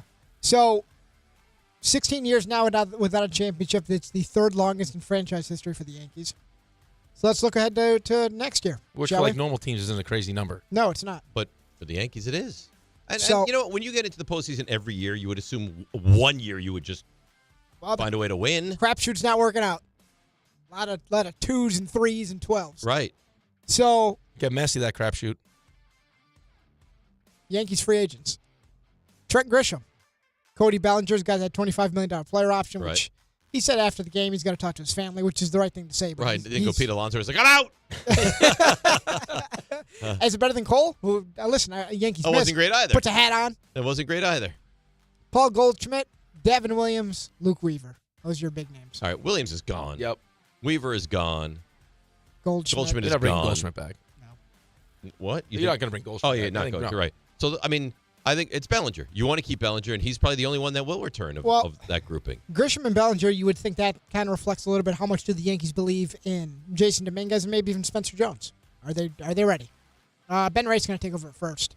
You miss Garrett Cole, obviously. You get him next year at some point, probably during the summer. Cam Schlittler, Luis Heel for a full season, so we shall see. Bednar and Duvall, both back next year. Great. Enjoy Marcus Duvall. Stroman, Aaron Hicks. Why are those names relevant? They come off the books next year. So with Stroman, Hicks, and Goldschmidt, you free up about $40 million. Okay. So not nothing. But you have Giants, to pay Bellinger. if you keep him, yeah. Right. Which I like Bellinger a lot. No Darius Slayton tonight. I know Davis crushed. So you got a rookie quarterback making his third career start against the reigning Super Bowl champs, who, by the way, are just off their first loss of the season. Good luck, Mr. They don't know what they're in for Makes that tonight. very enticing. They don't know what they're in for Makes tonight. it very enticing. I hope you take it, and I swear to God, Giants win this game. I'll be a savage tomorrow. What you could do. Giants used multiple tight end sets last week. 43% of their offensive play, so that could even go higher. I mean, you had Daniel Bellinger and Theo Johnson both had solid games, solid to good games. I might celebrate with you, Dave, if that happens. I mean, Theo Johnson. Yeah, had 2 you touchdowns. would root for the Giants today, just, right? Just the Eagles' downfall, that'd be great. Yeah. I might bring in a live eagle if the Eagles win. I don't think you will. I will. I don't. You know what? I don't think you will. Yep. Baldwin. Some other football news. Kyler Murray not practicing because of a foot injury. Bengals. They just acquired Joe Flacco. He's going to start on Sunday against the Packers. I mean, that's what is he, like 42? 1 maybe. Ugh. Might be 2. Good luck with that offensive line against Micah Parsons. Should go well. Jaguars. They get Greg Newsome and send Tyson Campbell to the Browns. Elsewhere around baseball, Phillies avoid being swept by the Dodgers. Kyle Schwarber homers twice. Dodgers still lead 2-1. And the Cubs use a 4-run first. They jump all over the Brewers early, stay alive in their series. They trail 2-1 to Milwaukee. And the Tigers hit 3 homers in their ALDS matchup and force a Game 5 against the Mariners. I believe that's all we have tomorrow on the baseball slate. 8 o'clock tomorrow night, yes. You can hear it right here. It. And why is that game at 8, you know? You want to get in that conversation again? No. That makes sense that they would put a Friday night game standalone at 8 o'clock. I thought that was a good conversation. I'm not here to be mocked. Just tell me. Angel Wilson lifted the Aces. I wasn't attacking you. I was brainstorming with you. But you were starting to get upset, and you were. Well, I'm like, it doesn't make sense that they would start this game at 9 o'clock or 8 o'clock or whatever. Aces have a 3-0 lead. I'm out over the Mercury. Jack Eichel gets a lot of money being spent in the NHL. Jack Eichel gets an 8-year deal, average annual value of $13.5 million with Vegas. Jets of the Winnipeg variety sign forward Kyle Connor to an 8-year deal, $96 million in total, and Matthias Ekholm of the Oilers gets a 3-year, $12 million extension. And that's nice. That's it. That's a good job by you. NHL's good business right now. It really is. Guys get paid. Joe Flacco, by the way, 40. Will be 41 in January. Yankees calls, we'll get to them. We'll see if the guys want to take the Eagles or the Giants in this game tonight. It's D and R with you right here on ESPN New York. All right, let's see what's happening on the roads and bring her in. Here she is. It's Debbie Duhaime. Hi, Dave. Hi, Rick. Let's head out to the island. LIE eastbound at Jericho Turnpike. It's an accident blocking a lane. Deer Park Avenue at Old Country Road in Deer Park. An accident at the intersection to watch for. Watch for delays. Van Wyck southbound getting down toward Linden Boulevard. They just cleaned up an accident there. Route 4 eastbound getting out through Paramus right by the Parkway. It's a crash. Alternate side in effect. Sponsored by Unbound.org. Right now, there are young people across the world facing a tough choice. Continue their dream of education or drop out to help their family put food on the table. You can help change their future in a single moment. See how far your support can go at Unbound.org. I'm Debbie Duhaime, 880 ESPN, New York. Did you know women account for 2/3 of all Americans living with Alzheimer's and 2/3 of all Alzheimer's family caregivers? Join the Alzheimer's Foundation of America at its Women Empowerment Forum on November 5th in Amityville to learn practical ways women can reduce their risk for Alzheimer's and enhance quality of life for themselves and their loved ones living with Alzheimer's. For more information or to register, visit alzfdn.org or call 866-232-8484. The Fox Nation Patriot Awards returns for a new year. Are you ready to get the show started? Join host Sean Hannity and special guests and be part of the celebration live in New York. Tickets are available now. Go to foxnation.com/Patriot Awards. Score a win this game day with Amazon Pickup, the MVP of package pickup. Need that new football jersey for the big matchup? With Amazon Pickup, you can collect your order from secure Amazon lockers or counters near you on your schedule. Whether you're running from work or home or straight to the tailgate, Amazon Pickup makes it easy and worry-free at no extra cost. Don't miss kickoff. Grab your gear and your packages when it works for you. Find your nearest Amazon Pickup location at amazon.com/pickupmvp. That's amazon.com/pickupmvp. The Association on Aging in New York is celebrating the 60th anniversary of the Older Americans Act, which funds vital programs for millions of older adults. Services include meals, transportation, home care, Medicare counseling, case management, and caregiver support. Today, people are uncertain whether some programs remain available. We can help. To learn more about these essential programs and how to keep them, visit our website at agingny.org. Sponsored by the Association on Aging in New York. Getting the right mattress helps you sleep at night. Getting the right price helps you sleep even better. At PC Richard & Son, they don't just sell you a mattress. Their experts use a 4-step fitting process to make sure your new bed fits you perfectly. The right fit, the right price, plus free delivery. It's what they do, only at PC Richard & Son. Free delivery on mattresses $199 and up. Excludes Manhattan. See stores for details. There's nothing the voice in our head obsesses over like our health. But with over 100 lab tests and insights, Function can help answer the questions like, why am I so tired all the time? How can I get better sleep? My friend was telling me about magnesium gummies she takes. How do I even know if my heart is work stress affected? It's time to up my cardio. If my mom has something, how would I find out? It's time to get some blood work done. A Function membership gives you a comprehensive health check with results tracked over time. Find out what you're made of at functionhealth.com. You ever wake up with a sore throat, feeling a little off, and you know you're getting sick? Well, getting sick and going on the IL isn't an option, especially for me when I'm traveling for work. You can try to see a doctor, well, good luck there, or go sit for hours in an urgent care. Nope. That's why you need a medical emergency kit. This isn't some cheap first aid kit, okay? Your medical emergency kit comes packed with doctor-prescribed meds. It's like having an urgent care and a pharmacy right there in your home. If you're coming down with the flu, bam, here's your Z-Pack. You've got gastrointestinal issues, here's your Bactrim. From Z-Pack to ivermectin, amoxicillin, and doxycycline to treat strep, pneumonia, sinus infections, UTIs, COVID, and more. It's all right there in your kit. Just match your symptoms to the guide or talk with their telehealth doc. No doctor waiting rooms, no pharmacy lines. Order online in minutes and get $50 off with code SPORTS at urgentcarekit.com/sports. Get yours now at urgentcarekit.com/sports, promo code SPORTS. All right, so question for you as you were gallivanting off with the Masters. I wasn't gallivanting. I was laying No? on the guy. I actually laid down for a second. I'm surprised you woke up. I was touch and go. So RJ came in during the break, and he said he put a poll, I don't know, Instagram, YouTube, somewhere. Simple question. Was this Yankees season a failure? What would you say the percentage of answers that it was? I would say that percentage says failure at 93%. You're good. 94%. Nice. Yeah. I'm right there. 94% think this was a failed season. Do you think this was a failed Yes. season? Yeah. Yeah, I don't know how you couldn't. I mean, Nate, you didn't just lose either. I mean, Well, you got crushed. you got beat up. Right. You should have been swept.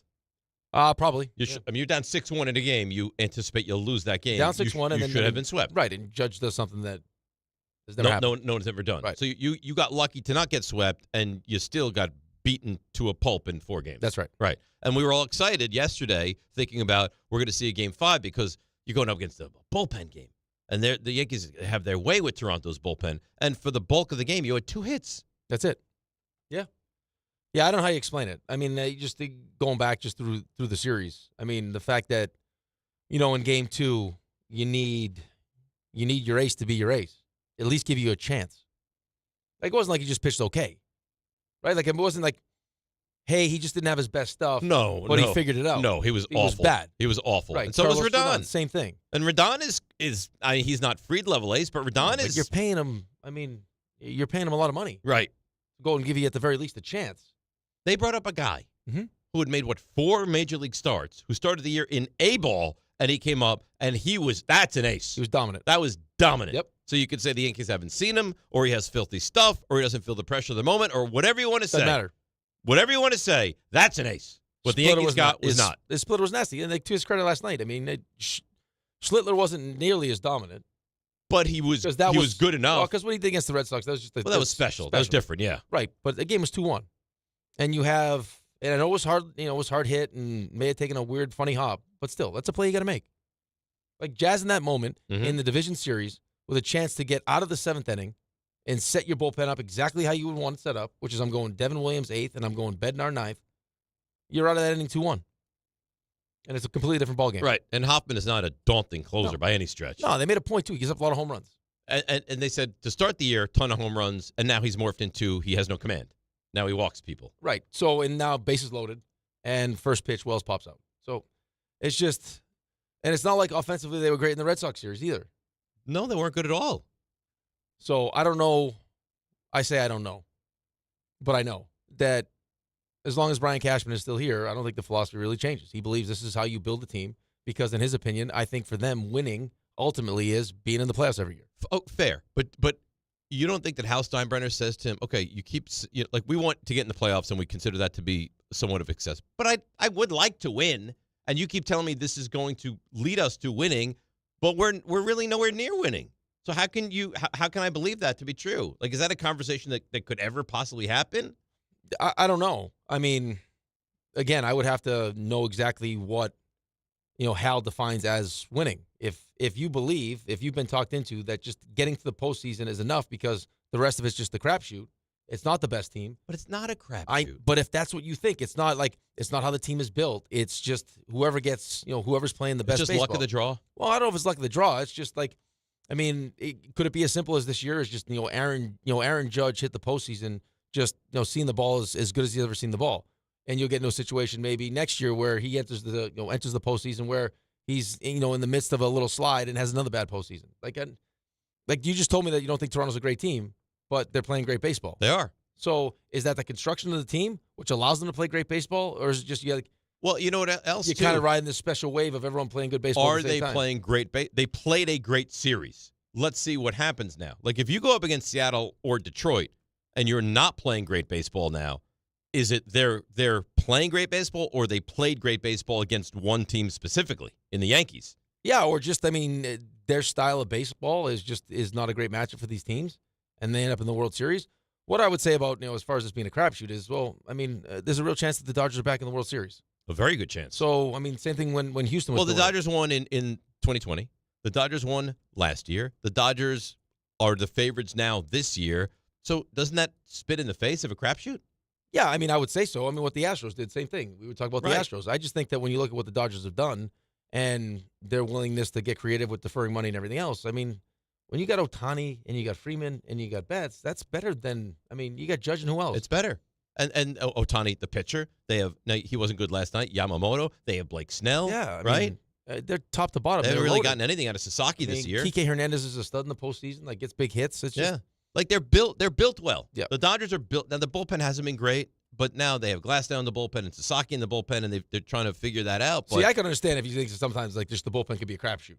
That's just that. Well, look what the Mets did. It turned out it was a disaster, but we were thrilled about Helsley. Everyone was. You got Helsley, you got Rogers, you got Soto. Oh, this bullpen's going to be lights out. They stunk. Yep. Right? Yankees, same thing. Duvall's really good, and Bednar's really good, and now the Yankees bullpen's going to be really, really good, and they have not been. So, yeah, I just think, too, when you get to a postseason series, right, and you have, the best teams going at it, and you have, you got really good pitching, and you got, the ability during the course of a series to really focus on what we're trying to do, how can we take advantage of your weaknesses, is that, you're probably at some point going to revert to who you are, right? It's just that it's kind of like that cliche in baseball, the back of the baseball card. There's a level of comfort. No one going to if I got Juan Soto, Juan Soto's going to be Juan Soto. The reason why we're so hard on Aaron Judge is because we expect Aaron Judge to be Aaron Judge. At the end of the day, Trent Grisham kind of turned into what Trent Grisham is. Yeah, but Aaron Judge was Aaron Judge. I know, but it's Anthony Volpe turned into what we've seen this whole season. So great Aaron Judge we've seen it, can't get these guys out of not being very good. Well, not if I'm going up against a team that doesn't just have great Vlad. It's got Clement hitting 600. Right. And you know what I mean? So they also had. Right. So they let's be fair. Vlad was the equivalent of Judge in the series. He was awesome. Right. So you take those two guys away. Yep. Who's better? Toronto's lineup is 50 times better than the Yankees and lineup. Not to mention that you got the one. Starting pitching wise, from Savage, you got an unbelievable performance from him. Right. So no chance to win the series in retrospect. Let's go to Lang in Connecticut. Lang, you're on ESPN New York. Good morning. Yeah, I got to get into Jazz Chisholm. It is so un-Yankee like. It is un-baseball like. It is unprofessional. George Steinbrenner is thrown over. His decorum. He presents as being aloof. I don't know if that's his interpretation of being cool, but he just looks like he doesn't want to be there. He looks so casual, and it's no surprise that ground ball, which was rather pedestrian, ate him up because he's not focused. Yeah, I don't know if it was a rather pedestrian ground ball. I don't love Jazz either. And there is something about his here's the thing with the Yankees, way though, that I find frustrating. Right, but here's the thing with the Yankees. It feels like they've for the last, I don't know how many years, with the Donaldson stuff and everything else, they're looking for this swag / FU sandpaper type of mentality that's just not that. They just don't, they know they need it, but they don't know how to find it. Right. And they don't have it. No, they don't have it. But right. that's why they would Jazz presents himself as I got this swag and this confidence. I am not that a you would Chisholm hope guy. kind of permeates through the team, but it's that's not you're who Aaron Judge is. You know what I mean? Give Give me good baseball But players. just be who you are. That are like dialed in and like fundamentally sound. Like even like Buster brought up, like the play at second where Jazz gets the ball and he's like, "Oh God, the guy's trying to score!" Right. Like, come on, man. Like it's a lack of this awareness. time of the year. If it's this a lack of awareness. Well, how about when he got doubled off first base and he sat there in front of reporters like, "No, I'd do it again. I would do it again." Yeah. Well, how could you make a monumental mistake in any walk of I your know. life? It blows up in your face. But- You're like, "No, I would make the same decision." See, but that would be my biggest problem. If I was Hal or I was Brian Cashman and I addressed the team after the season, that would be one of the things at the top of my list, like the talking points that would like probably get me to like throw a trash can and get real pissed off. Is all we hear every day is how your manager stinks. And we see how he treats you. And he takes bullets for you every single day when he talks to the media before the game and after the game. And how do you guys repay him? By doing stuff like that. And I would point out all the different things. Jazz doing that. Or these mental mistakes. Like, I mean, do you know how disrespectful that is to Aaron Boone? Well, maybe that's just who they are. But that has to change then. Well, maybe they brought in the wrong Like, guys. Could you imagine doing stuff like that to John? No. Like the way he treats us, showing up and not being prepared. Or like when he tells you to do something, doing the opposite of it. Or doubling down on the mistake that you made. It makes him look bad. It does. It makes everybody look bad. Makes Cashman look bad. Makes ownership look bad. Makes management look bad. Makes your teammates look bad. Makes everybody look bad. Game time makes everyone look good, and it's brought to you by Tullamore Dew Irish Whiskey. When it's game time, it's Tully time. Busy night tonight. Rangers in Buffalo taking on the Sabres, 7 o'clock. Your Islanders in action starting their season in Pittsburgh against the Penguins at 7 o'clock, and the Devils drop the puck against the Hurricanes at 7:30 in Raleigh. And then, of course, at 8:15, the Giants host the Philadelphia Eagles. And that's game time, brought to you by Tullamore Dew, the original triple distilled, triple blended, and triple cask matured Irish whiskey. Be sure to grab a Tullamore Dew or try the new Tullamore Dew Honey during today's action. Glass up to enjoying Tullamore Dew responsibly. Your calls and picks next. DNR with you, ESPN New York. Make cancer screening a part of your annual healthcare routine. New York Presbyterian offers a full range of cancer screenings, including lung, cervical, prostate, colorectal, breast, and more. Regular cancer screenings could save your life by detecting cancer at its earliest, most treatable stages. Screenings are available across New York City and Westchester. Learn more at nyp.org/cancer screening. Stay amazing. New York Presbyterian. Don't take slow for an answer. Not so easy when you're stuck in traffic. But mere inches from someone else's bumper, you can dream of faster things. Like Optimum Fiber, the fastest and most reliable fiber internet, starting at $40 a month. So while you can't always switch lanes for a faster route, you can switch providers for a faster connection. Optimum. Don't take slow for an answer. Call 888-4OPTIMUM or visit Optimum.com/fiber today.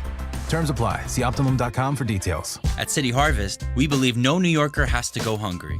With your help, we're on the road 365 days a year, rescuing over 77 million pounds of nutritious food and delivering it free to millions of New Yorkers, transforming surplus food into sustenance, sustainability, and smiles, rallying thousands of New Yorkers to power a network of nourishment across our city. One day, one meal, and one New Yorker at a time. That's how we feed good. Donate at cityharvest.org.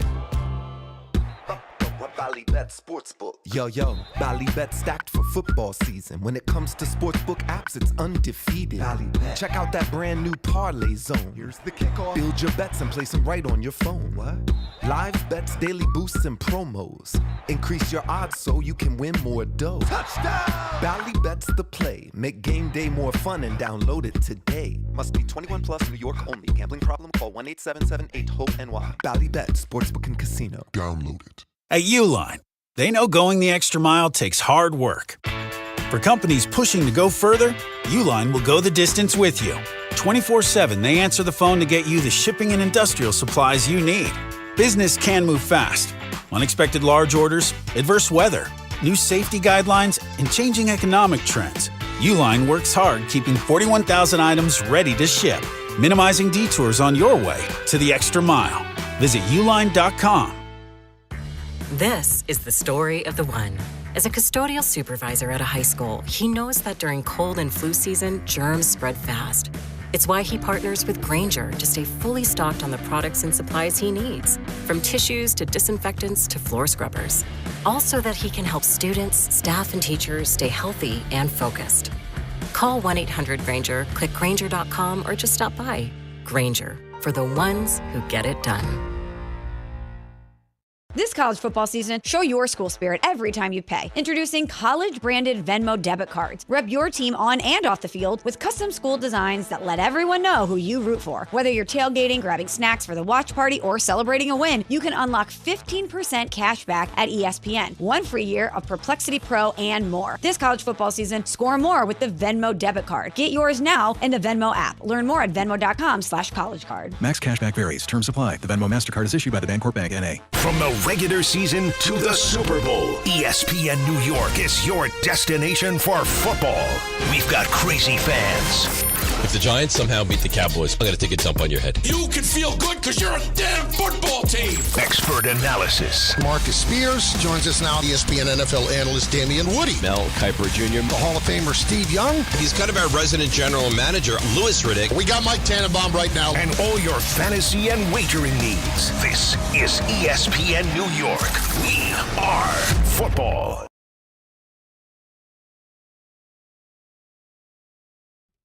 All right, DNR with you, ESPN New York.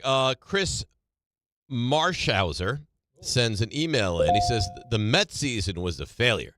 The Yankee season was a disappointment. No, I would say the Mets season was an all-time epic failure, and the Yankee season was a regular failure. Right. I would say that the Mets season was an embarrassment. Right. An embarrassment of epic proportions. That's right. Like, you'll remember 50 years from now the pathetic nature of what the Mets were. You spent $765 million on Juan Soto, $341, I want to say, on the roster. Right. And for how many months?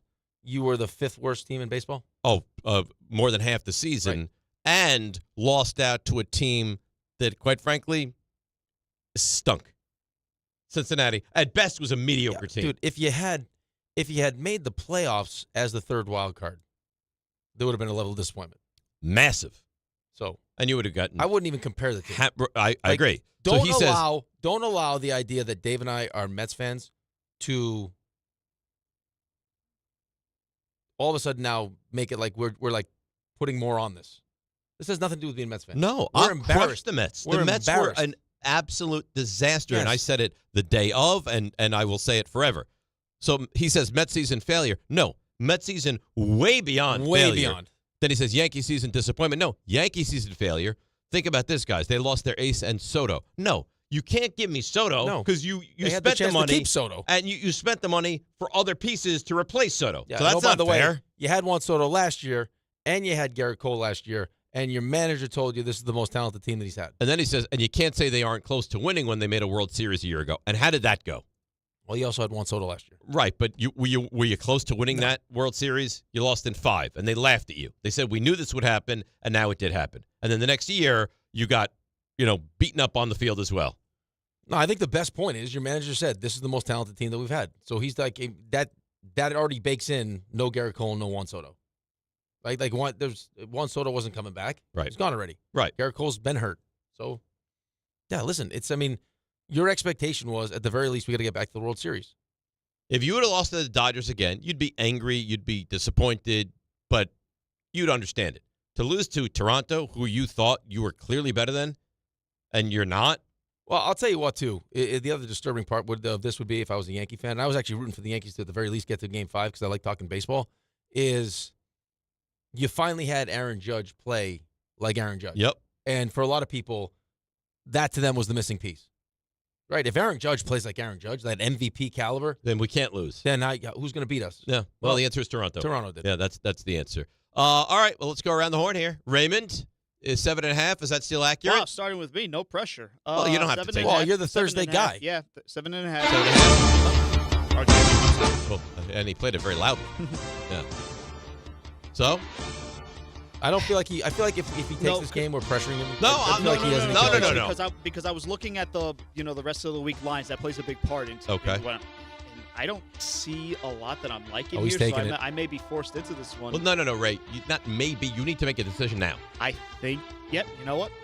Give me the Eagles 7.5. Eagles 7. Okay. Yeah. Raymond's in. RJ, you know the number. You know Ray's involved. You going? So I've been battling back and forth about is this some sort of rage selection? Uh-huh. Because I'm just not totally positive. So for that reason, I'm actually going to sit this one out. Really? Oh, RJ, you had such conviction earlier in the day. You believe that you're in your headspace you're in. I don't. You're not you. I really want to pick the Eagles. I really do, but I don't think I'm in a good headspace right now. How good would you feel if the Giants won this game and you didn't take it? I mean, good, but I don't. The Giants don't need to win. They just have to lose by less than 8. But for me, think of the show we put on to our Giants win. Yeah, I mean, listen, I 100%. Giants winning, and listen, it's kind of like it works either way for me because if the Giants win. Okay, can we stop with this as the Giants? Give me the path to a Giants win, please. It doesn't exist. It doesn't exist. All right. Right, so what are we talking about? What are you doing? Giants win. He's in. He's out. We just need them to cover so Ray loses. What are you doing? I'm out.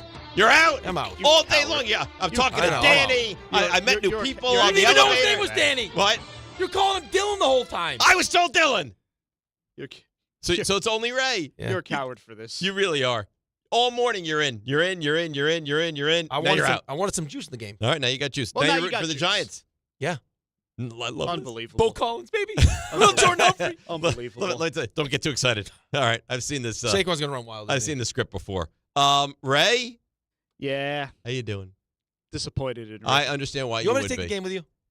Take the game because you want to take the game, Well, not because I I'm can't do doing that. it. All right, then. You know how I feel about Thursday All games. right. Are you ready with your 3 stars? Sure. Let's go.